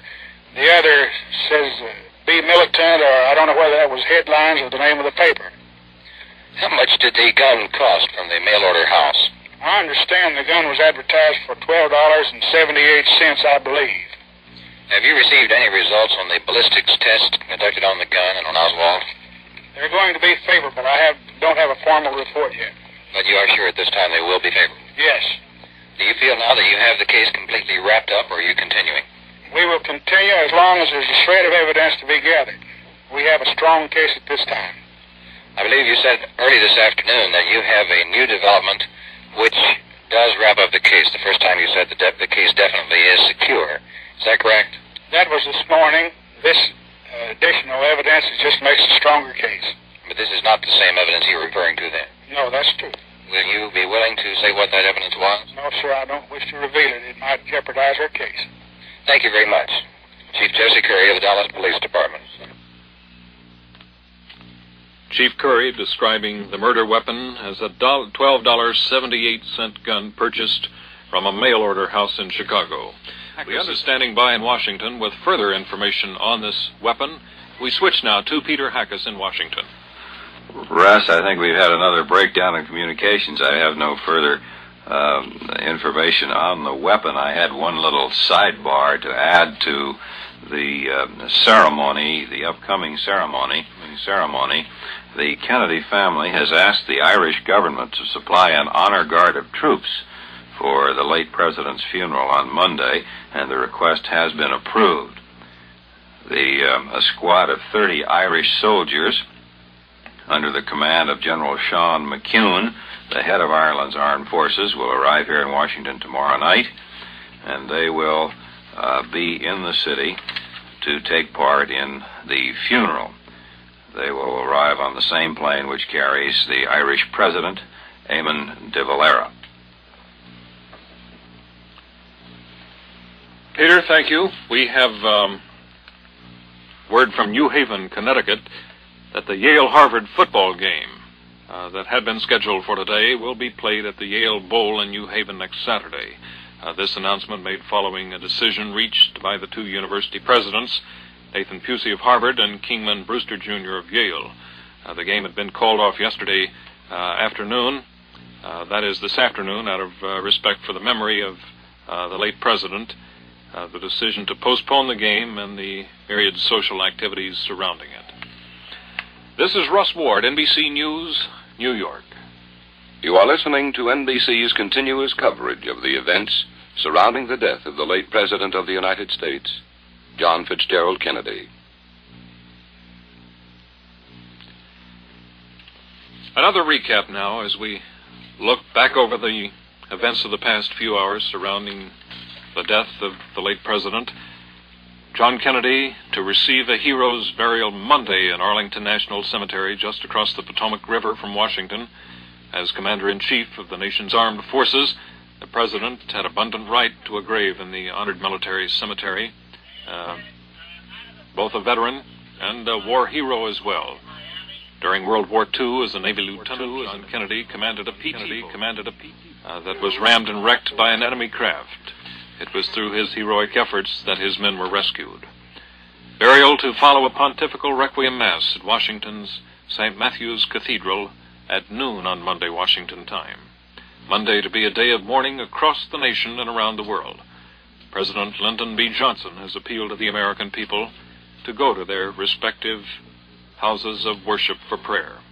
He also invited all people everywhere to share this nation's grief and to join in the mourning.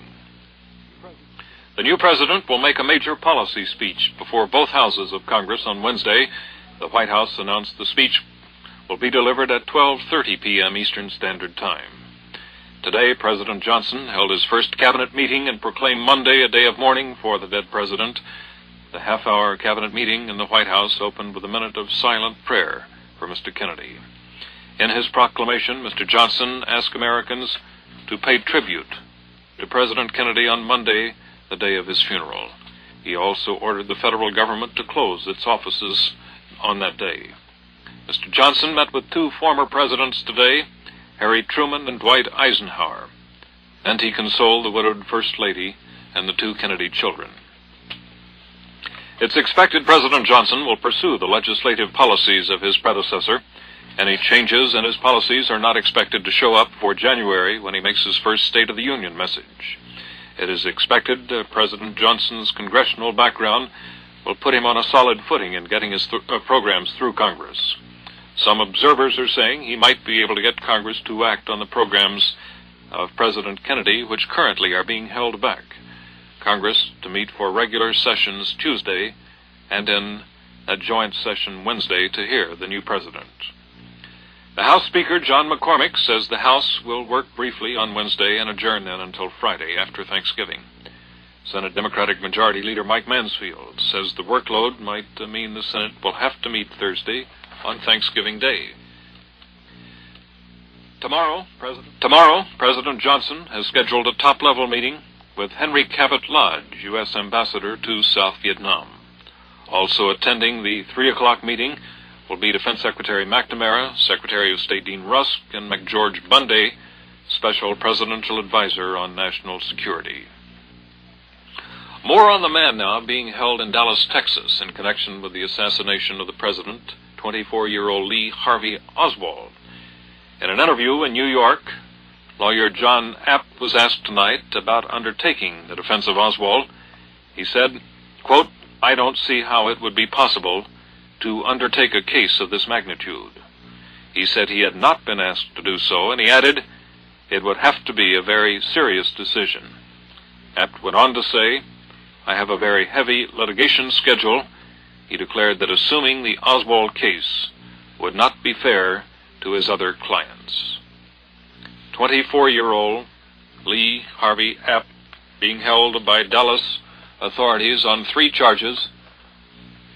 Lee Harvey Oswald being held in Dallas on 3 charges: the assassination of President Kennedy, the murder of a Dallas policeman, and attempted murder on the life of Governor John Connally of Texas.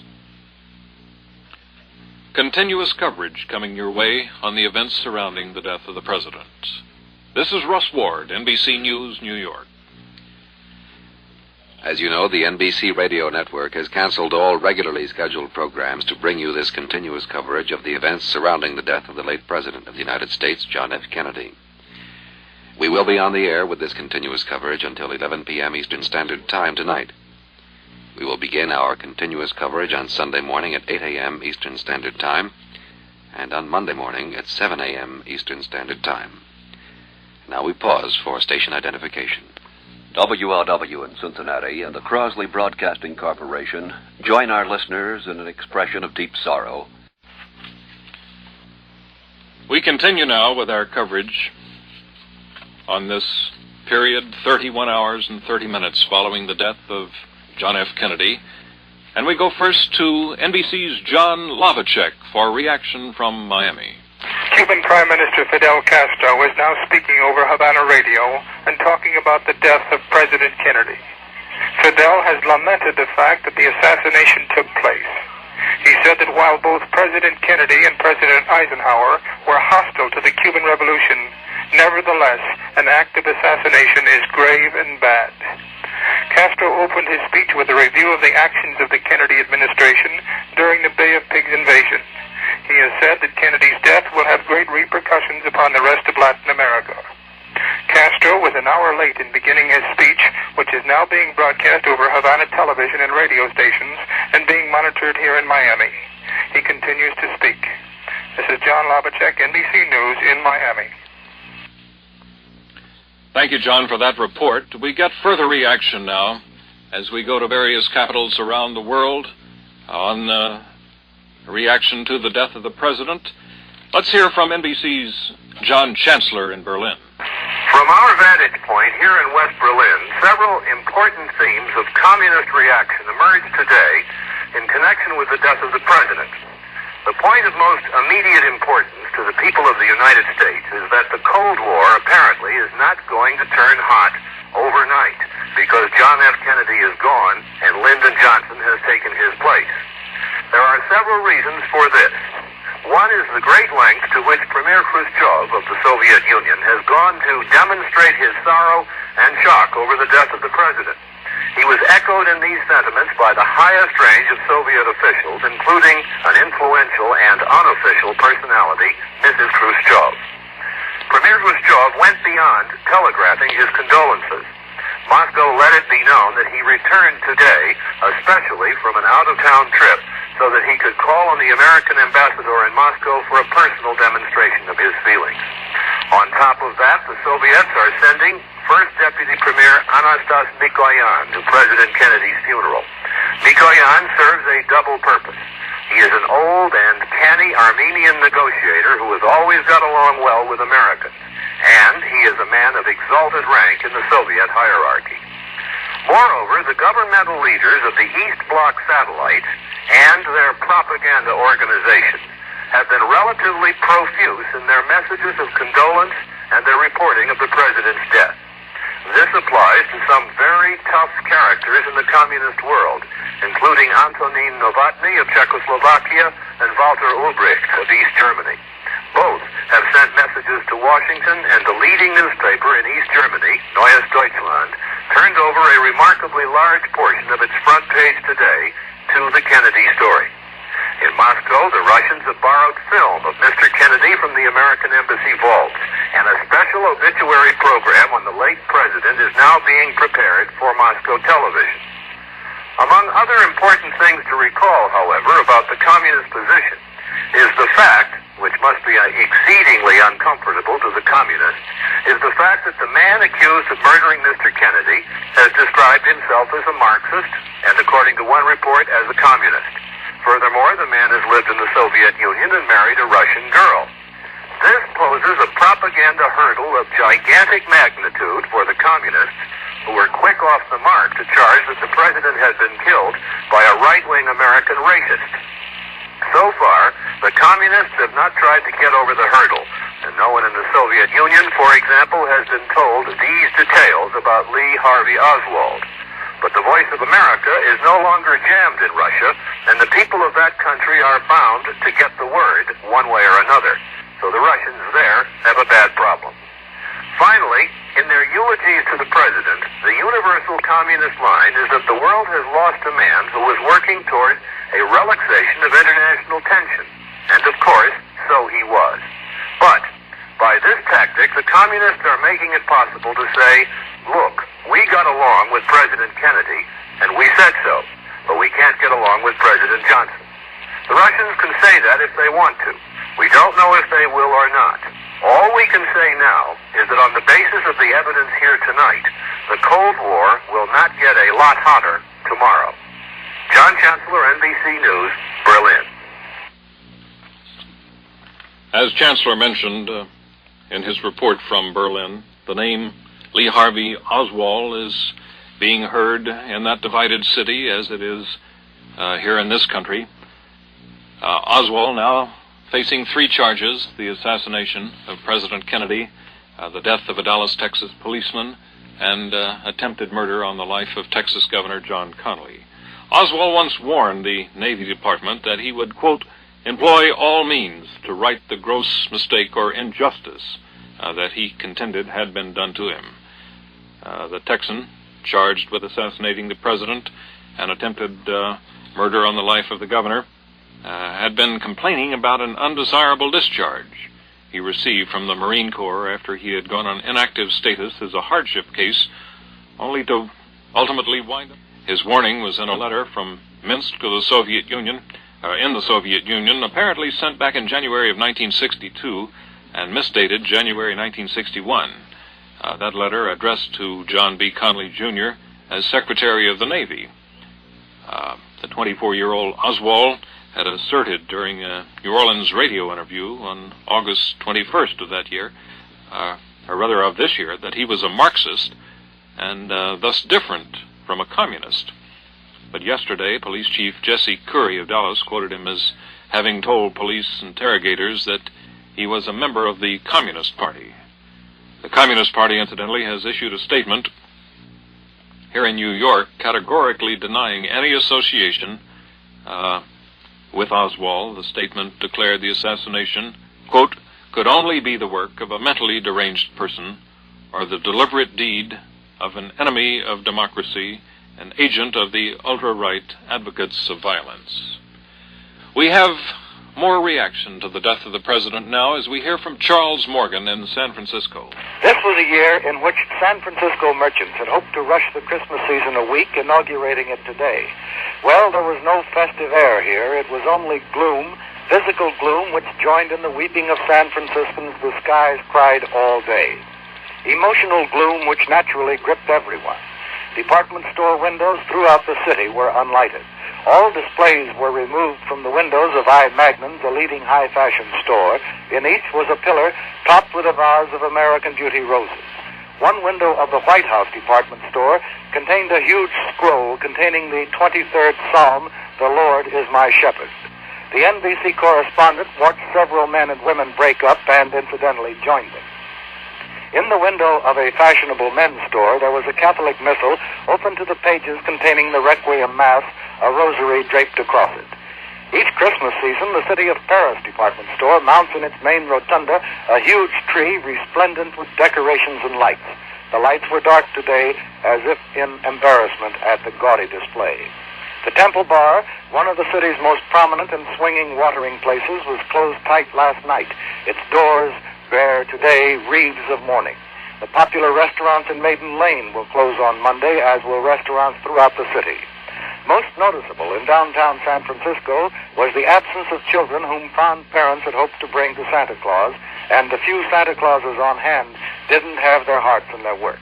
The wet, chilly streets of San Francisco are poetically reflective of the mood of gloom which permeates this city. Charles Morgan, NBC News, San Francisco. That reaction from the West Coast on the death of former President Kennedy, the reaction there and around the country has been one of profound grief. It certainly was evidenced on this Saturday afternoon, a day of traditional collegiate sports and other festive activities, but today less than 1/4 of about 50 major college football games that had been scheduled took place. Only Pimlico, of the 5 thoroughbred racing tracks operating, conducted its meeting. All 3 harness racing tracks were closed in the New York area. 2 of the 4 National Association basketball games scheduled for tonight were postponed.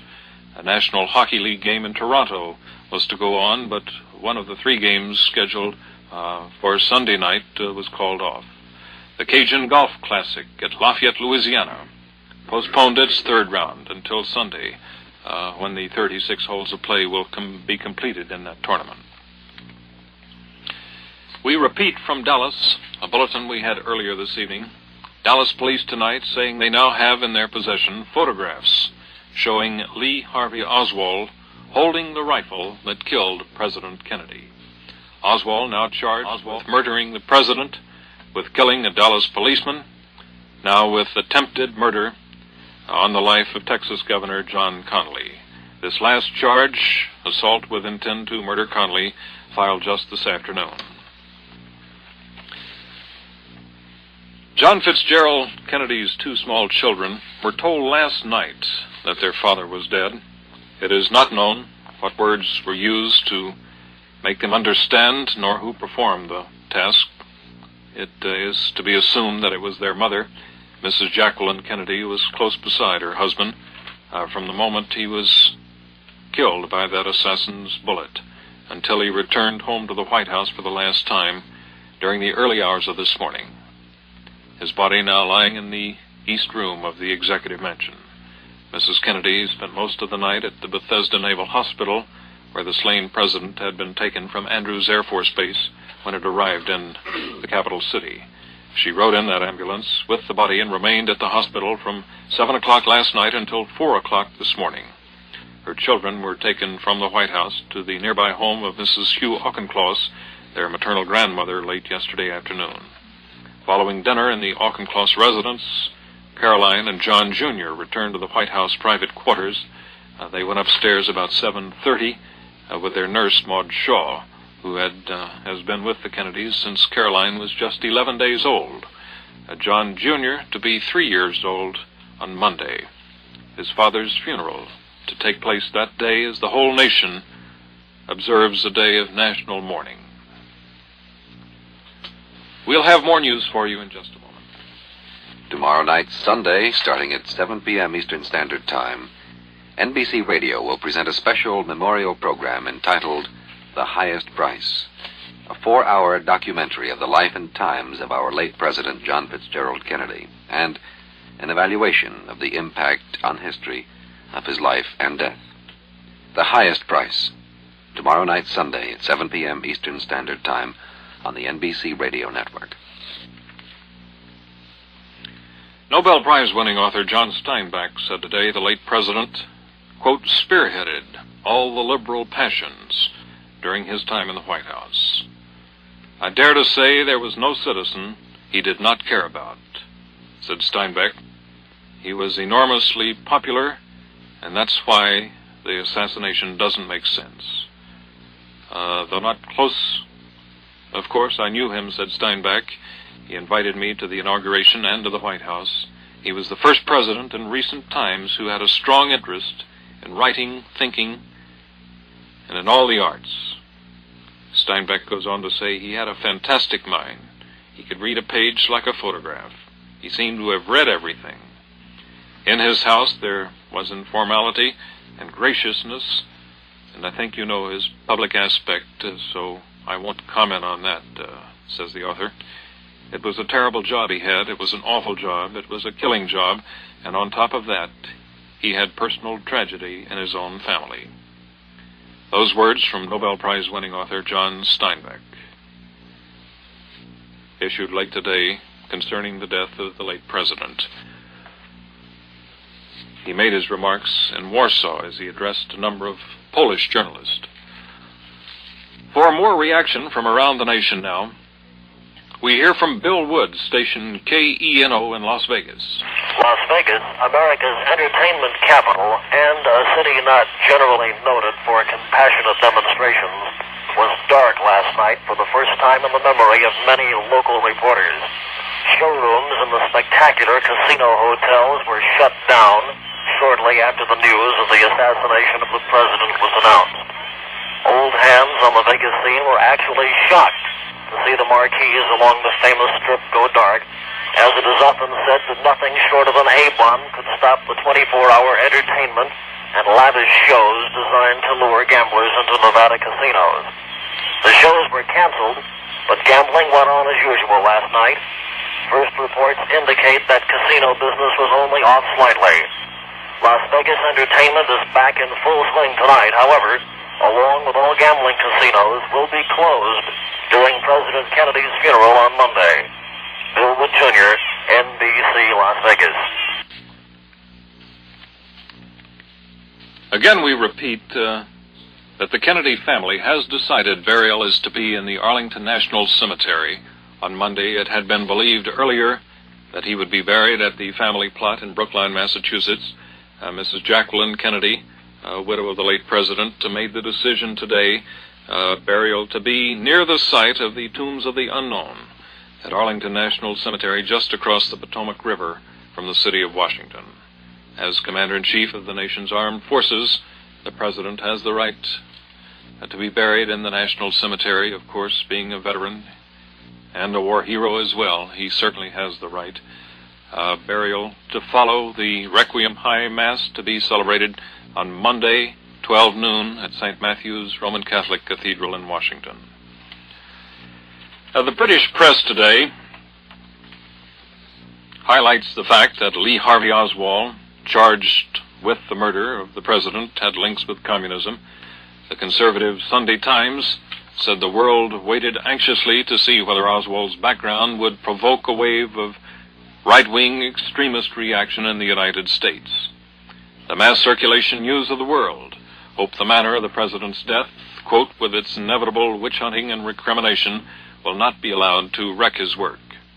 The sympathy and concern expressed by Soviet Premier Nikita Khrushchev was seen as unprecedented in the case of the death of a foreign head of state. They have been shocked at the death, as the death of no other Western statesman could shock them, said the Independent Observer. The papers in Britain also focusing on the awesome challenge facing the new president, Lyndon Johnson. The Sunday Times calls him one of the most egocentric men in public life. But as we heard from Dean Braylis in London a short time ago, this is not the view that is shared by the conservative government of British Prime Minister Sir Alec Douglas-Home. We have Ed Newman standing by in our Washington studio. Ed, if you'll come in now. Russ, I was very interested to hear what the London papers are saying, in particular the fear that one of them expressed that the death of the president might bring about a wave of, what was it called, right-wing repression. That fear has, of course, been expressed here and in a good many other places. So far, at least from what one can see that has been said by the leading politicians in this country, there is no such danger. There is nothing approaching hysteria. There is a good deal of anger, of course, but the anger so far has been directed against the presumptive assassin. I say presumptive because he is accused, he is not convicted.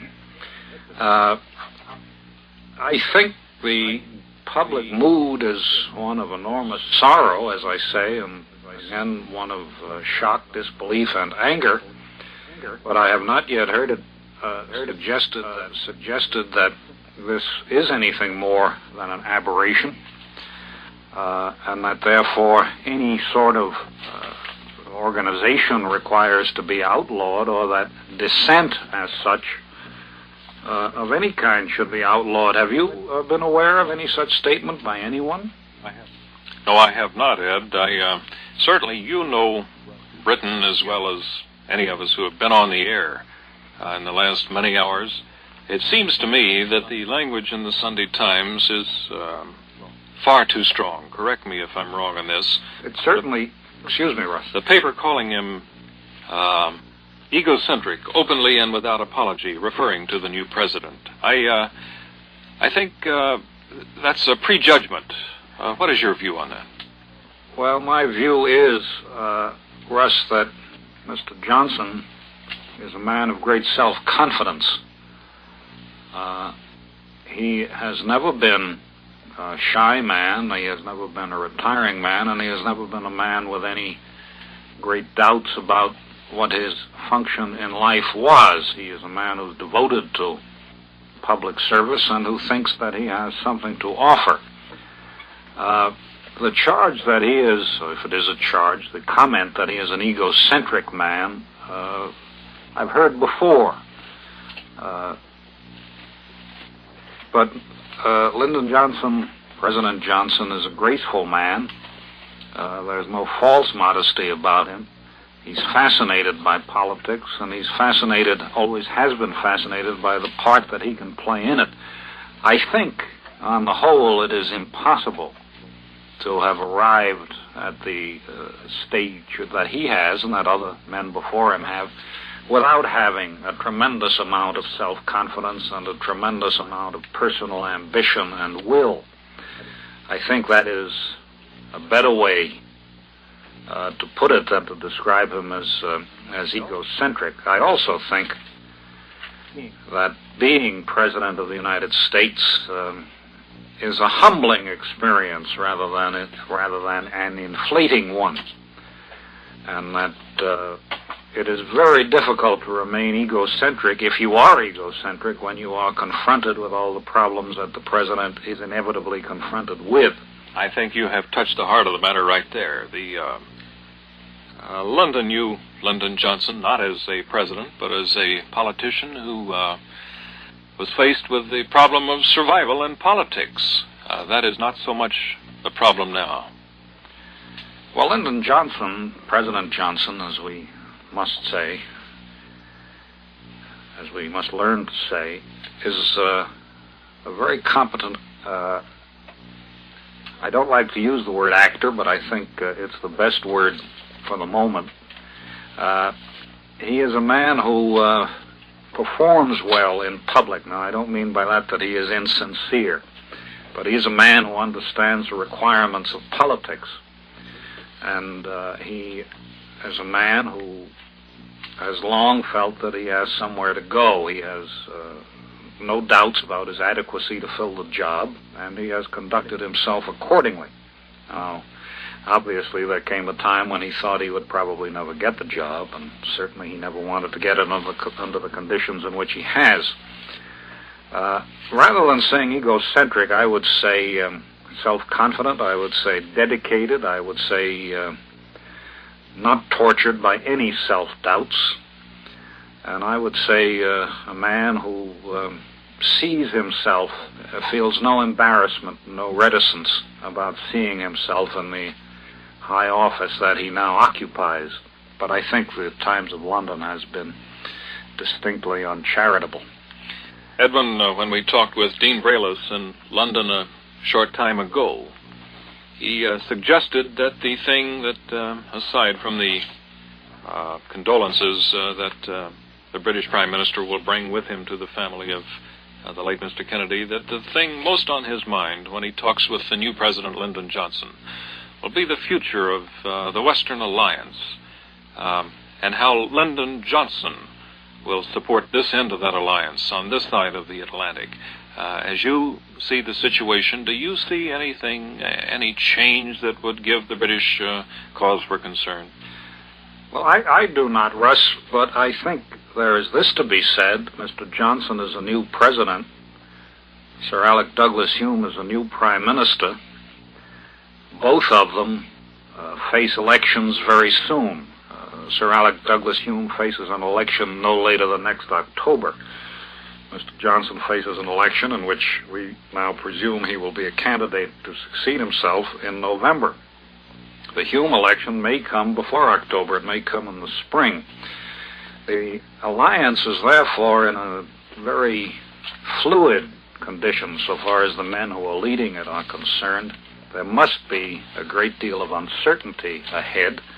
The Labour Party in England and Britain is not necessarily devoted to all the things that the present Conservative government is, and that is particularly true about nuclear policy, nuclear weapons policy. The British Labour Party might be willing to give up nuclear weapons, or at least not manufacture any more of them, to stop where they are now. And the British Labour Party has the gravest doubts about a project that Sir Alec Douglas Hume endorses and supports, and that was very dear to Mr. Kennedy. That is the project of the so-called mixed man nuclear force, the nuclear force in which servicemen from the countries of the Western Alliance would join and serve together on missile ships. Now, in these circumstances, I think there cannot be the same close cooperation between two men whose positions are much more tentative or temporary than those of the men they succeeded, and who are also distinctly inexperienced in the jobs that they hold, and who do not have the personal standing either at home or abroad that their predecessors did. So I think that the alliance may be in for difficult times. It may be in for some uncertain times. I don't suggest that it's going to crack up, but I think at least during the period immediately ahead, progress is unlikely. I think we have that to worry about. Edwin, thank you for those interesting comments. I see it's time to remind our listeners they're with the continuous coverage of NBC News on these events surrounding the death of the late president. This is Russ Ward, NBC News, New York. We'll continue with our nationwide coverage. From our WLW Communication News, Jim Bollinger reporting in relation to the regional news on the assassination of President Kennedy. A 30-day period of state mourning has been declared in Indiana in tribute to the late president. Governor Welsh proclaimed the period today before leaving for the nation's capital with Mrs. Welsh. Welsh called for all state government businesses to come to a halt on Monday. The governor and State School Superintendent William Wilson suggested all public and private schools be closed all day Monday. Educators and school administrators promptly complied with the request, and as a result, the vast majority, if not all, of Indiana's educational institutions will be closed. It's being left up to the discretion of the local school superintendents. The University of Cincinnati has suspended all classes for Monday in both its day and evening colleges. Xavier University in Cincinnati will hold classes Monday morning, concluding with a noon mass. There will be no classes in the afternoon at Xavier University. The private, public, and parochial schools in Claremont County in Ohio the Milford schools and the public offices will be closed Monday. Our Lady of Cincinnati College will be closed, as will Miami University of Ohio. They will have classes on an abbreviated schedule. Classes on an abbreviated schedule at Miami University. The presidents of the University of Kentucky, Western Kentucky State College, and Georgetown College said tonight that all classes at their respective institutions will be canceled on Monday in observance of the death of President Kennedy.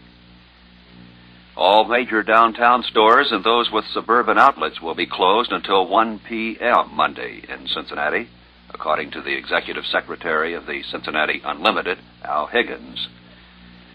Governor Burt Combs tonight proclaimed Monday an official day of mourning for the state of Kentucky and urged Kentuckians to assemble in their respective places of worship for memorial services to the late president. Governor Burt Combs will leave Frankfort tomorrow night at 7 p.m. and fly to Washington to attend funeral services. Flying with Combs will be Lieutenant Governor Wilson Wyatt and Governor-elect Edward Breathitt.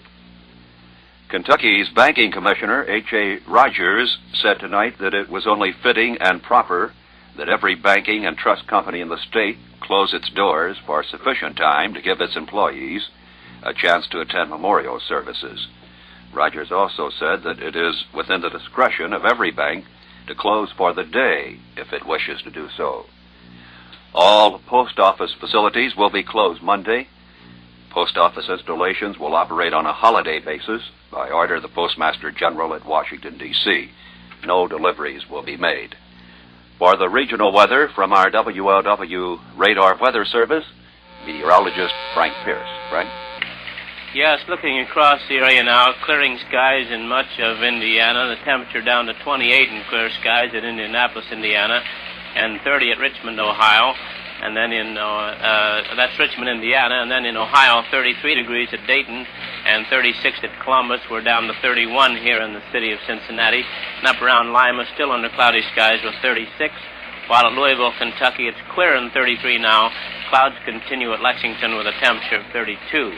That cloud band moving slowly eastward, a clearing trend coming into the picture with diminishing winds. The forecast for tonight. We'll find temperatures getting much colder during the night tonight and down into the 20s mostly by tomorrow morning with about 24 in Cincinnati. Sunday will be a brighter, less windy day, but still on the cool side. Look for the highs in the 30s with around 37 in Cincinnati and then a little bit warmer on Sunday night. 31 in Cincinnati, that's the weather. WLW Radio Cincinnati and the Crosley Broadcasting Corporation ask that you join in a prayer for the consolation of the bereaved family of President Kennedy and for the guidance of President Johnson. This is the nation station, WLW Cincinnati.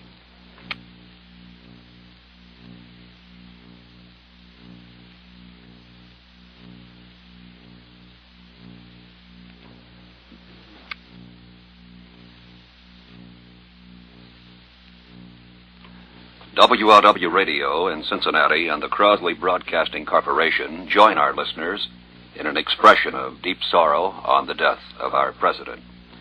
We'll continue our national coverage until 11 o'clock this evening.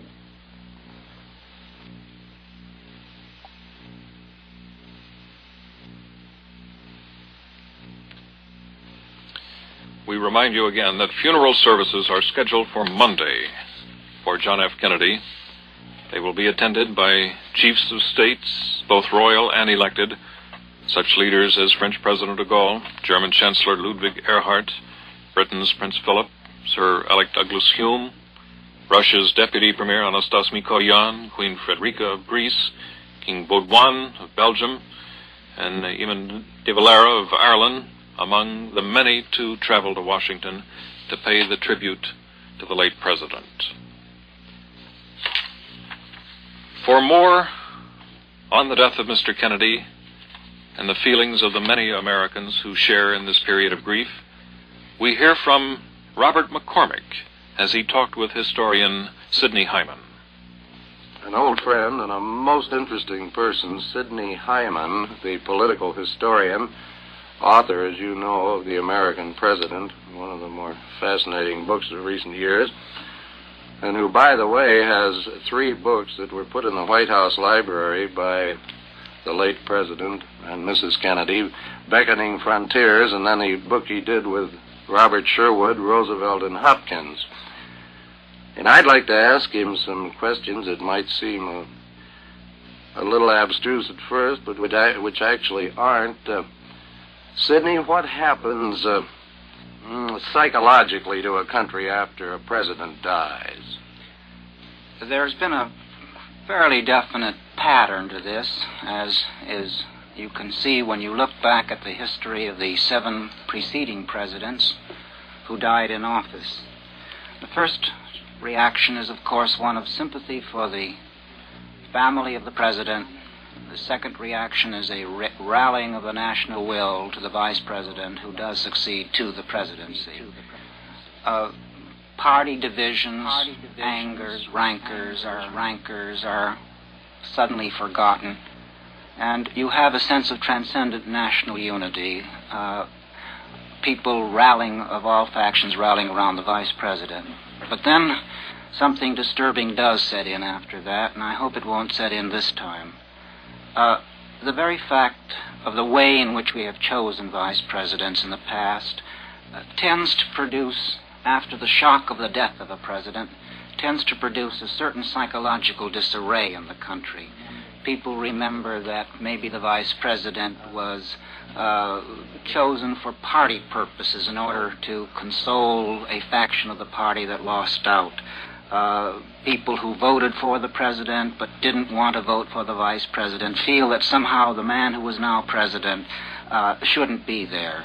And even when he goes on to win the presidency in his own right, as several of them did, the country has in times past felt that the vice president who is now president is somehow an eccentric act of fate. He shouldn't be there, and what issues from him is not really lawful. In a sense, they consider him a political freak. They have, in fact, in times past thought that, yes. Well, has the death in office of any president actually changed American history, American policies that would influence history? I think so, and then very specifically, and you've just run through some of the changes that have occurred. In the first case, when William Henry Harrison died in the 1840s and John Tyler succeeded to him to the presidency, it was Tyler's decision to annex Texas, which led to the Mexican War. When Millard Fillmore succeeded President Zachary Taylor, it was Millard Fillmore who approved the Compromise of 1850, which eventually set the stage for the Civil War. When Andrew Johnson succeeded Abraham Lincoln, it was Johnson's inability to get along with the radical Republicans who were in control of the Congress, which set the stage for some of the unhappier aspects of the Reconstruction period in the South. On a more positive side, after Theodore Roosevelt succeeded William McKinley as president, Theodore Roosevelt really became the first of the modern presidents. He brought the presidency into a realm of national life that no preceding president had ever done, and he also brought America into world affairs as no one had ever done. And there can be no question but that the succession of Harry Truman after the death of Franklin Roosevelt could very well have changed the course of history. Generally, how have our vice presidents measured up as presidents? This is one of the most remarkable things about the office of the presidency. It's the way the office itself somehow transfigures the man who becomes president, no matter what he has been before. Many of the vice presidents had seemed, on assuming the presidency, to be rather mediocre figures, and yet several of them, at least, certainly Theodore Roosevelt, exceeded in capacity the man who had held the presidency just before them. Even one of the weaker of the vice presidents who succeeded to the presidency, John Tyler, really defended the presidency as an institution at a time when it was coming under bitter attack by the Congress, when some senators, very powerful senators led by Henry Clay, wanted to reduce the presidency almost to a cipher Tyler successfully defended the presidency as a separate and coordinate branch of the government. I think that even Calvin Coolidge, who succeeded Harding as president, I think was a distinct improvement on Harding. These are part of the mysteries and part of the glory and part of the terror of the presidency itself, what it does to men who get into that office. That's extremely well put. Of course, we have noticed that here. We've watched vice presidents grow. We have watched presidents grow and mature in their jobs, and it really is amazing what happens to them. The depth of insight they get after just a few months and the degree of judicious perspective they get is most amazing to us. I'd never been able to put it as well as you. Well, this is, when you pick a president, you really don't know what you're getting until the materials of the place are turned over to him, and the same thing goes for the vice presidency. Harry Truman used to say that there is no future in the presidency. What he meant really was that after a man is president, elected to the presidency, what other higher goal can he aspire for? And that the only motive a man has in being, after he is elected president, is to really, with all the depths of his being, honor the oath he takes as president to uphold, defend, and protect the Constitution to the best of his abilities. And there is this passionate commitment to that. We can have in times past, we can criticize our presidents for being foolish or wise, rash or judicious, and yet we've never had anything in the presidency like the leaders of Europe, the angry men, the destructive men. Our presidents, whether wise or foolish, competent or incompetent, have been, in human terms, good men. Well, thank you very much, Sidney. You have been listening to Sidney Hyman, the political historian, with some observations about the presidency and what happens to vice presidents who find themselves suddenly thrust into the midst of responsibilities that are simply incomprehensible to the lay citizen in this country. Our thanks to NBC's Robert McCormick and to historian Sidney Hyman for that report. It might be interesting to many of our listeners to hear how the New York newspapers are handling this story of tragedy on a Sunday morning. The early editions of the Sunday papers are now in our hands. The New York Times, with its full-page headline, "Kennedy's body lies in White House. Johnson at helm with wide backing. Police say prisoner is the assassin." The New York Times goes on to say the body of John Fitzgerald Kennedy lay in repose today in a closed, flag-draped coffin in the East Room of the White House, 2 priests kneeling in silent prayer, and a military guard of honor keeping constant watch. From the Herald Tribune, the banner headline, "The Kennedy Choice, the Nation's Future," showing a photograph of the late president, his vice president, now the president of the United States, and Attorney General Robert Kennedy. And the caption, "At the quiet times, as well as the great moments, in the individual faces as well as in the gathered crowds, men and events collide to create the past and change the future." In a hotel room 3 years ago, the vibrant young senator, who had just capped a long fight by winning the Democratic presidential nomination, persuaded his chief rival, the powerful leader of the Senate, to take the second spot on his ticket. Senator Kennedy decided. Robert Kennedy, his mainstay, Senator Johnson, listened and agreed. That from the Sunday Herald Tribune here in New York, "The Kennedy Choice, the Nation's Future." The future president, of course, Lyndon B. Johnson. Tomorrow night, Sunday, starting at 7 p.m. Eastern Standard Time, NBC Radio will present a special memorial program entitled The Highest Price, a 4-hour documentary of the life and times of our late President, John Fitzgerald Kennedy, and an evaluation of the impact on history of his life and death. The Highest Price, tomorrow night, Sunday, at 7 p.m. Eastern Standard Time on the NBC Radio Network.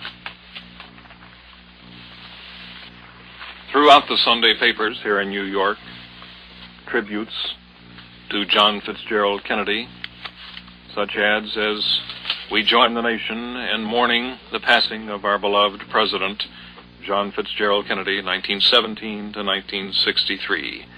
That ad larger than one of the city stores. Another fashionable Fifth Avenue store with its large ad in the Sunday paper. Saks Fifth Avenue joins the world in mourning the loss of our late president. In memoriam, in profound tributes, in memoriam, in this time of national mourning, the Sunday papers here in New York City crowded with tributes instead of the regular advertising. "We deeply mourn the death of our president," reads one. This store family expresses deepest and most profound sympathy in the passing of the President of the United States. Throughout the city, throughout the nation and the world as well, all sharing this hour of grief for the late President, John F. Kennedy, to be buried on Monday at 12 noon in Arlington National Cemetery in Washington. During the events of the day, White House News Secretary Pierre Salinger told newsmen that in his first session with his cabinet, the new chief executive, Lyndon Johnson, asked all members of the cabinet to stay on the job. Salinger said Johnson told the 10 men he needed their help in the time ahead. Yet it's a matter of historical fact that vice presidents taking office as presidents have in due course made substantial changes in the cabinet membership. Similarly, Johnson has asked the nation's ambassadors around the world not to submit the pro forma resignations that customarily follow a change in the presidency. Johnson has said nothing as yet about the heads of the large executive agencies and other top posts over which he holds control, but it is to be presumed that there will be no general house cleaning such as usually follows a shift of power from one party to another. The cabinet is particularly the special and more or less private instrument of a president. The members must not only subscribe to the basic administrative policies, but must be able to function in harmony with the chief executive if they are to be effective. Certainly it is too early for Johnson to have applied any such practical tests to his relations as chief executive with the men who make up his cabinet. But as we said a moment ago, Pierre Salinger, the White House News Secretary, has told newsmen that in his first session with the cabinet today, the new president has asked all the members to stay on the job. Tomorrow afternoon at 3 o'clock, President Johnson is scheduled to meet with the ambassador to South Vietnam, Henry Cabot Lodge, concerning that fight against communist guerrillas and presumably on the anti-communist campaign in Southeast Asia generally.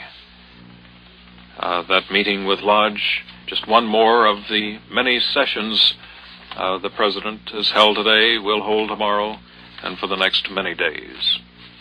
I wonder if Ed Newman is with us in our Washington studios now. I am, Russ. I was thinking about what we were talking about before, the comment of the Times of London tomorrow, the Sunday Times of London, which is, of course, already on the streets, that Mr. Johnson was one of the most egocentric men in public life, and you remember we discussed that and thought it was somewhat overstated. I thought as I reflected on it that perhaps the great difference between Mr. Kennedy and Mr. Johnson in that respect is that Mr. Johnson appears to lack the sense of humor about himself as a politician that Mr. Kennedy had, and I have put that point to a really old hand here in Washington who knows far more about it than I do, Robert McCormick. Is that true? Well, I'd never thought of it actually in those terms, but I think you probably are right now that you bring it up. Of course, the thing that most of us have noticed in Johnson since he became Senate leader, which goes back a good ways, is his perfectly fantastic temper. He's liable to explode like an A-bomb without any warning at all, and when he does, well, we might just as well know the sort of man we have in the White House, sort of man he's been at least. he can be downright rude. I've been at news conferences when female reporters in the back of the room have said very quietly and politely, please, Mr. Johnson, could you speak a little louder? And he said, no, I won't speak any louder. If you can't hear me, you'll have to get a fill-in from somebody else. Well, that obviously is something that happens under stress, but at the same time, his temper is almost legendary. He is not deliberately unpleasant. As a matter of fact, when you're with him in a living room or in any sort of a social gathering, he's a garrulous person. He loves to talk and tell stories. He's extremely amusing and awfully well informed. He's, I don't know whether he has quite the almost photographic memory that the late President Kennedy had for figures and facts, but he's simply stuffed with information about anything he attempts to go into. If he doesn't know, this, mind you, is all past experience, if he doesn't know anything about a subject, he doesn't attempt to declare himself on it. In other words, he wants to know the facts before he, as we say in the colloquial, shoots off his mouth. And he's never, to my knowledge at least, varied from that, which is one reason he was so successful as a Senate leader, because whether he was being rough with other senators or whether he was being friendly with a well-known gesture of putting his arm around the recalcitrant's shoulder, he backed up his arguments always with positive and solid information. Bob, you mentioned Mr. Johnson's temper. You said he had a tremendous and legendary temper. So, of course, does Mr. Eisenhower. Is that not so? Oh, absolutely. President Eisenhower's temper was one that was better concealed, I think. I don't mean to imply he had better control of it. Perhaps it was just that he never really let go with it where it might damage not his own image, but damage the job he held. He had that much control of it, but people who have worked with President Eisenhower very closely, of course, have been sort of terrified sometimes by his temper. Well, the people who work with Mr. Johnson, who have worked with Mr. Johnson, in spite of his temper, have been very devoted to him and very, very happy to work with him, have they not, and for him? He works his staff very, very hard. I don't think there's a harder taskmaster in Washington, but those of his staff that I've had the pleasure and privilege of knowing are completely devoted to him, and the turnover in his staff has been very small. He has people who have been with him and around him for many, many years, and they are just, I guess devoted is the only word. They admire him a great deal. They will hear nothing bad about him. They are quite aware of his temper and other sort of little personal foibles that heaven knows we all have. But those things apparently are completely counterbalanced by qualities in the man that aren't quite so obvious as a display of temper which is triggered by something just at the moment. Robert, but he is, I go back again, he's an extremely charming person to be around. And when he comes to a party and decides to talk, he's just bewitching. He thinks in colorful terms. He has a very penetrating mind. He can sort of go to the, particularly in politics, he can go to the point of anything with great decision and forthrightness. Robert, allow me to interrupt for just a moment and refer back to this announcement by Pierre Salinger that Lyndon Johnson wants the former president's cabinet to stay on the job. Would you care to comment on how that might be translated in terms of the future of the president's brother, the Attorney General? The question, Bob, is since President Johnson has asked the cabinet to remain on the job, what is likely to be the future of Robert Kennedy, the Attorney General? Well, obviously, I don't think any of us has any information. My own guess would be that the Attorney General will himself want to get out, quite without regard to what the President might want him to do, because he probably will feel that he just wouldn't fit in, and I don't know, it just seems to me that psychologically he would want to get out and sort of strike off on his own, but that's just a wild guess. Maybe the president, if he wants him enough to remain, will be able to persuade him to do so. I have seen tonight, Russ, the first suggestion that Robert Kennedy might go on a ticket with Mr. Johnson as the vice presidential candidate in 1964. Now, obviously, there is nothing more behind this than the merest sort of speculation on the part of the man who wrote the article. But it is something we might conceivably hear more about in the future. If we judge by standard politics, perhaps a more logical selection would be Hubert Humphrey, the Senate Democratic whip, because, again, assessing the political situation by the traditional standards, Lyndon Johnson will have a great appeal in rural areas and more appeal in the South than the late President Kennedy would have had. But he will have two weak points, one in the industrial areas of the East and the other in the so-called mountain states out through the near West, if we can call it that, Montana and Idaho and Wyoming, and Minnesota. And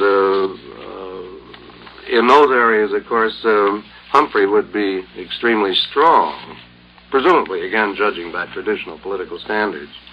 Robert, where the Attorney General's political power would be is a little bit hard to tell. I believe it was in your discussion earlier with Senator Humphrey, Robert, that it was mentioned that the present cabinet is not at all strangers to Lyndon Johnson, that he has been in on cabinet sessions, and that he knows them and they know him. Well, yes, I don't think Bob McCormick heard the question because he is in a part of the studio where he can't, but the question was, is it not true that Vice President Johnson knows the present cabinet, and does not the present cabinet know him? The answer, of course, is yes, they know each other very well. I will yield to Bob in a moment. I just want to say that I don't think that if the cabinet does undergo any changes, even if it underwent changes tomorrow, that we should attach any extraordinary importance to it. I think presidents have to choose their own cabinets. It's extremely important to them that they do, and it's essential to them that they do. And if there are to be cabinet changes that the president desires, they can only be because he would expect to work more comfortably and effectively with those he has chosen. So I don't think there is any ground for dismay or shock if any of the present cabinet members go, always assuming that they are replaced by people at least as competent. Would you agree with that, Bob? Yes, completely. You took the words right out of my mouth. Actually, the cabinet members and all of the members of the president's official family have to make decisions on their own. Obviously, the president can't review all of them. So the president has to have people around him with whom he has an empathy, a sort of mutuality of spirituality. He has to be able to delegate authority to them and know that their instincts will be about the same as his. And the fact that a man would not react the same way a new president would doesn't mean that they are not able and perfectly conscientious and everything else desirable. It just simply means that they wouldn't really work in quite the same team spirit with the president that another man might. We've talked a good deal, Russ, about the appeal that President Johnson may have in the South that President Kennedy presumably would not have had he been running again in 1964. I wonder whether, if Mr. Johnson embraces the entire civil rights policy of Mr. Kennedy, he will perhaps be regarded in the South as something of a renegade and arouse a kind of opposition that perhaps Mr. Kennedy would not have aroused. Now, does that seem possible to you, Russ, and to you, Bob? It seems to me that the vice president has, well, we can't use the phrase gone out of his way, but he has given the president's civil rights program probably far greater support than many people thought he would. This is not to suggest any ulterior motive on his part, but I don't know of anyone in Washington who has been more outspoken on behalf of the President's Civil Rights Program than Lyndon Johnson, unless perhaps it was Senator Hubert Humphrey. Perhaps Bob has more to say on that subject. Surely the amount of support that Mr. Johnson would get from the South, or will get from the South if he runs in 1964, will depend to a very considerable extent on who is running against him. And there are Republican candidates one can think of who would bring to Mr. Johnson a great deal of support in the South, and there may be one or two others who would take a good deal of Southern support away from him. Is that not so? Well, yes, I think it is, but also Johnson, in spite of, as Russ Ward points out, his forthright statements on civil rights, was not regarded with the same animosity in the South that the late President Kennedy was. And I think part of it is due to the fact that Johnson, being by his background being Southern, the South feels that if he speaks words that they don't approve of, at least he speaks them with a full knowledge and understanding of the Southern viewpoint, which they never gave the late President Kennedy credit for.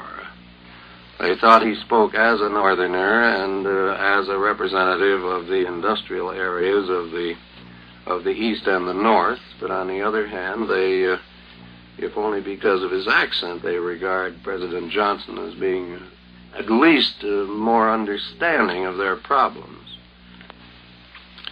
Gentlemen, we just have about 45 seconds before a station break. May I ask you briefly how long it will be before the city of Washington, the official city of Washington, returns to normal following the tragedy of yesterday? Well, unfortunately, Russ, as you well know, it has to return to normal, and by the end of next week, it simply must be back at business, harsh as it may sound at this time to say such a thing.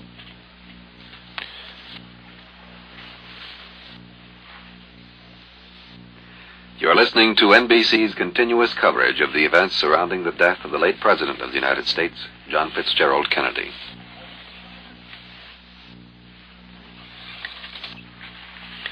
A brief recap here of a development from Dallas, which we have not mentioned in some time, and for the benefit of those who may have joined us in the last few minutes, Dallas Police Chief Jesse Curry says photographs found in the home of Lee Harvey Oswald, Oswald's Russian-born wife, link Oswald with the rifle that was used in the assassination of President Kennedy. Curry says the pictures found in the home in Dallas, Texas, in the suburb of Irving, will be used as evidence in Oswald's murder trial. Oswald has been charged with murdering the president, with killing a Dallas policeman, and the latest charge against him with attempting to kill Texas Governor John Connally. We must add that Oswald has denied any connection with any of the crimes with which he is charged. Chief Curry says the last charge, the assault with intent to murder the governor, was filed this afternoon, and Curry adds, "We had this case in good shape this morning. It is even stronger tonight." Unnamed officials of the Communist Party in the United States say Oswald has no connection with their party. The Dallas Police Chief Jesse Curry says Oswald has readily admitted that he is a communist. The members of the U.S. Communist Party say they had nothing to do with what they call this monstrous crime. It's been a day of mourning in the nation's capital.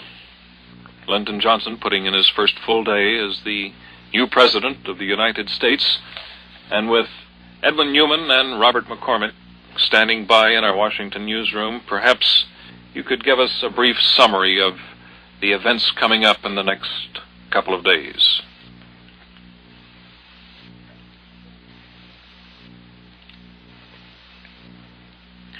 We will be going back to our Washington newsroom momentarily.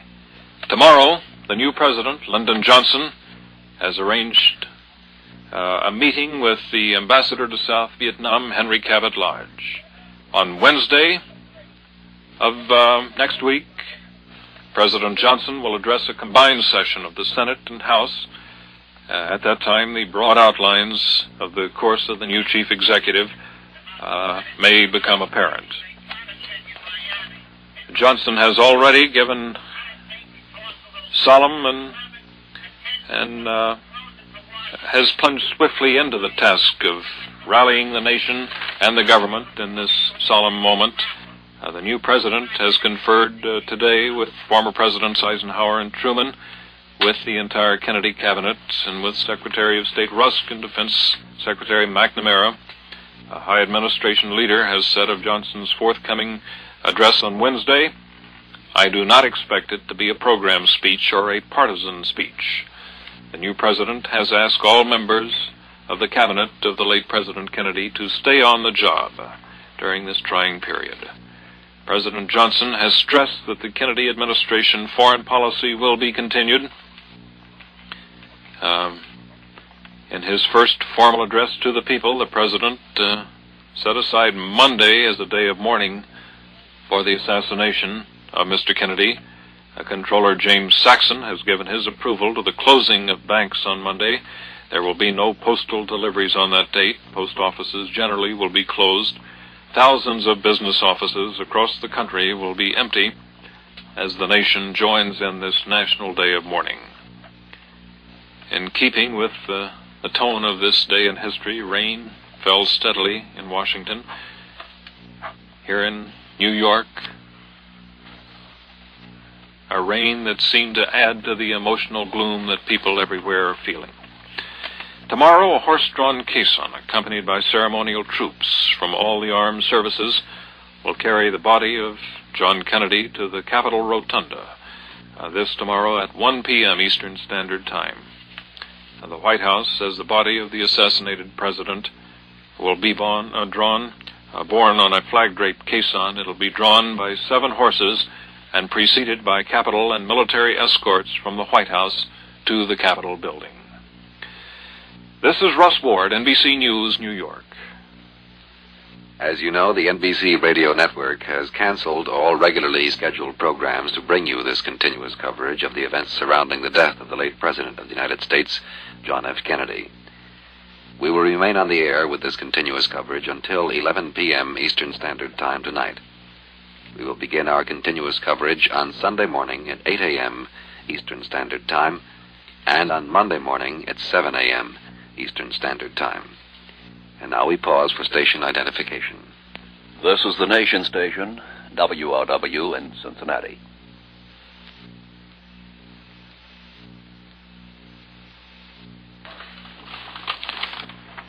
Among the national leaders who have taken note of this day of tragedy is the Prime Minister of Cuba, Fidel Castro.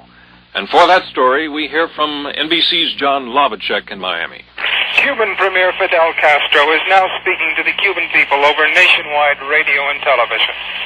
Castro, who was an hour late, which is not unusual for him, opened his remarks by saying that when something of transcendental national importance has happened, it has been his custom to speak to the Cuban people, to give his opinion, and to let the people know what attitude to adopt in such situations.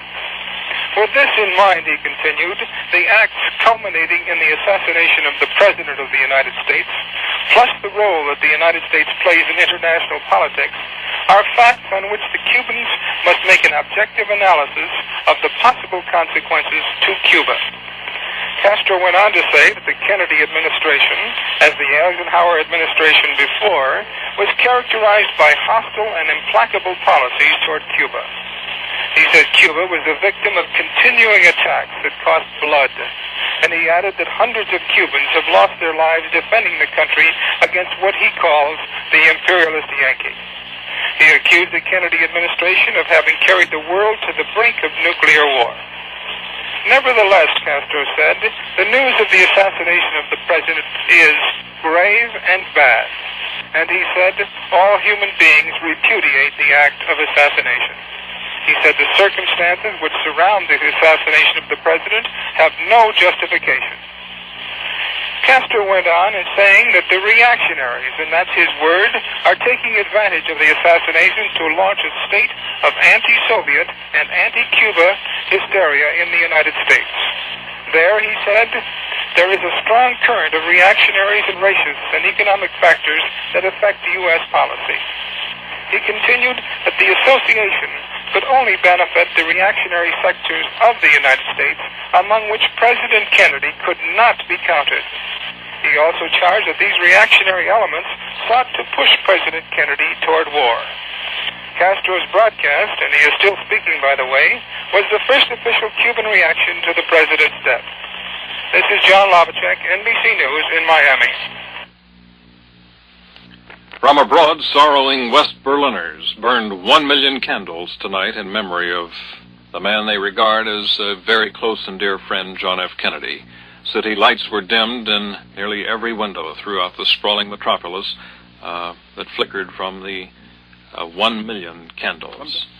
From Dallas, Texas, Governor John Connally showed great improvement today. The 46-year-old governor was seriously wounded by the assassin who killed the president yesterday. The possibility arose that Connally may have been an equally deliberate target along with the late president. Connally is lucid and has talked with members of his staff and with Mrs. Connally. Connally's attending physician says the bullet apparently struck Connally in the back, went through his chest, into his wrist, and then embedded in his thigh. A late medical bulletin reported Connally's color, pulse, and blood pressure this evening is good. The governor's doctor says he should recover completely and should have no permanent disability. There was mourning in all parts of the nation today over the death of the president. Many sporting events were canceled in this period of tragedy. The National Football League's decision to go through with 7 games on its schedule tomorrow evoked indignant reactions from many pro-football fans. On the other hand, several clubs, including the New York Giants, who will play the St. Louis Cardinals at Yankee Stadium tomorrow, reported increased demand for tickets, long sold out in the case of the Giants because of the weekend's television and radio shutdown on sports. We might add that lay leaders of the Abyssinian Baptist Church here in New York are urging a boycott of the NFL game between the Giants and the Cardinals in Yankee Stadium. For a wrap-up now of developments today and in the days ahead in Washington, we hear from NBC's Robert McCormick and Edwin Newman. Russ, the tone of this day was set by the fact that President Kennedy's rocking chair was removed from the White House. Not only his rocking chair, the sailfish he caught off Acapulco, Mexico in 1953, and the head of a deer that he shot on Mr. Johnson's own ranch in Texas. This day began, really, with the remains of Mr. Kennedy being brought to the White House, where from 10 to 11 this morning, the family and close friends went in. Mrs. Kennedy went in. The Kennedy children went in. The coffin, of course, was closed, had been closed, in Dallas. And after that, government officials went in. President Johnson and Mrs. Johnson and President Johnson and Mrs. Johnson went to see Mrs. Kennedy. President Eisenhower, President Truman were among those who went through. Chief Justice and Mrs. Warren. But President Kennedy has been with us today only as a departed spirit. The president now is Lyndon Johnson. And Lyndon Johnson put in a 12-hour and 20-minute day in his first full day as President of the United States. He reported for work in the Executive Office building across from the White House, across the street from the White House at 8:55 this morning. He completed his day's work at 9:15 tonight. It is worthy of note that when he came in the morning, Representative Homer Thornberry, a Texas Democrat who was nominated by President Kennedy to be a federal judge, Representative Thornberry was with him. And when he left tonight, at the end of his 12-and-a-half-hour day to go home, Representative Thornberry was with him again. During the day, Mr. Johnson had meetings with Secretary of State Rusk, with Secretary of State McNamara. He had a cabinet meeting. He issued a proclamation designating Monday as a day of mourning for the nation. And he read the proclamation for radio and television, and he had conferences with former President Eisenhower, with former President Truman. He attended special services that he had requested, and he attended them with Mrs. Johnson at his side at the church known as the Church of the Presidents, St. John's Episcopal Church, which is on the square, Lafayette Square, across from the White House. While all this was going on, of course, rain was falling. It never ceased to fall almost throughout the day, and the changes went on at the White House as the new president took over. All the time in the East Room of the White House, the catafalque bearing the casket lit by candles of President Kennedy lay in the East Room. And it was passed by Republicans, by Democrats, by independents, by people of no political persuasion, saying, many of them, their last goodbye to President Kennedy. Mr. Johnson's last visitor today was the Secretary of Labor, Willard Wirtz. That meeting lasted an hour and 45 minutes.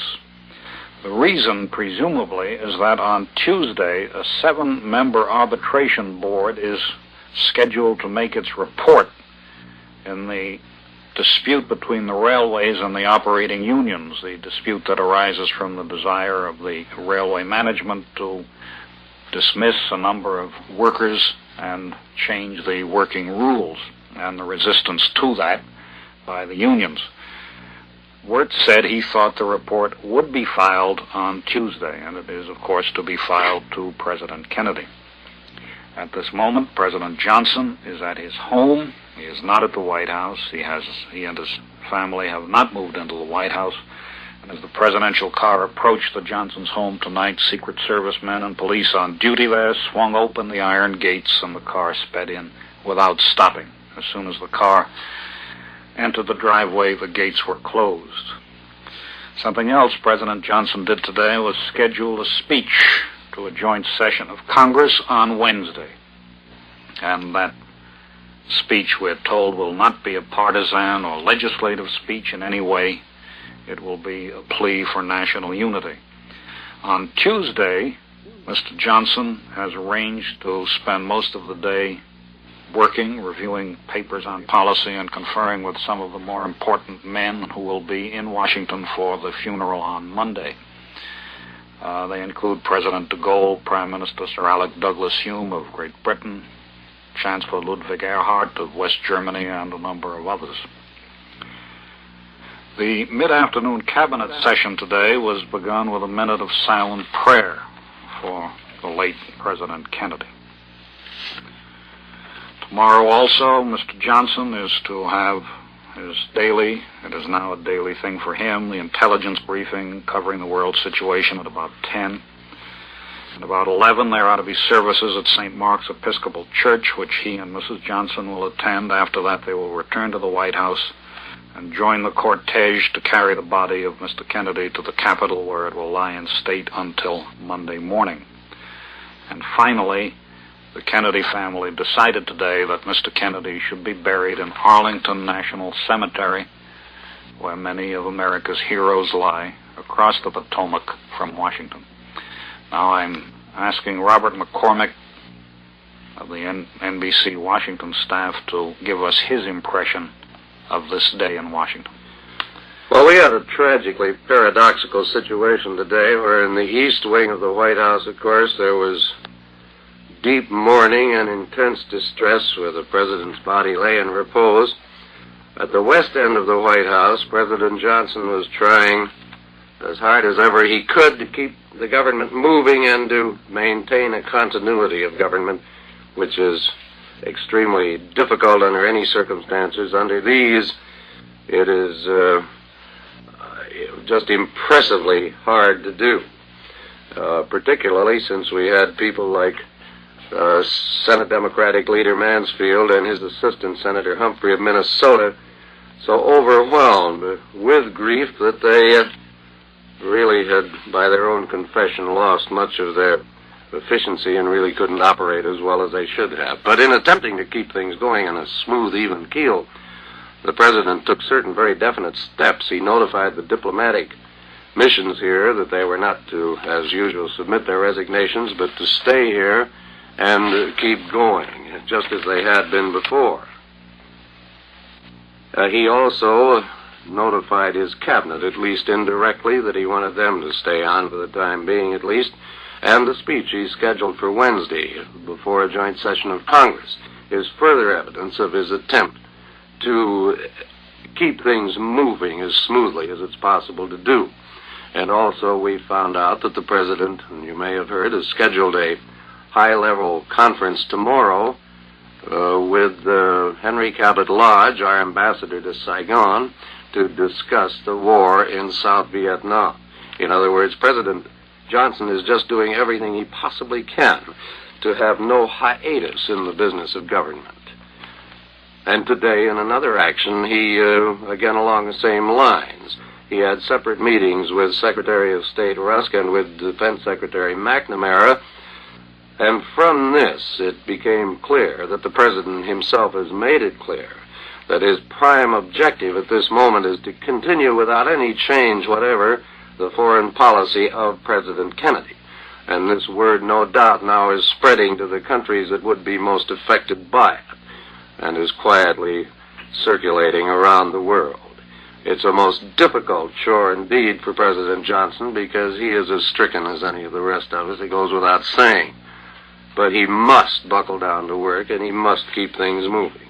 And he must, more is the pity, make other people work who are not in any way inclined to at this point, because they are completely overwhelmed.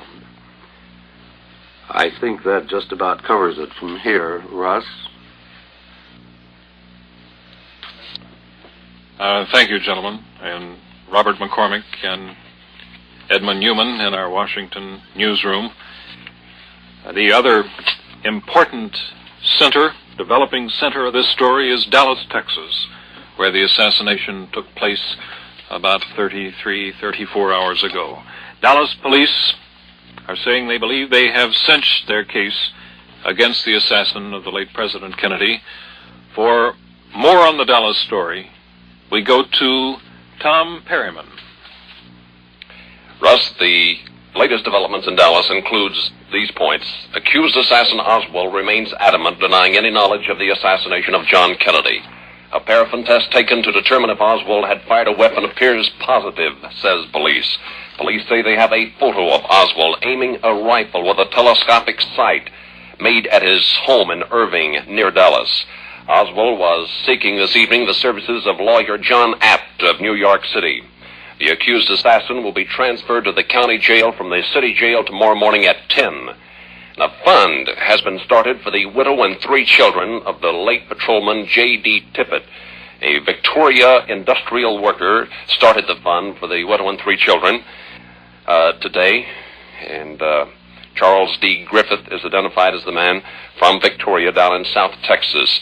And we talked with police headquarters. The chief had already gone home this evening when we were checking on this matter, but money has received at the Dallas Police Department in hopes of providing adequate income for the widow of the late J.D. Tippett. We understand she will not be eligible for a pension, and money has been arriving at the Dallas Police Chief's office. That's the latest developments from Dallas. Tom, while you're on the line, let me ask you if a date has been set for the indictment of Oswald. Do you have any information on that? Not on the date of an indictment. We believe he will be indicted next week. We don't know exactly when. Mm-hmm. I think it's most significant, the story that you just mentioned regarding the photographs. That development in the case, we presume to be the censure, as was referred to earlier in the day. Right. Tom, thank you very much for your help throughout the day, and certainly for your help in days to come. It's been my pleasure. Virtually all stores, all banks, schools, libraries, theaters in the country to be closed on Monday for the National Day of Mourning for President Kennedy. Many industrial firms will observe a minute of silence at 11 a.m. Eastern Standard Time. Others will give employees time to attend funeral, memorial services, or community services on that date. The Baltimore and Ohio Railroad will stop all of its trains for 1 minute during the President's funeral. All security and commodity markets, including the New York Stock Exchange, will be closed on that date. The major department stores in New York, in Chicago, Kansas City, Pittsburgh, Columbus, Ohio, Portland, Oregon, San Francisco, and Sacramento will be closed all day Monday. In scores of cities, including Houston, Texas, and Milwaukee, Wisconsin, all stores will be closed in the morning or during the hours of the funeral. The North Carolina Merchants Association has asked the state's 90,000 retail firms to close for an hour beginning at noon Eastern Standard Time. All plants in Kansas City connected with the women's garment industry will be closed all day on Monday, a day of national mourning. The Wisconsin Supreme Court has postponed the morning cases on its Monday calendar. The Bank of America ordered all its branches in California to close for an hour at midday. Tampa, Florida banks will be closed for 2 hours. Kansas State University canceled all Monday classes and scheduled a memorial service in the University Field House. All Pittsburgh colleges and its university will be closed for the day, and all will sponsor memorial services. The National General Corporation ordered its 220 movie theaters in 16 western and midwestern states closed until 6 p.m. Eastern Standard Time on Monday. The Metropolitan Opera called off its evening performance. The League of New York Theaters was considering canceling Monday performances at Broadway theaters. 25 major department stores in Philadelphia and suburbs affiliated with the Philadelphia Merchants Association will be closed on Monday. The Post Office Department has announced that all postal installations will be closed Monday, but some limited service will be provided for businesses. The Comptroller of the Currency and the Regulator of National Banks has said it strongly approves of actions by individual banks or of governors of states to close banks Monday and urges the adoption of similar action by other states and banks. The Comptroller's announcement appeared to mean that banks were free to close and that the Comptroller hoped they would. From Miami, Premier Fidel Castro has expressed doubt tonight that Lee Oswald, the accused slayer of President Kennedy, was a leader of the Fair Play for Cuba Committee of the United States. Castro's Havana speech, monitored in Miami, carried the remark that his regime had no connection with the president's death. He charged that the, quote, most reactionary elements in the United States are trying to link him with Oswald and with the assassination. Making a Havana television appearance, Castro angrily read news dispatches from Dallas about Oswald and said the news agency was working to defame both the Soviet Union and his own country.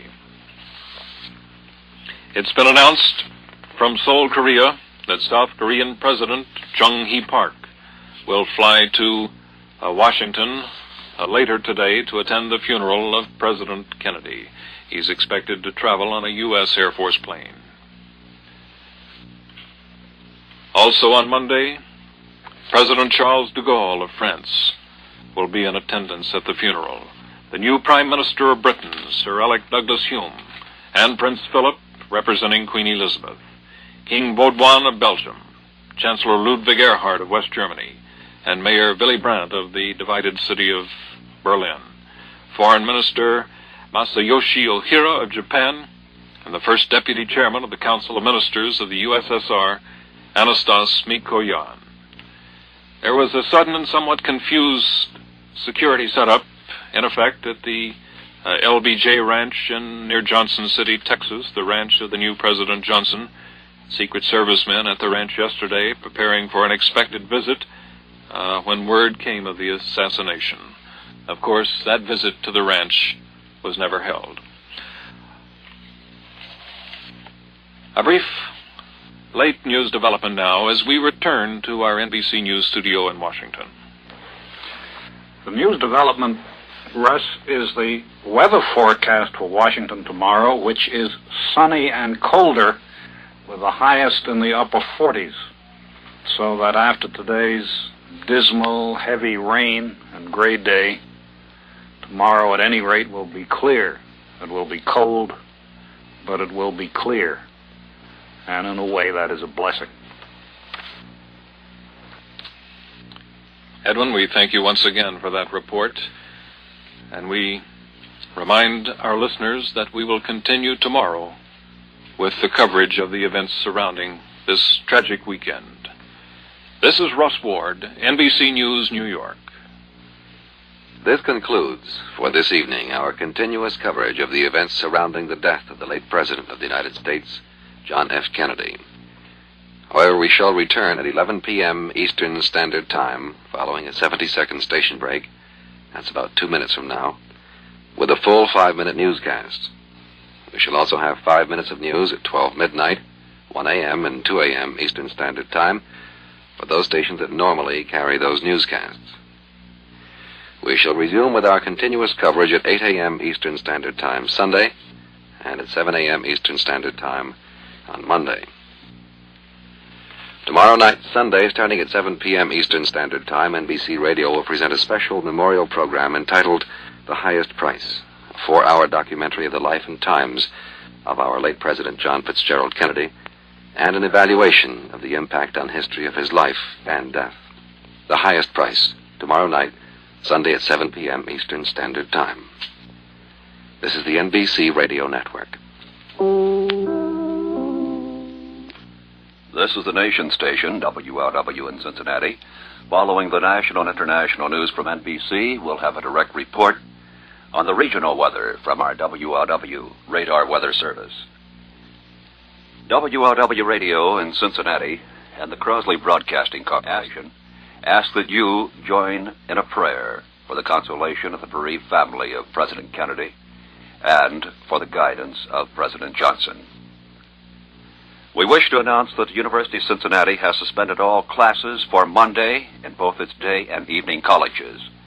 Xavier University in Cincinnati will hold classes Monday morning with a Mass to be celebrated at noon, and classes will resume in the afternoon. Miami University will have classes on an abbreviated schedule. Our Lady of Cincinnati College has canceled classes for Monday. The presidents of the University of Kentucky, Western Kentucky State College, and Georgetown College said that all classes will be canceled on Monday. This is NBC Radio, News on the Hour. Now here is Russ Ward, NBC News.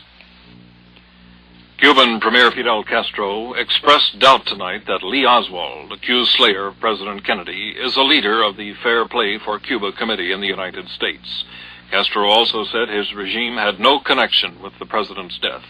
He charged that the, quote, most reactionary elements in the United States are trying to link Cuba with Oswald and with the assassination.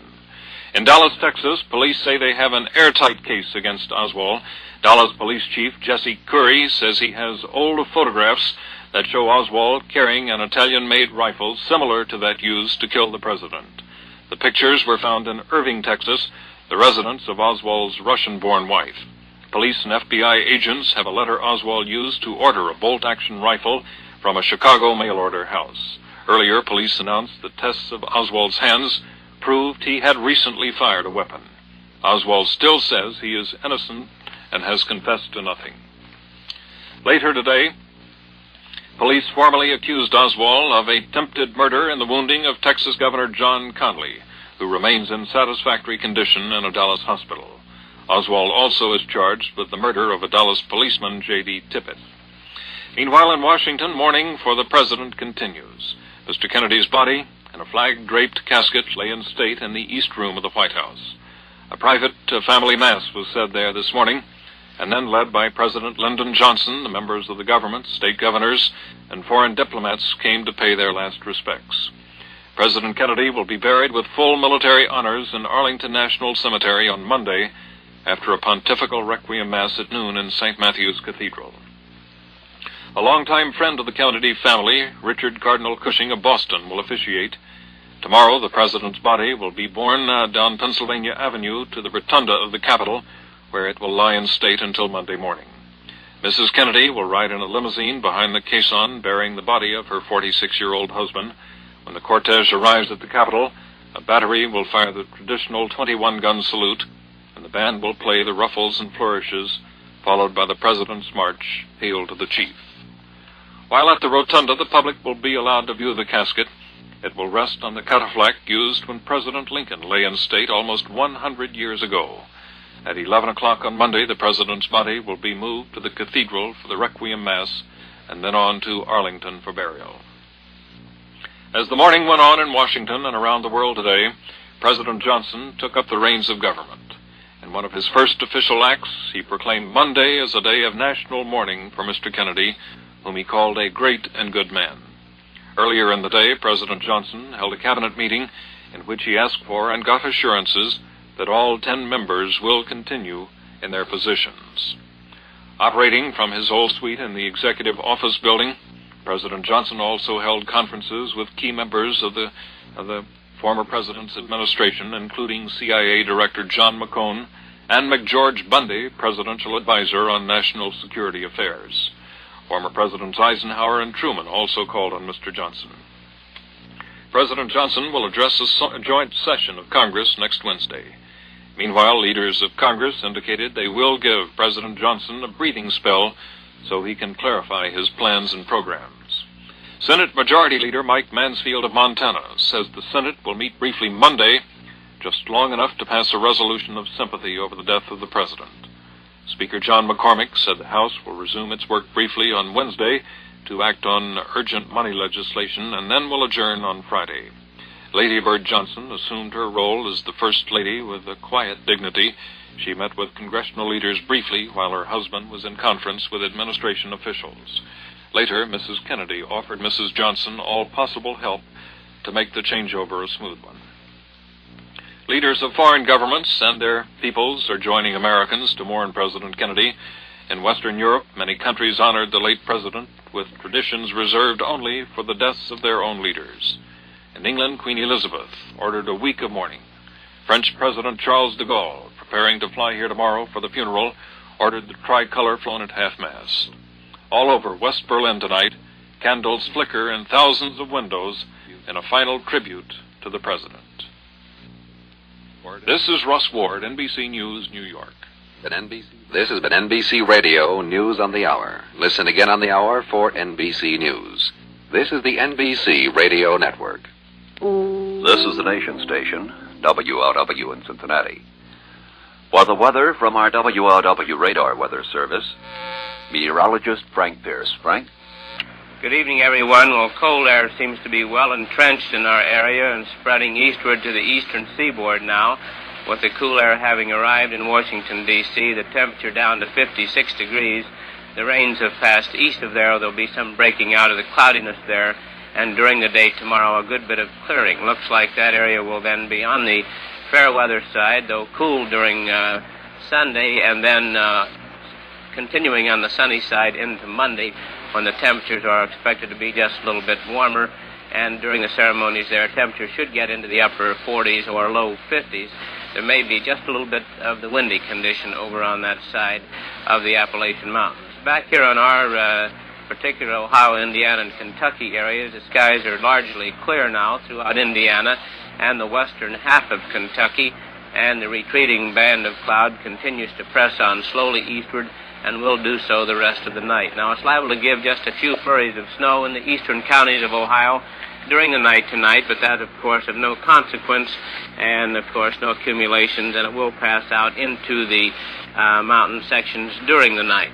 Before we go into the forecast further, a look at temperatures around the area now. Cincinnati, 31 degrees under cloudy skies. It's 32 at Dayton and 34 at Columbus, still cloudy at both stations, and up around Lima, 31 and cloudy. 36 at Portsmouth, Ohio, 31 at both Louisville and Lexington, both reporting clear skies. It's also clear at Indianapolis, Indiana, with 27, one of the cooler spots right now in our three-state area. Also 28 degrees at Richmond and Muncie. The WLW weather forecast for the cool air to hold here over the rest of the weekend. We'll see diminishing winds through the area, clearing skies tonight, and of course with that colder weather coming into the picture, early morning lows should be generally in the 20s. with around 24 expected here in the Queen City. Again, a chance of those flurries tonight in the easternmost counties of Ohio and into the foothills of the Appalachian Mountains. On Sunday, then, a brighter day in prospect. It should be less windy, but it will be quite on the cool side again. Highs will be mostly in the 30s, though we may touch some lowest 40-degree temperatures in the high part of the afternoon. A little bit of cloudiness during the afternoon hours, but it should be a much less windy day. 37 to 39, the expected high temperature tomorrow here in the Queen City. During Sunday night, then, going back to a circulation that is a little bit more of a warming trend, and this should bring us in some increasing cloudiness on Monday, but we should be avoided as far as the rain or showers are concerned until Monday night or Tuesday. However, some of those rains may overrun the lakes area during the day on Monday, and that could touch the northern borders of Ohio and Indiana. Largely, then, summing it up, fair skies starting tonight on the cool side and then warming slowly starting late Sunday into Monday. 31, that current Cincinnati temperature, and that's the weather for the moment.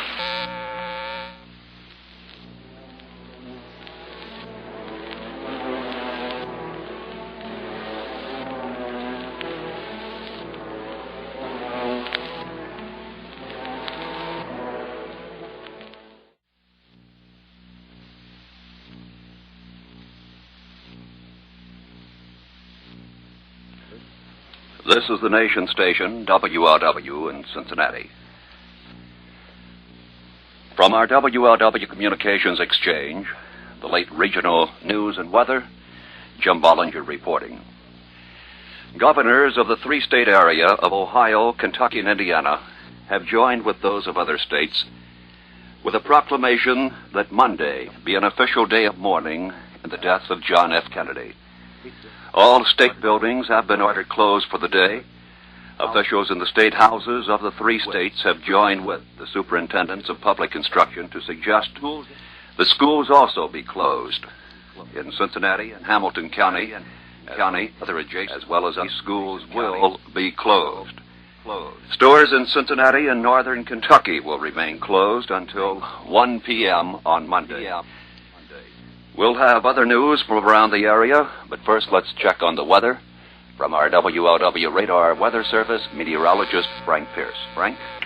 Good evening, everyone. Fair skies continue to move out of the west and northwest, bringing a clearing trend throughout almost all of the area of Indiana now and spreading into at least the western half of Kentucky, moving right up to the western borders of Ohio and continuing to move on eastward.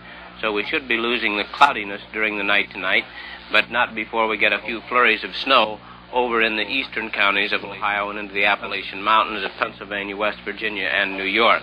No accumulations there, of course, as the winds continue to diminish across our area and the cool air continues to move on deeper into the region.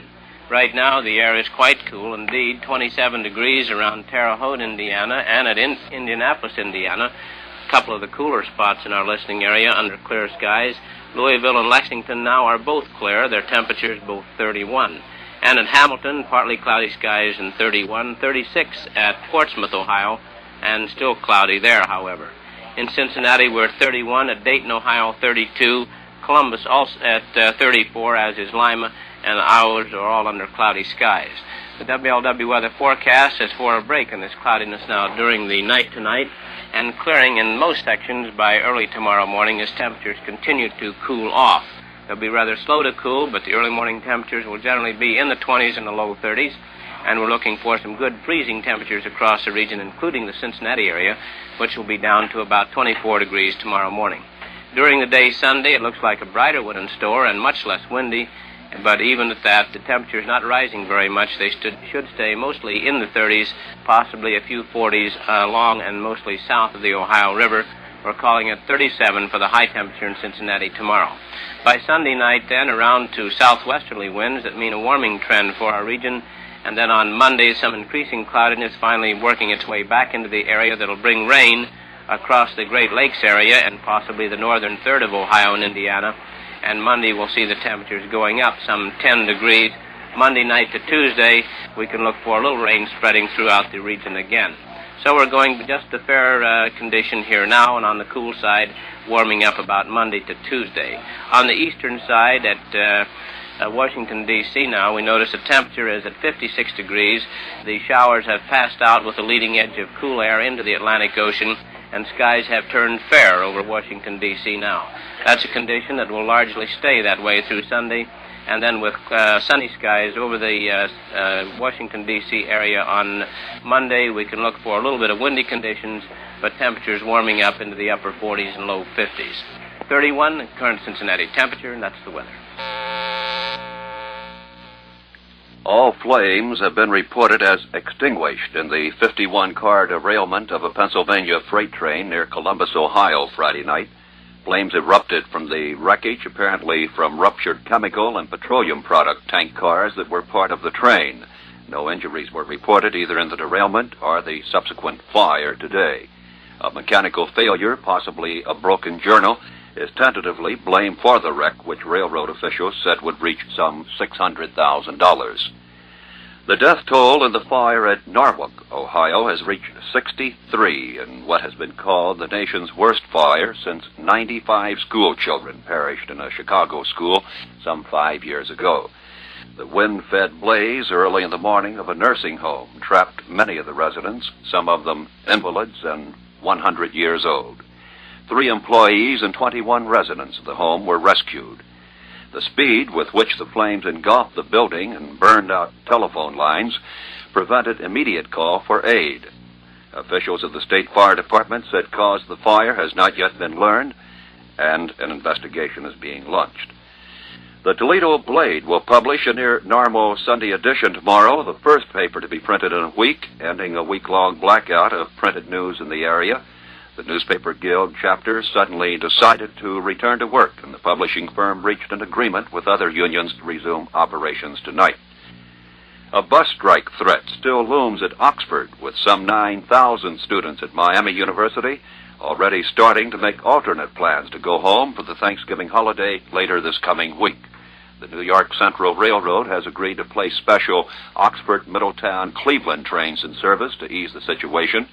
In the past, the bus line had provided special buses for the mass holiday departure.